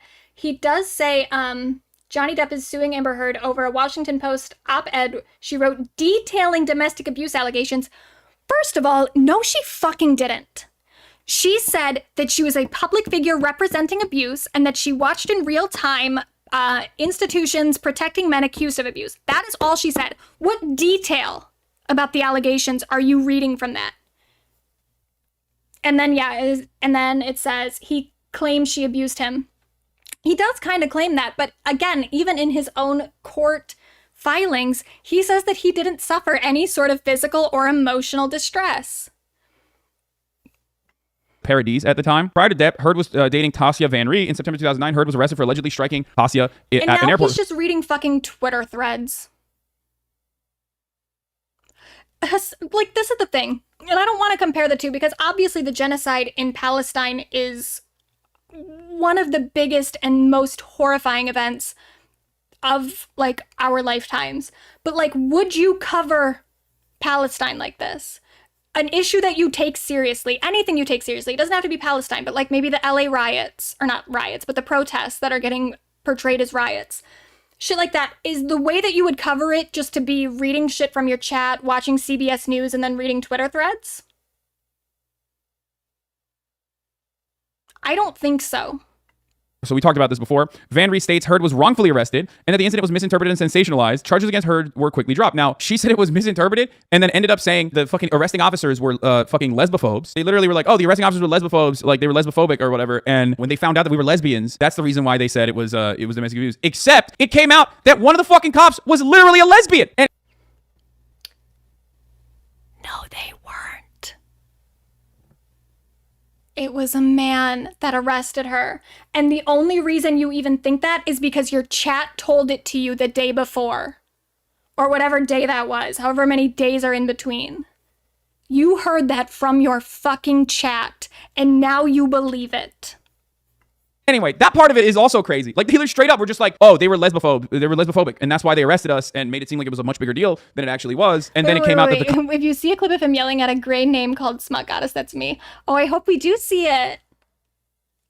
Oh, I can't wait to see it if it happens. That was literally the arresting officer was a lesbian. So, you know, that's also wild. And also, oh wow, I guess queer people can't be homophobic. The whole thing is fucking stupid. It's a complete... Here's the thing too, is that Hasan is very educated in like debate tactics, and he is committing a logical fallacy here called the fallacy, where you take like one bit of information and you prove one aspect of it wrong to try to imply that the whole thing is incorrect. Because number one, yes, obviously lesbians can be lesbophobic, or women can be misogynistic. I don't think if this was a cop, I don't think you would be like, oh, clearly the cop couldn't have been, well, it was a cop. Well, it wasn't a cop. She wasn't a cop, but you know what I mean? If this were like a cop who did some sort of violent action against like a black man, if it was a black cop, you wouldn't be like, oh, clearly the cop couldn't have been racist. We accept the fact that like black police officers are very capable of anti-blackness because they're cops, because they work for the state, because they work for a racist institution. We know that. But for some reason, when now it's a lesbian, now she can't do anything that's lesbophobic. Even though it wasn't a fucking lesbian. But whatever. There's that aspect of it. But it doesn't even fucking matter. Because ultimately, Tasia and Amber can be wrong about the motives of the cop that arrested them. And it wouldn't change the fact that Tasia said she wasn't abused by Amber. You can't just disprove one part of this and then be like, well, now the whole thing is falling apart. No, that's irrelevant. That's them putting some sort of motive onto this cop that arrested her when they could just be wrong. For the record, like, you know, I have some experience in this. I will tell you this much. Like, look, you can, not saying that everyone should or anything like that. Please don't fucking yell at me. But you can forgive and grow and forgive your abuser, okay, in a relationship. Like, and want them to not be fucking destroyed ultimately in the end. Some people don't want that, and it completely varies on the You're just degree fully putting shit into, like, Tassia's brain for her. You're being like, oh, she must have just forgiven Amber, and that's why she's defending her. It's like, no, why don't you fucking listen to her when she said that incident didn't happen like that? abuse and whatever. I'm giving you my own personal experience, so don't fucking yell at me in this situation, because I know that people are gonna get fucking super mad, all right, and yell and get really fucking annoying. But I personally, yeah, only I wonder why they would yell at you and get mad, because you're using your personal experience to invalidate another human being who said that they weren't abused. It's a weird thing for you to do. Okay, yeah, you were in an abusive relationship. I'm sorry that happened to you. I really am. I don't think you deserve that. I don't know any of the details of it, but it's awful. I'm sorry. You don't get to use that to then decide that other people were or weren't abused. personally have, okay, in my past. I don't care about it. I don't want to fucking bring it up. I only talk about it when it comes to my, like, own personal biases and shit like that. It's a part of the process of moving on. If it's a part of your personal biases, why don't you have that sort of forethought to go like, and then maybe I shouldn't comment on this at all, because I'm clearly very biased and maybe am not thinking from like a logical perspective. If you don't have a way of separating it,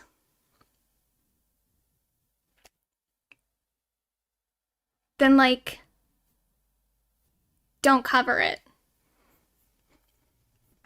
And growing out of it and dealing with trauma, I think that's healthy for me. Okay, it was healthy for me. Might be healthy for you as well. Not for everybody, but it could have been this in this case. She could have not wanted her girlfriend at the time to not go to fucking jail over it. You know what I mean? In June 2012, Johnny Depp announces that he and his partner of 14 years, Vanessa Paradis, have split. From there, things quickly heat up between Depp and Heard. He reports Depp was smitten so smitten with Heard, he bought her a horse. It's Hollywood celebrity actor things. The actress begins to regularly visit Depp on set. In 2013, Depp is profiled by Rolling Stone in an article where he reveals the dependency on pain medication and alcohol, but also that he has been sober for a year and a half. He reportedly falls off the wagon right before the first alleged incident of abuse. The first allegation of abuse occurs on March 2013. He fell off the wagon.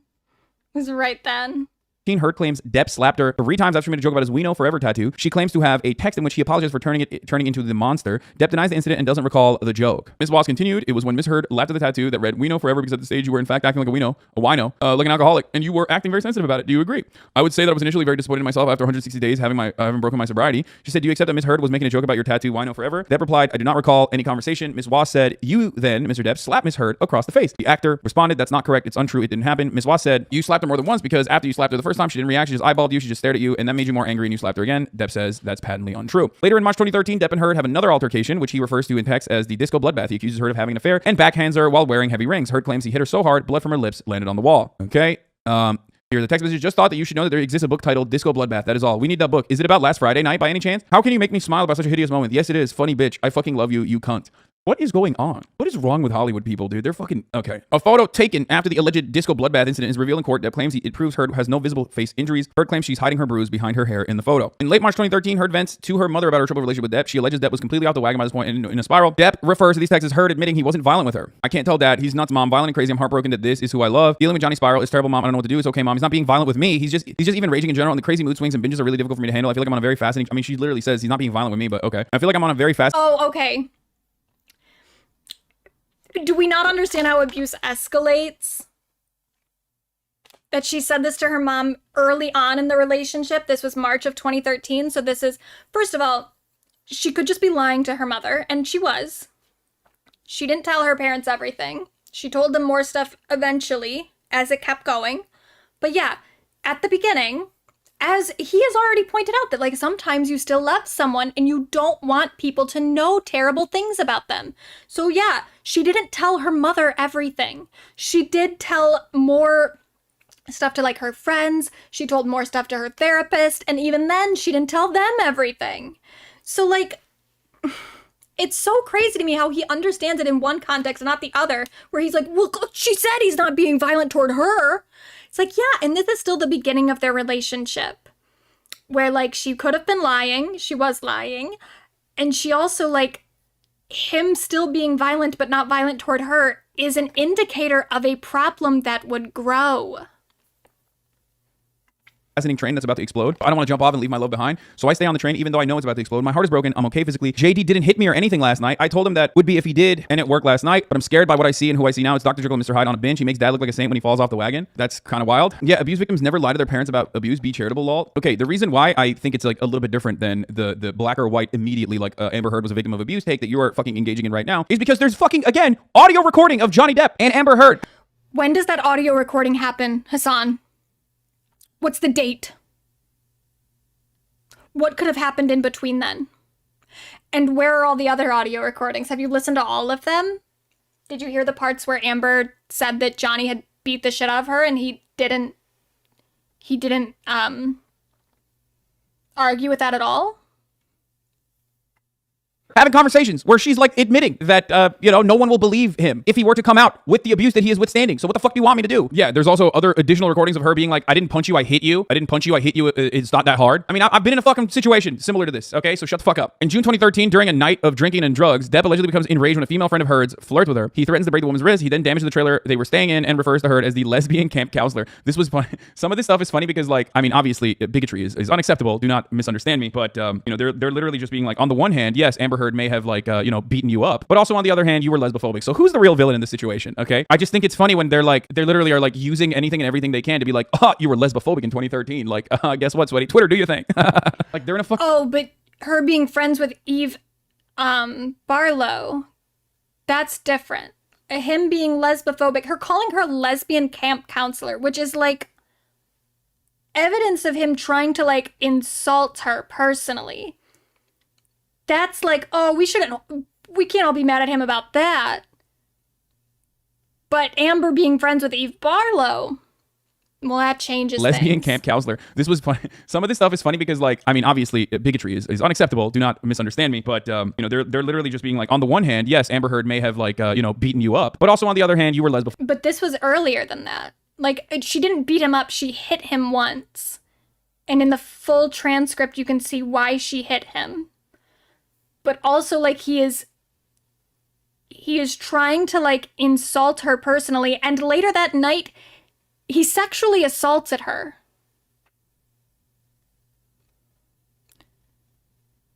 That was the beginning of the night.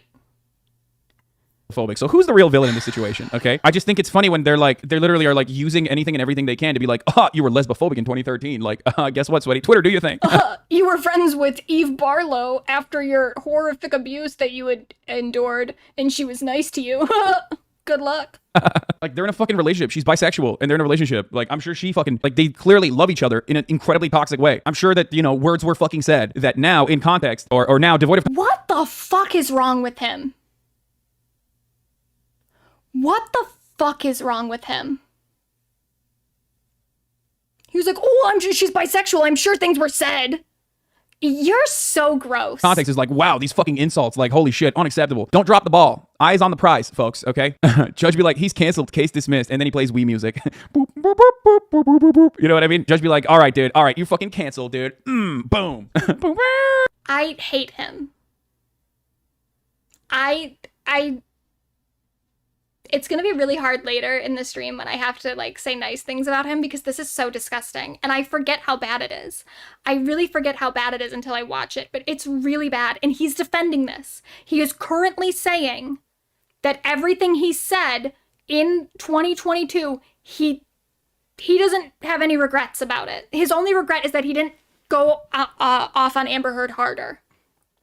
He's so disgusting.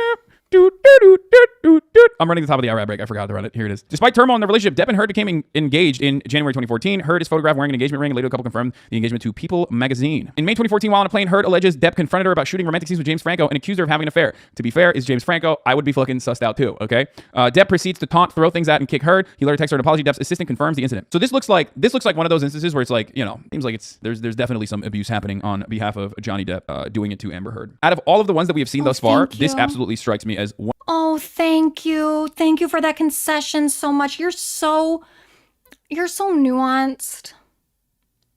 Look at, now he's agreeing that Johnny might have been abusive too. he's so smart and his opinions are so complex and we just didn't understand them. We didn't understand. One of the incidents that is definitely where Johnny Depp also was abusive, for the record. In August 2014, Depp goes to his private island to detox from painkillers. During this time, Heard alleges he grabbed her by the hair and pushed her. Heard texts an on-site nurse for help. Depp says he was in no physical state to get violent. Yeah, some abuse happening on behalf of Johnny Depp, doing it to Amber Heard. That's passive cop voice, LMAO. Yeah. Yeah, even the way he phrases it is like the most kind of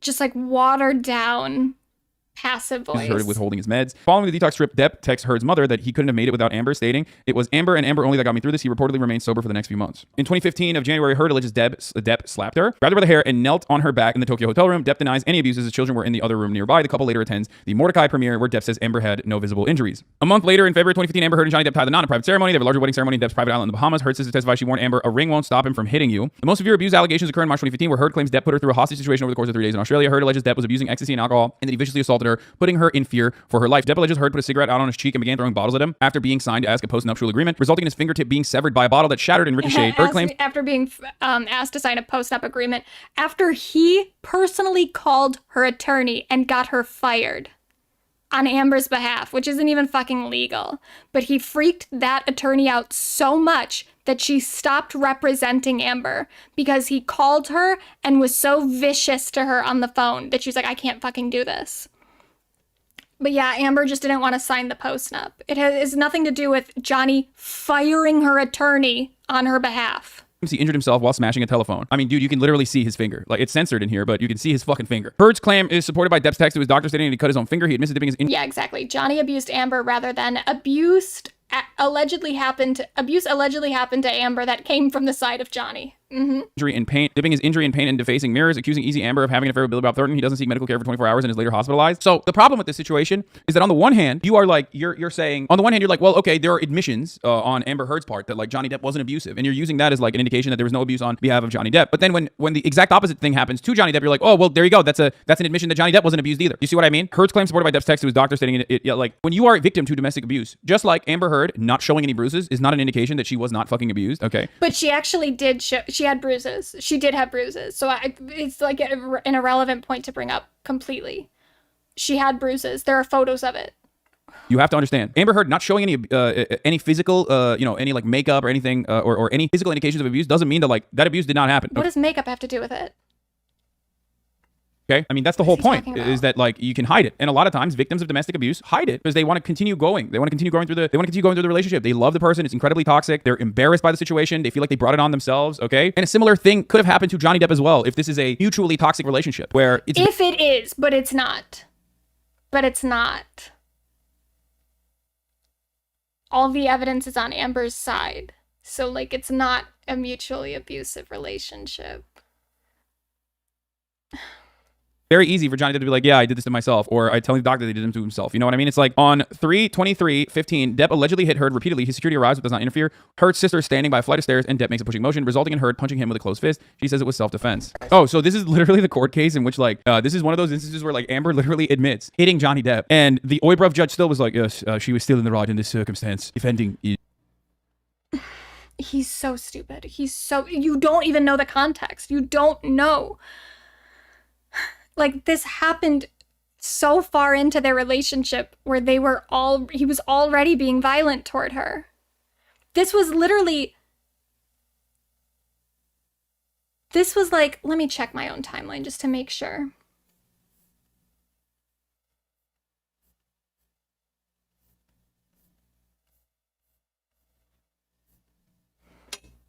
Staircase. Yeah, so the staircase incident he's talking about, where Amber did admit to getting physically violent toward Johnny because she was worried that he was going to push her sister down the stairs, Amber had already been raped twice. Well, this is where I'm like, she's admitted to being raped twice. There are other allegations in some of the like therapy notes that I don't talk about that indicate there was a lot more sexual violence happening in the relationship throughout that time. But those are the two that she talked about in court. Defending the sanctity, safety, and security of her sister. Even in the instance where like she like admits that she hit him, he was like, yes, Johnny Depp is still in the wrong. She was attempting to break us up. I am protective over my baby sister. When he laid hands on her, I don't know what I did, but I know I jumped in between the actions that I saw could lead to a fatal injury to my sister. She was standing on the top of a flight of stairs, and she's never hurt anyone in her life, and she does not deserve to be pushed down the flight of stairs. And it looked like she was about to be. And I would have done what— Bro, by the way, I mean, Amber Heard, here, if we're going to be like analytical about this, there are a couple things that you have to remember. Like, because this is a court of the public opinion type situation too. And like both of them being hot definitely plays a role. Sorry. It 100% plays a role. And also their acting chops. What does it matter if they're both hot? Like, then neither one of them has like, neither one has a leg up over the other. They're both hot. The fuck? 100% play a role. And Amber Heard, not a very good actress, okay? She's not very good. So what she's doing here, not exactly great, okay? This is she's fine. She's a fine actress. Like I've seen her in a few movies and I thought she was fine. She's just fucking mean for no reason. JCS moment here, but what you are seeing— Okay, now he's trying to do he's saying JCS moment because he's doing some body language analysis shit because he's fucking stupid. Because he watches JC Criminal Psychology, which by the way, in my upcoming 12-hour, 13-hour video, I take a small shot at them. But they're stupid. They don't know what they're talking about either. And now he's just doing body language analysis because he's dumb. Because he's fucking dumb. It's not a thing. Oh my God. In this moment is an increasingly frustrated Amber Heard trying to tap in to what remaining acting skill she has. Out of all of the emotions, rage is one of the easiest to create. But even so, Amber Heard here is not doing a very good job. She's fine. She's talking about— I don't even understand this whole like body language analysis people try to do to her. She's presenting this in a totally reasonable way. What are you talking about?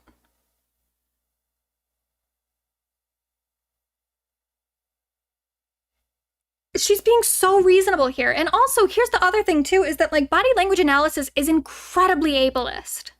It's incredibly ableist because especially a lot of like autistic people don't necessarily articulate things in like the perfect ways that like other people can immediately see as being like truthful or whatever. I think, and I've never said this publicly, but who fucking cares?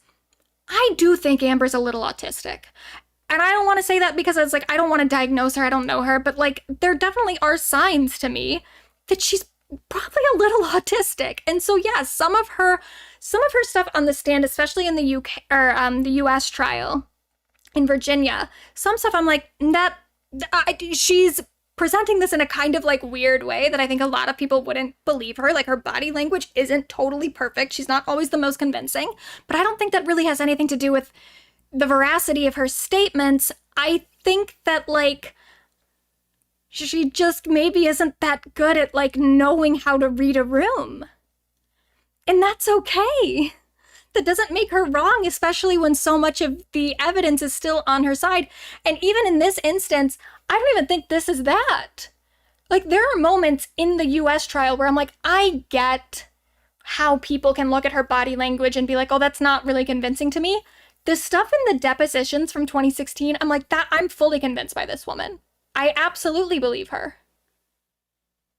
I just don't even know, like, what was she supposed to do? How was she supposed to present this where you would have believed her? It looked like she was about to be. And I would have done what anybody who has a child or a sister would have done. I acted defensively in her life. I saw her standing on top of a flight of stairs and trying to interrupt a fight in between him and I. I don't know what part of my body I put in between me and him and her.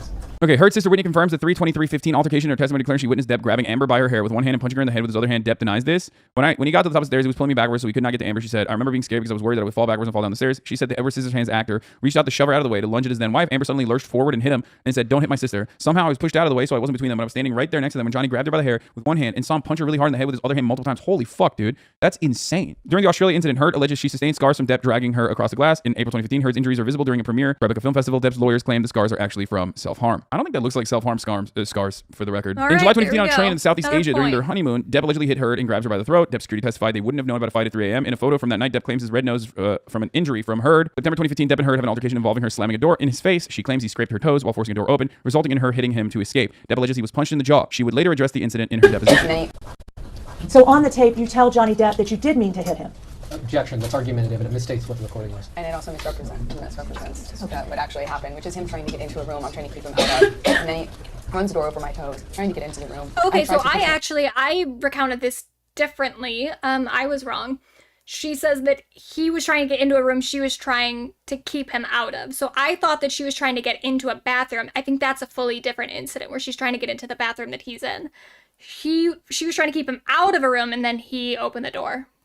Out of it, which is what the hit is referred to. And Johnny, whenever he was injured or touched it, always referred to it in these ways of punching or clocked or whatever. And whether you discussed it with him or not, the last thing you do in talking to him afterwards or trying to reconcile with him is to get into what the definition of those words mean to him. Just say what so happened. I never even addressed it.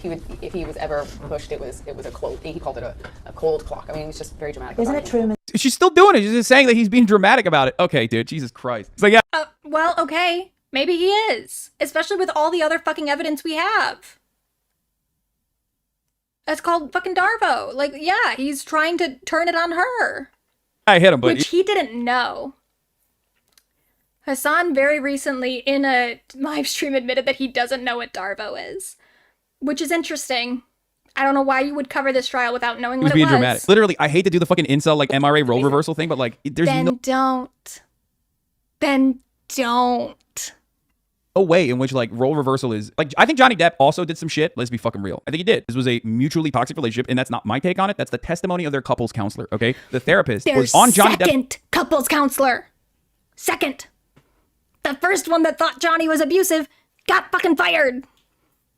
Side in a lot of the instances of abuse, documented abuse, also called it mutually abusive. Okay, so I do think that there are instances where Johnny probably was abusive, definitely emotionally and maybe even physically. Okay, judging by all of the evidence that is available, even though it's very much hearsay. Maybe. Okay. However, in the court of public opinion, up until this moment, it was a one-sided situation where it was like Johnny Depp was the only abusive person in this relationship and he fucked her up and whatever. And Johnny Depp also lost his job as a consequence of this. She suffered zero fucking consequences and went on to— What are you talking about? You're so stupid. Talk about domestic abuse and got paid money to talk about domestic abuse. So that doesn't seem so mutual in that circumstance, does it? But I do think, in my personal opinion on this matter, looking at all the information I've looked at thus far, I do believe— What information have you looked at, though? You didn't even look at any primary sources. In this entire time that we've watched this, he has not looked at one primary source. He has looked at his chat, he has looked at a CBS News clip, and he has read Twitter. He has never once looked at a primary source.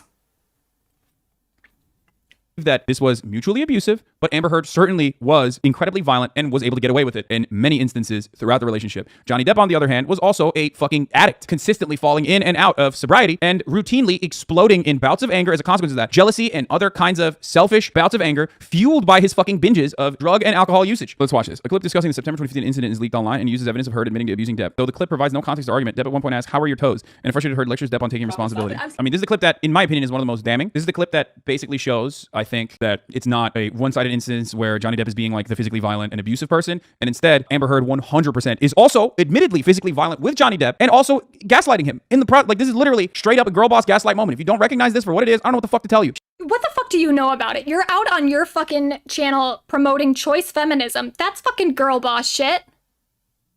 But it's just when it's convenient for you. You don't know anything. She is 100% gaslighting here. What it feels like to be punched. You know, even a lot of fights have been around a long time. I know. Yeah. No, when you fucking have a closed fist. You get punched. You got hit. I'm sorry I hit you like this, but I did not punch you. I did not fucking deck you. I fucking was hitting you. I don't know what the motion of my actual hand was, but you're fine. I did not hurt you. I did not punch you. I was hitting you. How are your toes? What am I supposed to do? Do this? How are your toes? I'm not sitting here bitching about it, am I? You are. Oh, That's the difference between me and toes. you. You're a fucking baby.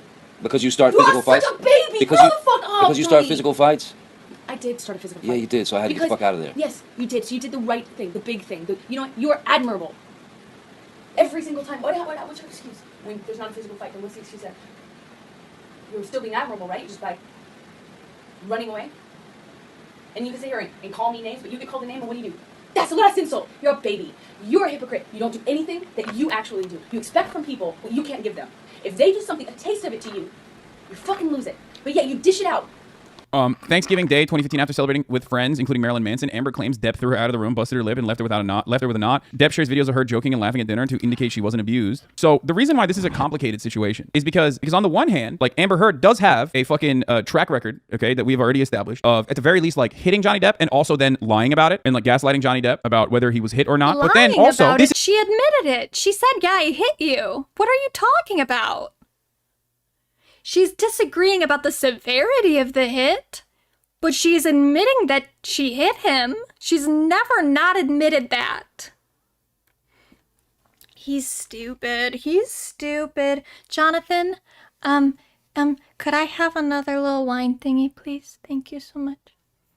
this isn't evidence because victims of domestic abuse can, in public, put a different face on regularly to ensure to the rest of the world that like, yo, no, the situation is fine. The situation is fine. The situation is going on, which is why it's a little bit more complicated than the way that people try to present it as like completely black and white. In December 2015, Depp allegedly drags Amber by the hair through his LA penthouse, ripping out clumps of her hair. Heard claims he then slapped, headbutted her, dragged her on a bed, and punched her repeatedly. She feared he was in a blackout state and would unintentionally kill her. So there's evidence here. This is pretty fucking, this shit looks, that looks very much abusive, okay? Depp would later admit to headbutting Heard during the December 2016 altercation, but claims it was an accident. Heard seeks help from a private nurse who noted she had the split lip, but couldn't confirm the hematomas she described on her scalp. Oh wait, this one is the one where he said she was hitting him and he grabbed her and accidentally in the process of grabbing her. Oh, as long as he said something different, we can just take that. In order to stop her from hitting, he hit her, his head bumped into her face. And then she came back and said that her nose was broken, right? And then we found out that it wasn't actually... Jonathan is my beautiful boy. Thank you.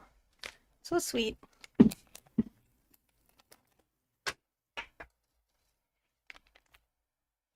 Real broken nose, and instead it was makeup. Is this the one? Is this that one? It was the red nail polish incident. Get Jonathan in chat. He is in chat. He's lurking. Somehow the end all be all very sort of offensive thing. You can throw a punch, screaming is okay. You can headbutt somebody screaming, but don't scream. Headbutt you on Couldn't believe that. forehead. That doesn't break me up. Establish that a relationship with this much private recording from either party shows a large amount of distrust from both of them. Oh, absolutely. I mean, this is yeah. The same week in December 2015, Heard is scheduled to appear on James Corden. She says she wore heavy makeup and red lipstick to hide her injuries. A stylist says she saw no injuries on her, but recalls Heard told her after filming, "Can you believe I did a show with 2 black eyes?" What? So why the fucking stylist say nothing then? The stylist said that there was no black eyes? No. Oh yeah, the stylist did. The stylist who that was a weird thing too with the stylist, I think worked for Johnny Depp too. It was weird. Yeah, the stylist said something, but then her makeup artist said that, no, she covered the black eyes. Her actual makeup artist said that there were black eyes. Heard's makeup artist. Jonathan seems like a good egg. He's the best egg. He's my favorite egg. Melanie English. One of the things that people that Johnny Depp fans will say about me is that I must be abusing my boyfriend too, because clearly I'm siding with female abusers. That shit upsets me so much because I love him more than anything in the entire world, and I would literally never do that. And that's one of the things that makes me the most upset, is the idea that I would hurt my boyfriend, because he's literally my favorite. Places testifies that she noticed a split lip, a bruise near her eye, and a chunk of hair missing from Amber's head when doing her makeup for the James Corden appearance on December 2015. Depp maintains she had no injuries during the show. Okay, that makes sense. I think they got into an altercation. I think they did get into an altercation, as Johnny Depp also admits. It just sucks that it's all fucking paparazzi shit and the Daily Mail and the Sun, and these are not reliable orders of any issue whatsoever. These are sensational. Oh, if only there were court documents that you could look at. If only there was some other source of information that you could be looking at. I guess you're just doomed to read the Daily Mail and all these other tabloids. There aren't any. There wasn't an entire fucking court case.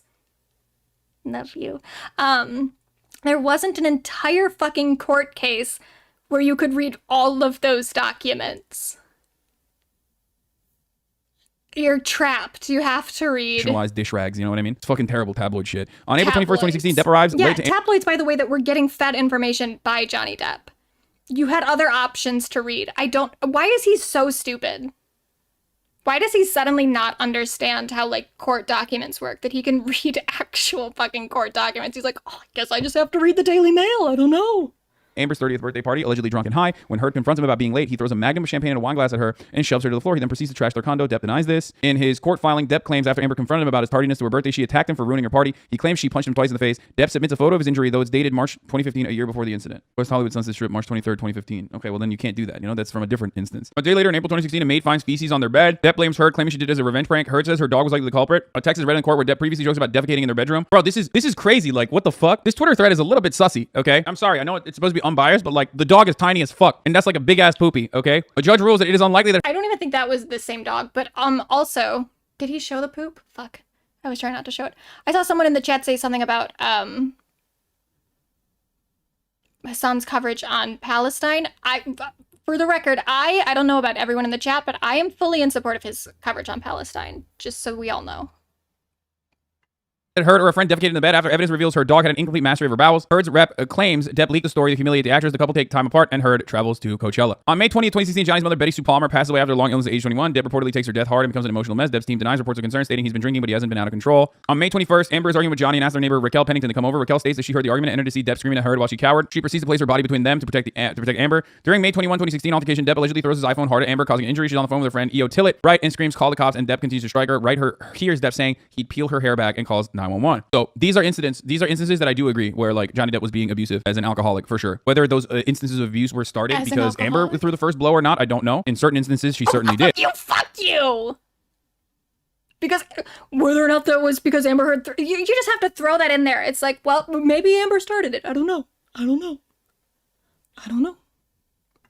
But it does, this thread is biased for sure, but it doesn't matter. I mean, look, it doesn't matter. Fucking, you have other witnesses. Just like Johnny Depp has other witnesses. Johnny Depp also had another neighbor testify on his behalf. Pennington and another friend, Joshua Drew, take Amber to their apartment for protection. LAPD arrive at 9:16 p.m., but they claim they didn't see any injuries or damage. Amber refuses to provide a statement, and they leave a business card if she changes her mind. Depp denies hitting her. So if she was abused, then is it defamation even if she also abused him back? I don't know how that would work. You know what I mean? So now we're believing the LAPD, huh? I mean, listen, LAPD, notoriously very bad at dealing with domestic abuse instances, okay? LAPD is good at doing domestic abuse, not very good at solving domestic abuse instances. Following the May 21st, 2016 altercation, Amber texts nurse Erin Borum that Depp hit her in the face several times. The medical report confirms her injury. Amber later texts Elon Musk that she's getting a restraining order against Depp and decides to file for divorce on Monday. Oh my God, what the fuck? Elon Musk has now entered the equation. Yeah, almost like he swooped in while Amber was extremely vulnerable, and then also did abusive things to her, like putting a tracking device on her car.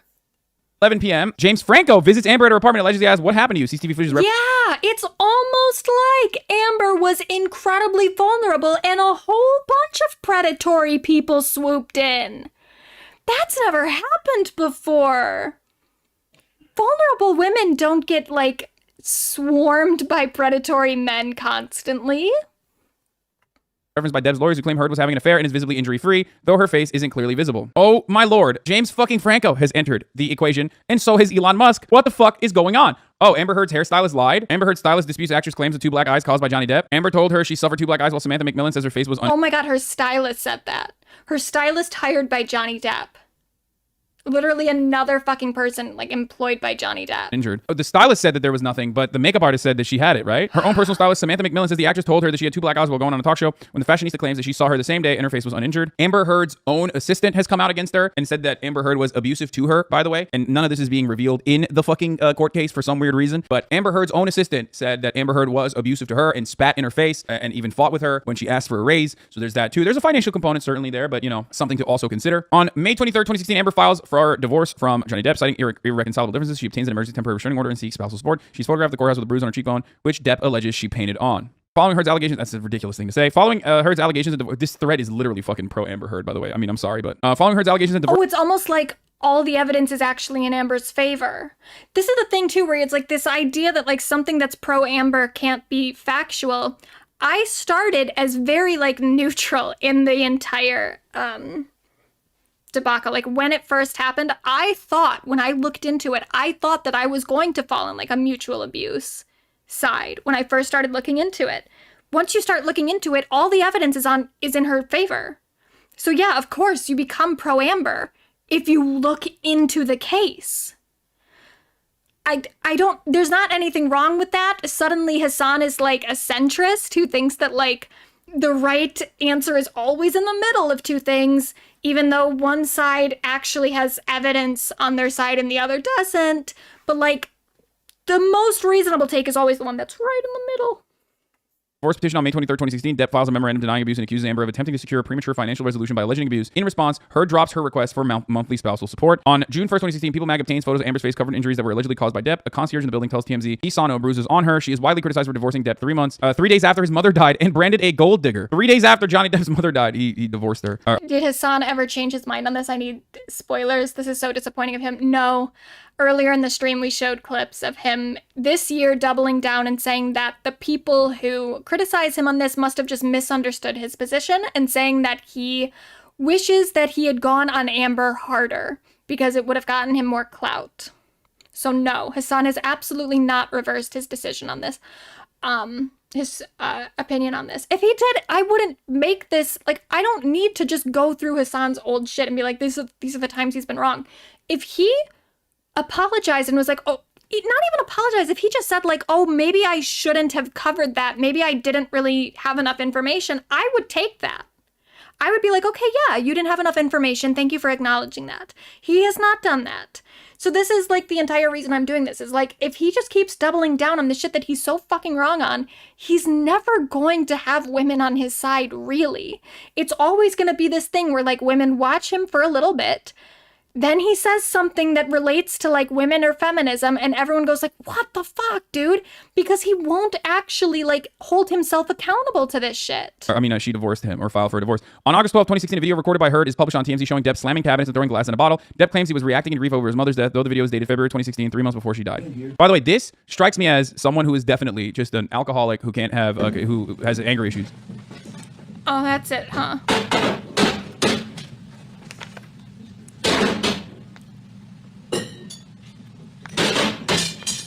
This morning, you know that? Were you in here? No. So then nothing happened to you this morning? Yeah, you're There's right. yeah, it's probably someone else's screen recording. We're not even fighting this morning. All I did was say sorry. Did something happen to you this morning? I don't think so. No, that's the thing. You want to see crazy? Look at this. You're crazy. Oh, you're crazy. Holy fuck. Oh, you got this going? You got this going? Oh, really? Really? Chat, he caught us. On August 13th, 2016, Amber testified over the 7-hour deposition of Depp. We saw something about FD Signifier. FD Signifier was in that boat to some extent, though not in the same atmosphere of egregiousness, and FD made it right 100%, and then some. So yeah, it's like FD, I would say nowhere near the amount of coverage. He had made a video where like the thumbnail, I think, had Amber Heard in it or something. It was something with like his editor made a joke at Amber's expense, and then he apologized and made a whole video about it and shouted out my videos, so shout out to FD. But yeah, and that's what I'm saying too, is like, in terms of Hasan saying that people didn't want to hear his take on Sabrina Carpenter because he's just a disgusting man or whatever, no, there's a lot of other men who I would absolutely be willing to listen to their commentary, because like, there are other men who, when they start talking about things related to gender, they do research. They know what they're talking about. They like actually try to engage in the conversation and like look into it. Like the whole thing, I talked about this recently in a member stream. But when I was graduating college, I did for my independent study to graduate, I had to make my own like research essay thing, and I was a film major with a concentration in film studies and also a philosophy minor, and I really focused on a lot of like feminist theory in both realms. I did my independent study. I did a feminist film theory essay on Mary-Kate and Ashley media, which is very like on brand for me. But I chose my own professor. I chose a man. I let a man fucking grade my feminist film theory essay. I let him grade it because I knew that man like understood the topic enough to be qualified to talk about it. Hasan, however, like that's so like the reason I am critical of Hasan is not because I'm like, oh, he's a man, he should never talk about women. No, I think men can talk about women's issues. Hasan is just a fucking idiot when it comes to women's issues, and he doesn't care to do the research to actually like educate himself on it. So there's a difference. That's the fundamental difference. It's not that he's a man. It's that he's a man who doesn't know what he's talking about and talks anyway. So, you know, there's absolutely like room too for him to like educate himself and grow. The problem is that he won't admit that he's wrong. And that's kind of the issue that I have with him, is like this case is the most, it's like the biggest indication that he doesn't know what he's talking about when it comes to women, and he won't do anything about it. And he knows this footage is out there and he still is defending himself. So that's the whole thing for me. It's like you could just like educate yourself and do better. But you don't. Abused, under questioning by his And lawyer. I want him to. I want him to. That's the whole point of this stream, is like, I want, if any of his audience sees this, and I don't think he'll see it, but if anyone in his audience sees it, like, I just want more pressure to be put on him to just get his shit together. Just research stuff a little bit more. Know what you're talking about. Care a little bit. Or just call somebody. Call someone. Be like, hey, I don't know anything about this topic. You seem to know about it. Can you come onto my stream and talk about it? I know so many people that would be willing to do that, myself included. I don't want to dislike Hasan. I want to like him.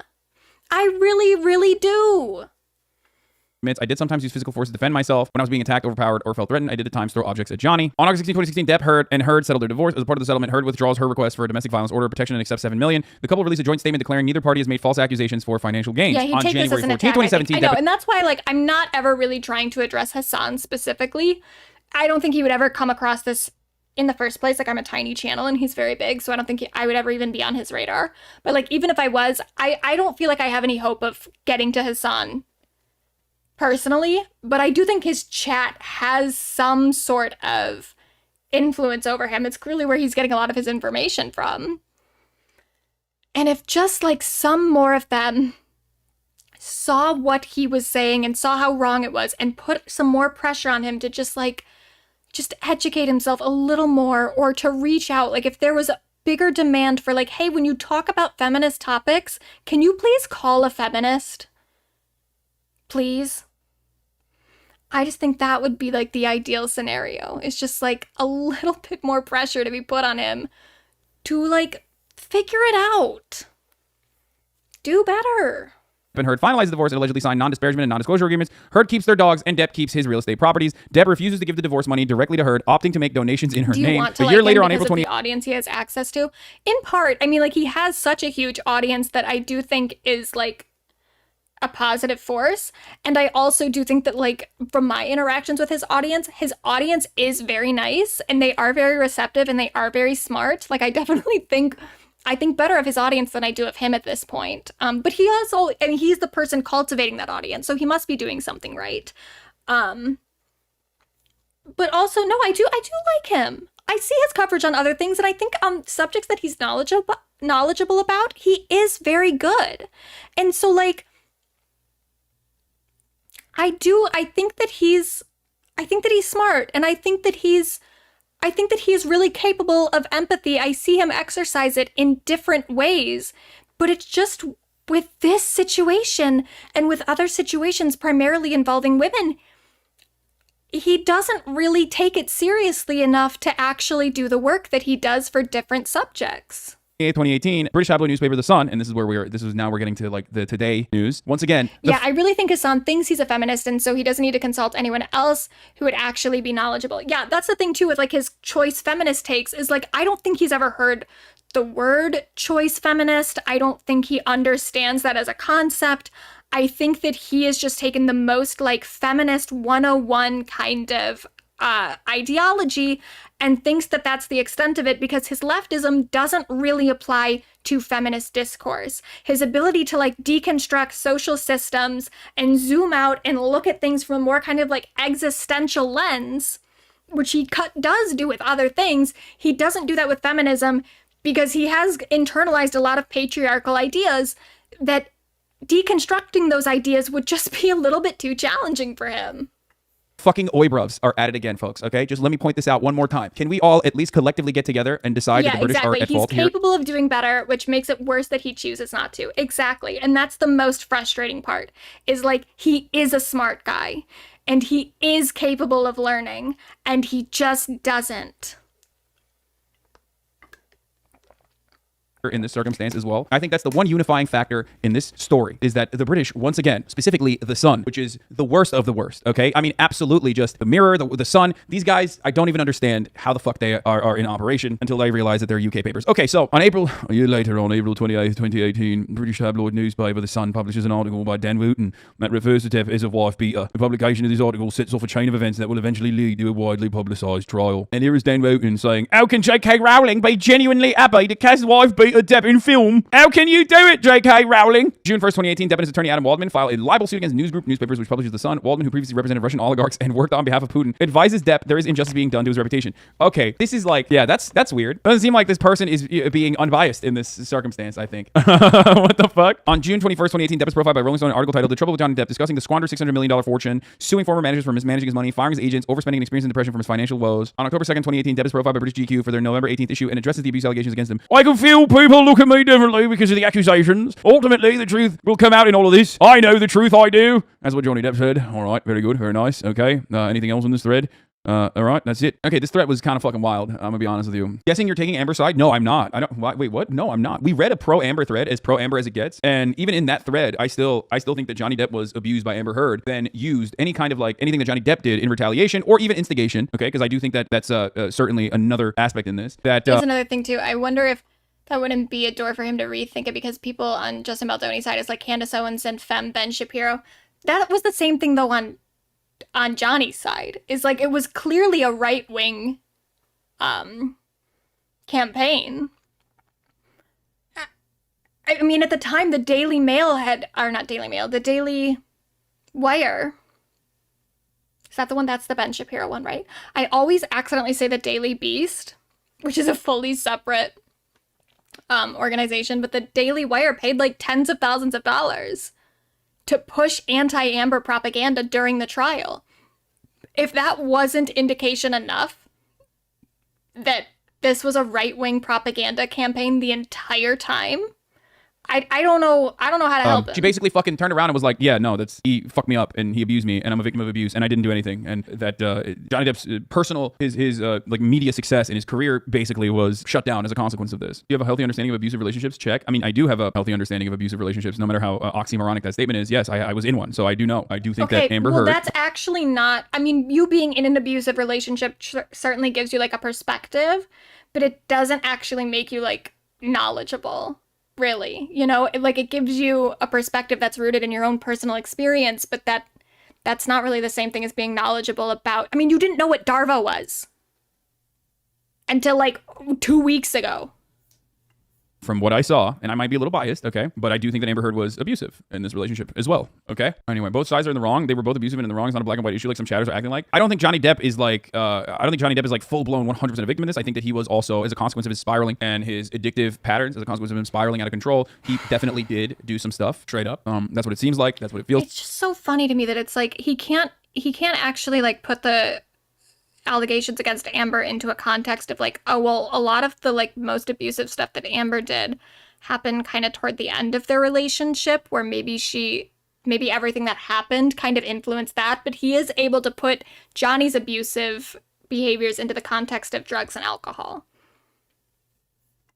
Like that's what it looks like, but the additional insult to injury in this circumstance is that it was only portrayed as a one-sided instance or a one-sided incident where Johnny Depp was in the wrong, when that is not the case. This is how toxic, abusive relationships operate. I know that everybody wants to immediately fucking hit there's only one person who is a victim in all of this, and that's Johnny Depp, or there's only one person who is a victim in all of this, and that's Amber Heard. But unfortunately, given the information that we do have, given how highly publicized this was, no, you don't know anything. What information do you have? What have you done? You've done no research. You've done no research at all.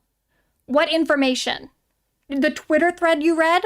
The CBS News report you watched? and also given the fact that they're both like attractive actors, okay, it's very difficult to parse through and find exactly who was at fault in every single circumstance, even though I do think that Johnny Depp was a victim of domestic abuse, okay? And then also on top of that, Amber Heard made it seem like the domestic abuse that she engaged in was actually a consequence of her being a victim of Johnny Depp's abuse. And it feels like Johnny Depp more so was pathetic throughout the entire relationship. And I say this as someone who also had addiction issues as well. And that I think that he was more so in an unstable place. He was a victim of addiction and certainly kept spiraling out of fucking control. And that level of like manipulation to win the court of public opinion and their attitude in a moment where like the Me Too stuff was happening strikes me as inappropriate, to be honest with you. So she got the restraining order before the Me Too movement. What are you talking about? you mean to tell me that she uses degraded mental state as a platform to abuse him further and make herself look better in the public eye? I do think that that's a little bit of what happened, yes. The thing that makes me side with Johnny is that all but one of his exes came forth to say that he has never been abusive with them, and the notion of him violent is outrageous. I don't deny that maybe he was abusive, and there seems to be evidence that that was the case, but if he never was with this way before, you have to wonder why. I think that his prior relationship said that he was not violent, but I do think that I think that Johnny Depp is 100% an aggressive drunk. Like, he definitely broke shit, you know what I mean? He definitely threw stuff. He might have even been aggressive with other people in his vicinity, because I do think that there's an assault case on top of that. It's someone like in his, he's an addict. I don't know how else to describe it other than like, he's a fucking addict. I don't know if you guys have ever been around an alcoholic or an addicted person. It's just like, it's a very sad state of affairs. You lose control. You behave in you know, increasingly brutal ways. You're first and foremost, you're brutal to yourself. You know what I mean? You fucking hate yourself. You despise yourself, and that creates a cycle of toxicity and resentment, and you are impossible to fucking be around. I know I've struggled with addiction issues in the past. I know what it's like. You definitely will be horrible, and especially if you spiral out of control. Addiction isn't an excuse. An aggressive addict is still being aggressive. I'm an addict, but that doesn't mean I'm exempt. No, I understand that. I wasn't saying that at all. But I do think that he's literally fucking, he's fucked up. He's fucked up. All right, let's. All right, so that's the first one. There's another one. This one's a lot shorter, but this is from the focus verdict. on this.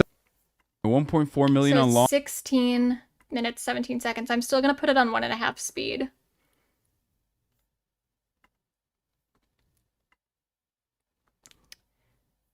On crime YouTube channel alone. Holy shit. Yeah, dude, 1.5 now. The judge has also entered an order and said that the jurors' names will not be released publicly, at least by the state of Virginia, for 1 year. I said what I said about this. I am actually interested to see like how fucking insane this jury is, because from what I understand, there are more men in this jury than there are women, right? It will be very interesting to see, because defamation suits in the United States of America are very difficult to win. Defamation suits in the UK, in comparison to the United States of America, are very easy to win. The First Amendment is super, super protective over people who are defaming other people. You need to find like malicious intent, and that is a really, really high standard, much higher than what you need to prove. The burden of proof is on the side of the publication, and in the UK they still won that defamation suit. So my expected outcome, and I've said this since day one, is the same as like Legal Eagle's opinion on the matter. I personally think that Johnny Depp's original intention or main intention for this trial wasn't necessarily to win the defamation suit. After all, Amber Heard doesn't have $50 million anyway. It certainly wasn't to like win an award here as a consequence of this trial, but to correct the record on his own domestic violence, like that he was a victim of domestic violence, contrary to what the prior attitude was from mainstream media that presented Johnny Depp as like simply just an abuser that was violent with Amber Heard. And that is real. That actually did happen, right? And that was a real thing. Amber Heard did write an article. Amber Heard did defend the Sun, a dish rag of a fucking newspaper, in the UK court system in a defamation trial. She defended herself.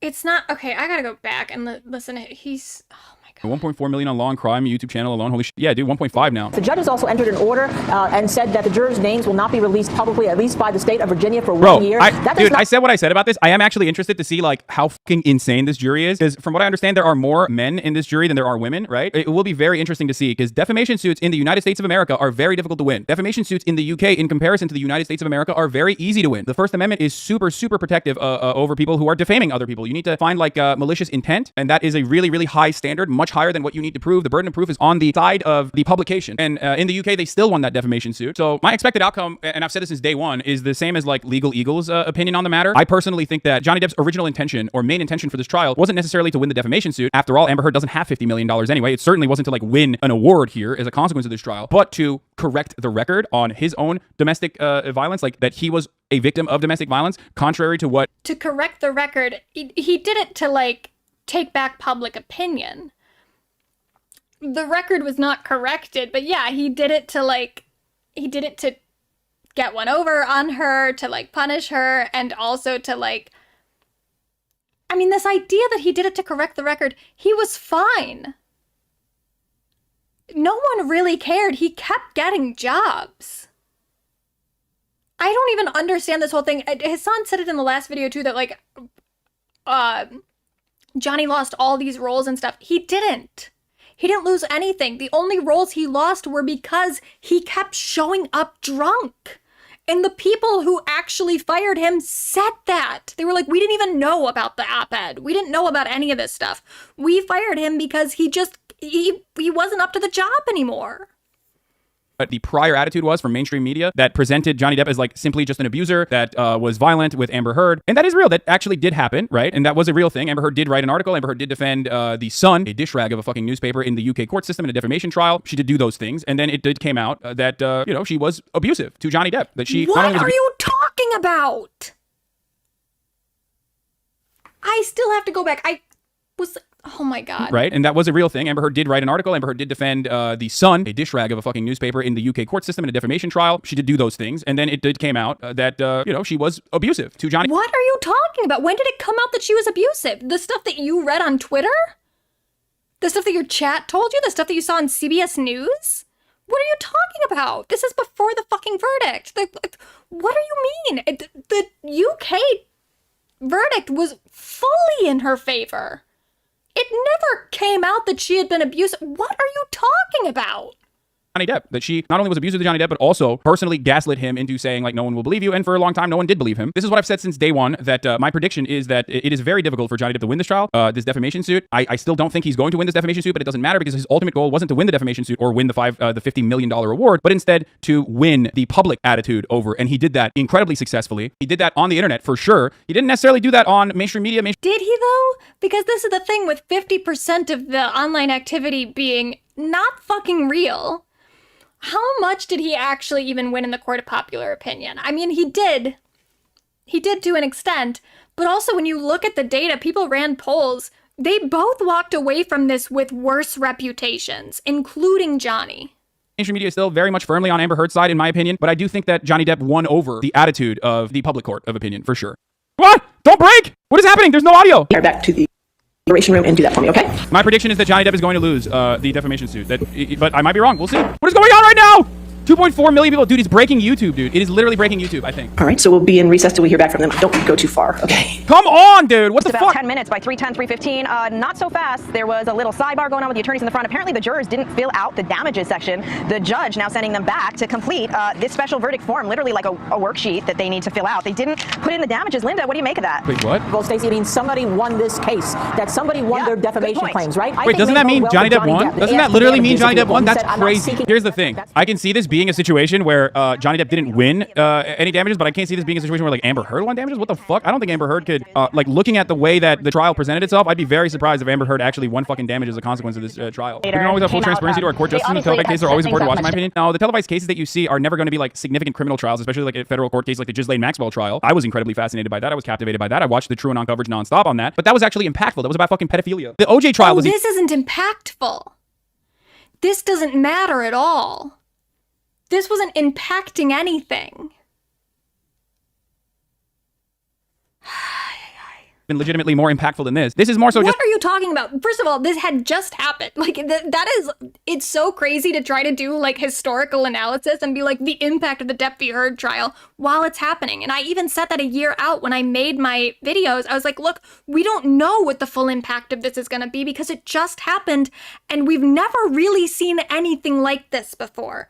This was kind of like a crazy moment in culture, and it absolutely has had an impact. It so has had an impact. What are you talking? Oh, he's stupid. He's actually dumb.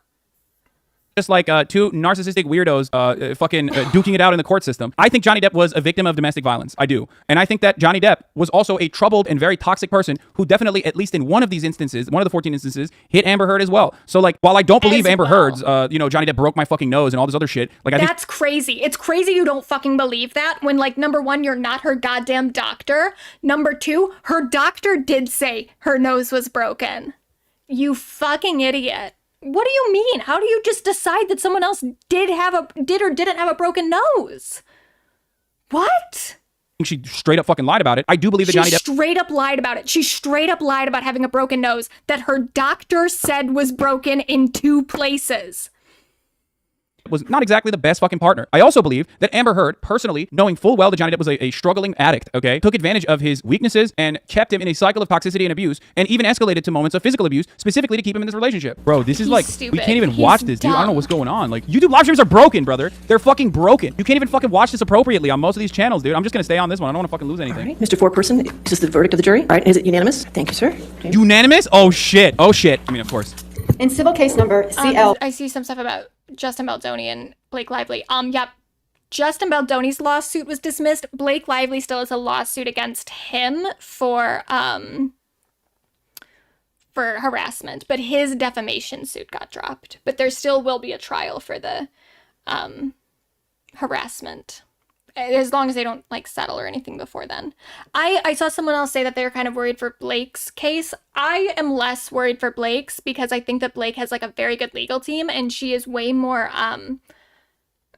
she's just more financially capable of doing this kind of thing, whereas Amber Heard, as we remember, in the year that she was married to Johnny Depp, only earned took home $51,000. So Amber Heard was never 2019 in a position to fight something like this.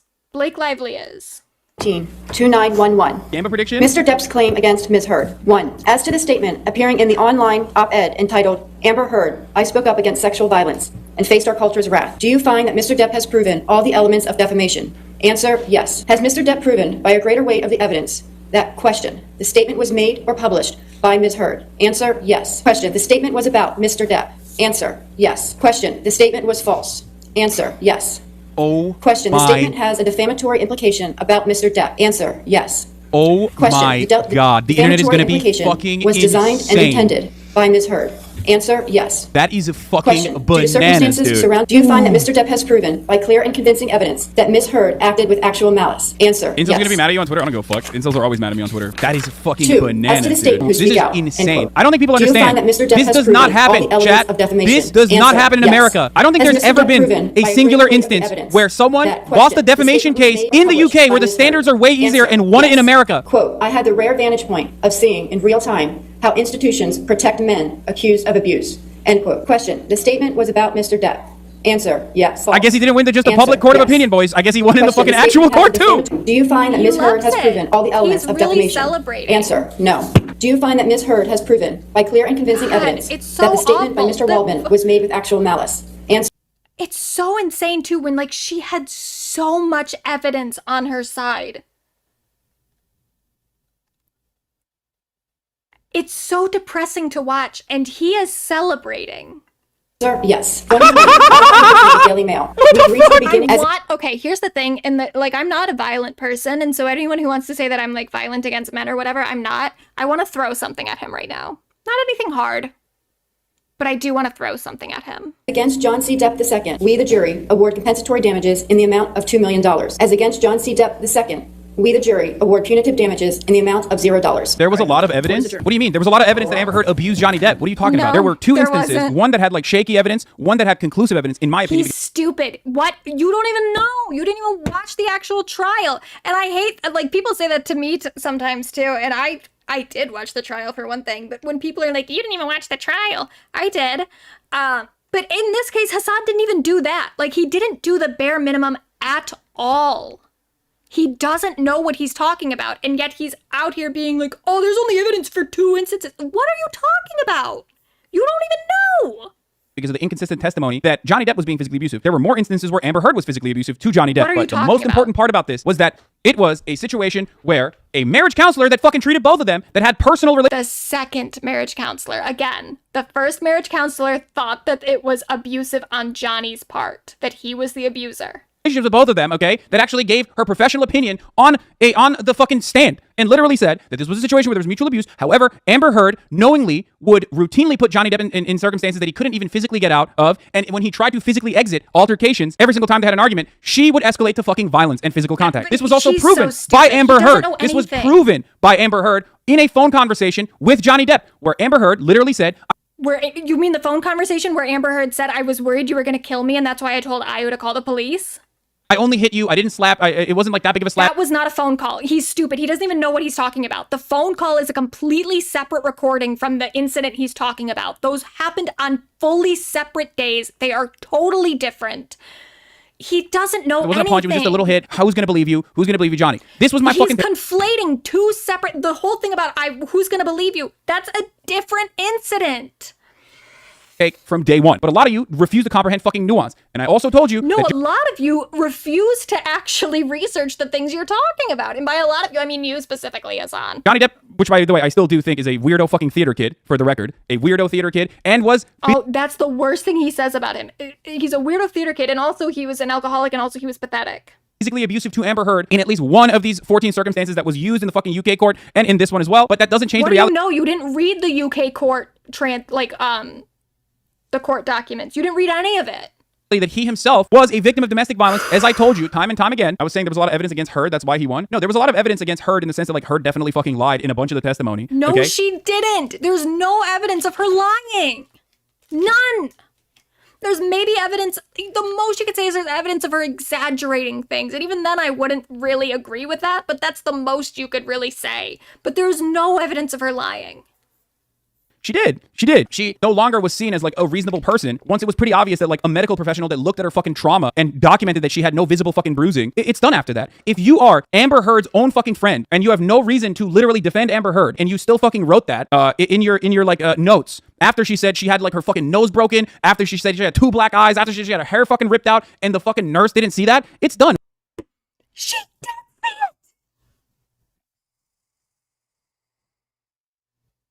She didn't see the hair being pulled out. That's the only thing she said she didn't see. She saw the other injuries. Who the fuck's going to believe you after that? Now, of course, everyone is going to focus on this side. The media is going to focus on how, like, after Drew heard a string of texts from Johnny Depp saying he wanted to burn Amber Heard, he would fuck her burnt corpse and make sure she's dead. They decided Heard defamed Depp and acted with malice. First and foremost, that's why I said Johnny Depp's a fucking asshole, okay? He is. Oh, thank you. He's an asshole. Thank you so much. He's so nuanced. An asshole. He's 100% a fucking asshole. He's a theater kid and he's fucking crazy. Okay. I don't even get what the fucking theater kid thing about this is. I don't like theater kids either. I was a film major. I had to share the same fucking buildings with them. I do think they're annoying. No offense if any of you are theater kids. I love you so much.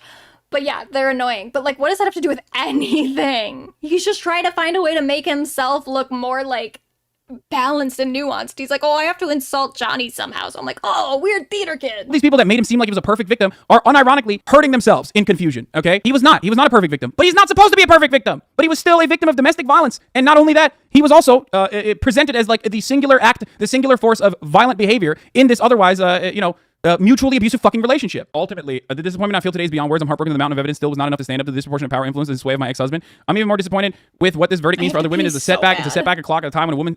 No, dude, no. This is not fucking true. It's a setback on the clock if you're fucking abusive as a woman to your male partner and then turn around and make yourself come across like the singular victim of domestic violence. Okay, yeah. If we're gonna do that, then yeah, it's true. I'm precogging this right now. Okay, I'm pre-watching what is going to happen in the upcoming days. You are going to see Radfems go fucking bananas mode. Okay, you're gonna see Vanity Fair, I love to when he starts listing the rad femmes, it's Vanity Fair and Elle and like other mainstream publications. Those are the rad femmes he's talking about. He's so out of touch with everything he's talking about. What do you fucking mean, the rad femmes at Vanity Fair? All of these other outlets like Good Morning America, like every other fucking mainstream media outlet. The rad femmes at Good Morning America.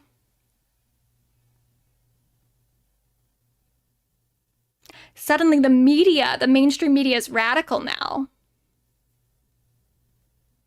But maybe Good Morning America might side with Johnny Depp a little bit, but like they're all going to go fucking bananas mode, talking about how like, Johnny Depp was violent actually and the court was wrong, yada, yada, yada, all this other stuff. I'm going to do what Hasan does. I'm going to let it chair react, and you guys can tell me how stupid he is. I'm going to go pee so bad. Going to piss off the incels even further and people who have been watching this nonstop on the internet even fucking further and make it and draw the rift between mainstream and like new media further and further away, and people are gonna go fucking brutal. Ultimately, the right wing is already taking advantage of this. They're already fucking talking about this. Amber Heard just destroyed Believe All Women, and thus ends the Me Too movement. Hashtag Johnny Depp v. Amber Heard. R.I.P. Believe All Women. And what I'm saying in this situation is that just because one woman fucking lied and made herself seem like the singular victim in an otherwise toxic relationship where she was definitely domestically abusive to her male partner does not change the reality that the court system is still heavily slanted to against against women, and that they have a very hard time coming out and speaking out on these issues. And a situation like this is certainly not going to make it easier, okay? But yes, the online space is going to be completely fucking unbearable for the next month or so. He won a defamation case, but he still lost a case that deemed him a certified wife beater. I will take the opinion of the High Court of the UK 100 times more seriously than the 6 fucking regular ass people who weren't even sequestered and instead exposed to the smear campaign. Oh my god, dude. Dude, that fucking High Court UK ruling was fucking insane too. While technically true, because at least there was conclusive evidence in one of the fucking 14 incidents, the fucking judge literally said, even in circumstances where Amber Heard openly admitted to being violent, the judge was like, yeah, it doesn't matter because, like, you know, Johnny Depp was the more violent one, the more violent party. Even in one where, like, his fucking finger was lobbed off, dude. That's psychotic. That was insane. I mean, I said that from day one, too. A statement from Johnny Depp via his spokesperson. Jury awarded Depp $15 million, Heard $2 million in the defamation case and countersuit Wednesday afternoon. Read the statement here. 6 years ago, my life, the life of my children, the lives of those closest to me, and also the lives of the people who for many, many years have supported and believed me were forever changed, all in the blink of an eye. False, very serious, and criminal allegations were levied at me via the media, which triggered an endless barrage of hateful content. Although no charges were ever brought against me, it had already traveled through the world twice within a nanosecond, and it had a seismic impact on my... Did I miss anything? He's still stupid. Life of my career. And 6 years later, the jury gave me my life back. I'm truly humbled. From the very beginning, the goal of bringing this case was to reveal the truth regardless of the outcome. See, that's what I was saying. That Johnny Depp's purpose for this incredibly public trial was specifically to fucking correct the record. Grateful to the jury for their careful deliberation, to the judge and the court staff who have devoted an enormous amount of time and resources towards this case. Mr. Johnny Depp in the local office. Okay, people are like, here's the thing. People are not like fucking, so when people say, oh, we care about this because we care about domestic violence, or we care about this because we care about like, you know, defamation, we care about this whatever, like, they're fucking lying, okay? The reason why Camille Vasquez has 100,000 or 300,000 fucking followers on a fan account on TikTok is not because they truly care about domestic violence, or because of like, whether they care like men can be victimized or not. It's because they're fucking psychos with nothing else going on in their lives, okay? That's the reason. Because we have a deeply unhealthy parasocial relationship with celebrities, okay? And this was, you know, this was a perfect fucking powder keg of pathology on the internet. So just remember that. It's not like these guys are like defenders and moral arbiters of the truth. Like, come on. That's just the intellectualizing that you are adding on to your morbid curiosity, which is understandable. You can admit that you have morbid curiosity and a fascination in this sort of circumstance. It's like interesting stuff. I get it. You watch it as sport, and it was a fun experience for all these other people. Like $2 million awarded back to Heard for this verdict, which in itself contradicts the jury's prior finding that Heard's statements in the op-ed about her experience of abuse were false. Messy jury. It is a messy jury, except part of this was literally, in my opinion, on the lawyers. They flubbed it. You came in here and you asked me, how the fuck did this happen? True. And I told you, the lawyers fucked it up so hard. So absolutely fucking hard. That's true, but Hasan, why did they fuck it up so hard? Why was she stuck with those lawyers? Did you maybe do any research into like the situation and how a woman who at the time had a net worth of $500,000 maybe couldn't have afforded the same kind of lawyers that a man with a net worth of $150 million could afford? Would that maybe have been like a good angle for you as a leftist to cover? I don't know, just kind of a thought. They lost a defamation suit that was won in the fucking UK where the standards are way lower. It is bananas, dude. It is fucking bananas. I told you this. I told you. All right. 1.4 million on law. That was it. He's dumb. He's dumb. And now we have to be nice to him. Because I want Hasan to do better. I really, really do. So I'm gonna now, I'm gonna say nice things about him to make it clear that I do think Hasan is like a good person overall, I guess. It is very hard after watching that, because I am very annoyed and angry. But I think that he's good.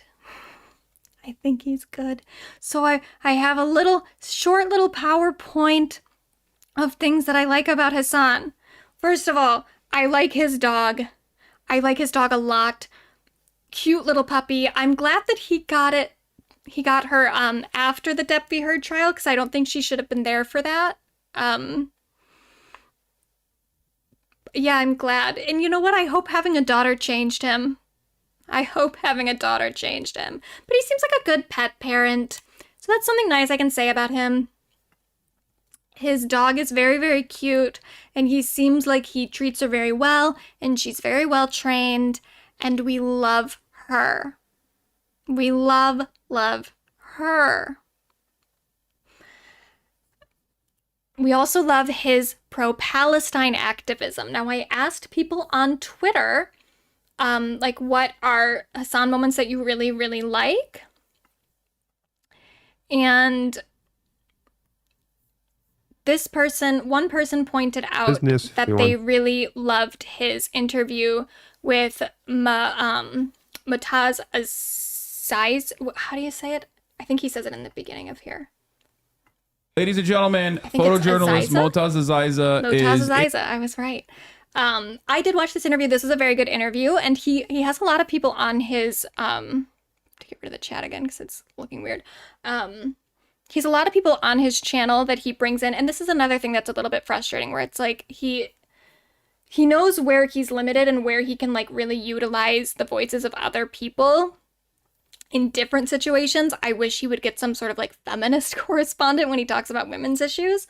But yeah, I love all the people that he's brought on to talk about Palestine and to talk about different things like that. He brings different voices to the public. He has a very large platform that he does use for good a lot of the time. I would say most of the time. I really would. I would say a majority of the time he uses his platform for good. And so we love that. We also love, he did a lot of stuff with when like the LA fires were happening. He had the inmate firefighters on his stream. Put the chat back on. To talk about their experiences. That was really, really great. Love him for that. He also has been doing a lot recently with the LA protests against the ICE raids. I think those are very, very important. I feel very, very strongly about immigration rights, and I'm really glad that he's doing this, especially because, you know, there's a lot of reporting in the mainstream media that makes it seem like the violence that's happening at these protests is being caused by protesters, when a majority of it is being caused by the police, and he is out there recording it, and that's really, really important. So we love him for that. We really do. These are important things to do. He is out on, like, he shows up to protests, he brings his cameras with him. These are really important things. He also is fun. He's fun. And I think that that is like a really important part here, where he's someone that people just like to watch. He's entertaining. And that's important, you know? Removed from his politics, it doesn't even matter. It's like if people are engaged with his content because he's like a fun guy, he can be, that matters. That's a tool that can be used to good ends. I asked people for clips, and yeah, someone said I'm glazing. I called him an idiot multiple times and said I hate him throughout this stream. So I think it's okay if we end this with like a little bit of like he's like mostly a good dude a lot of the time. And I just wish that he would use his platform for better things. Some people, I asked people for clips that they liked. This is another one. Learn yoga it's myself. It's like a 3-minute clip, but it is really buddy. fun. And I have a tier 3 sub to Hasan for his. And I think that this is also really important too, where like, as he was bringing up with parasocial relationships, it is important to use parasocial relationships for like good. And there's a lot of stuff on his streams where it's like there are inside jokes, and there's a community that's being built. People understand Hasan's little quirks and stuff. And as much as maybe that doesn't make him a good or bad person, it is important for people's connection to him.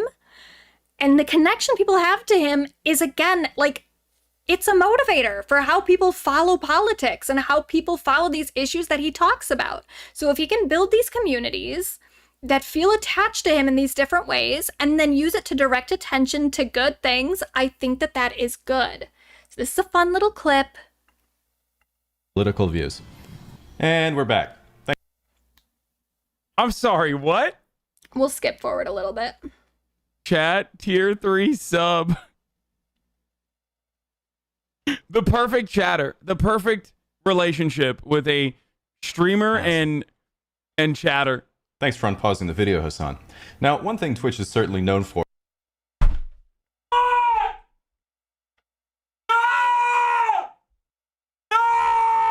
actually tear Are through you the- fucking kidding me? It's a cute little clip. And it's also, again, it's like the fact that people know all these like idiosyncrasies and stuff with him and they play on it, it matters. It matters for his like, for what he means to people and for like how he sits in other people's brains. Also, someone sent me this one. I can't play the audio because there is like a copyright song under it, but it's him crushing watermelon for abortion funds, which we love that. That's a women thing, and we're glad he did that. He's crushing watermelons with his leg. A lot of people like this. I don't get the appeal. I'm gonna be completely honest. I don't care, but other people like it, and so I thought I'd share it for that reason. Thank you for doing this, Hasan. It's for abortion funds, so it's for a good cause. It looks ridiculous though. Not my thing. It's so funny. The person who sent this one, I don't know if he wants me to call him out, but it was Kevin Wu, who is he was a big like Free Britney person, one of the good ones, one of the ones we like, not one of the like weird conspiratorial ones. We love Kevin Wu. And then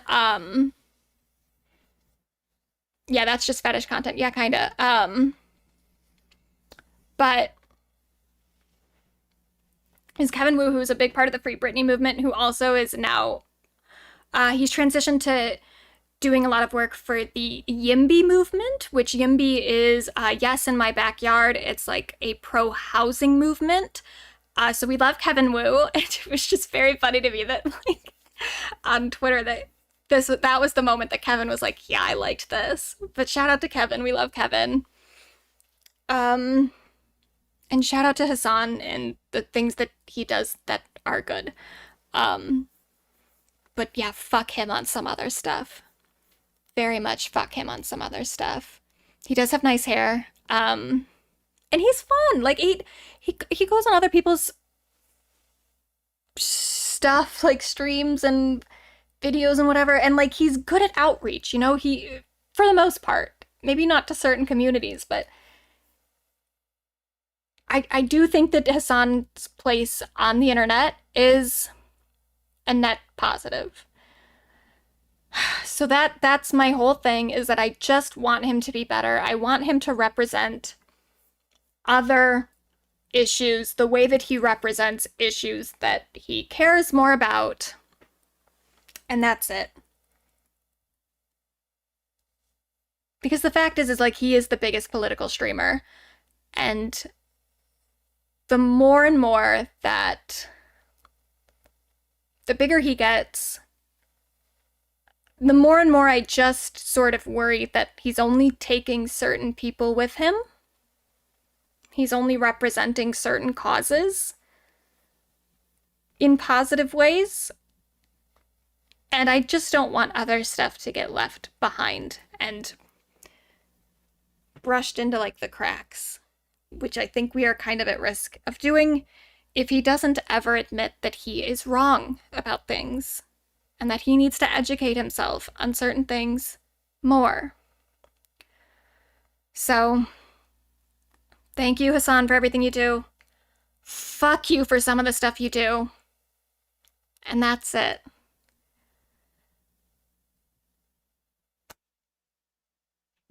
Well, this has been a long-ass stream. I knew it was going to be, but I am hungry. And I'm gonna go eat. And thank you all so much for watching, especially any of you who have been here the whole time. That's crazy. I've also been here the whole time, and I can't believe it for myself. And I especially can't believe it for any of you because you didn't have to be. And for any of you who just like popped in and out, I also love you too. I love all of you very, very much. Thank you for watching my content. Thank you for doing everything that you do. I have a very, very small community, but I am very proud of it. And I think you're all so smart and wonderful. And that's it.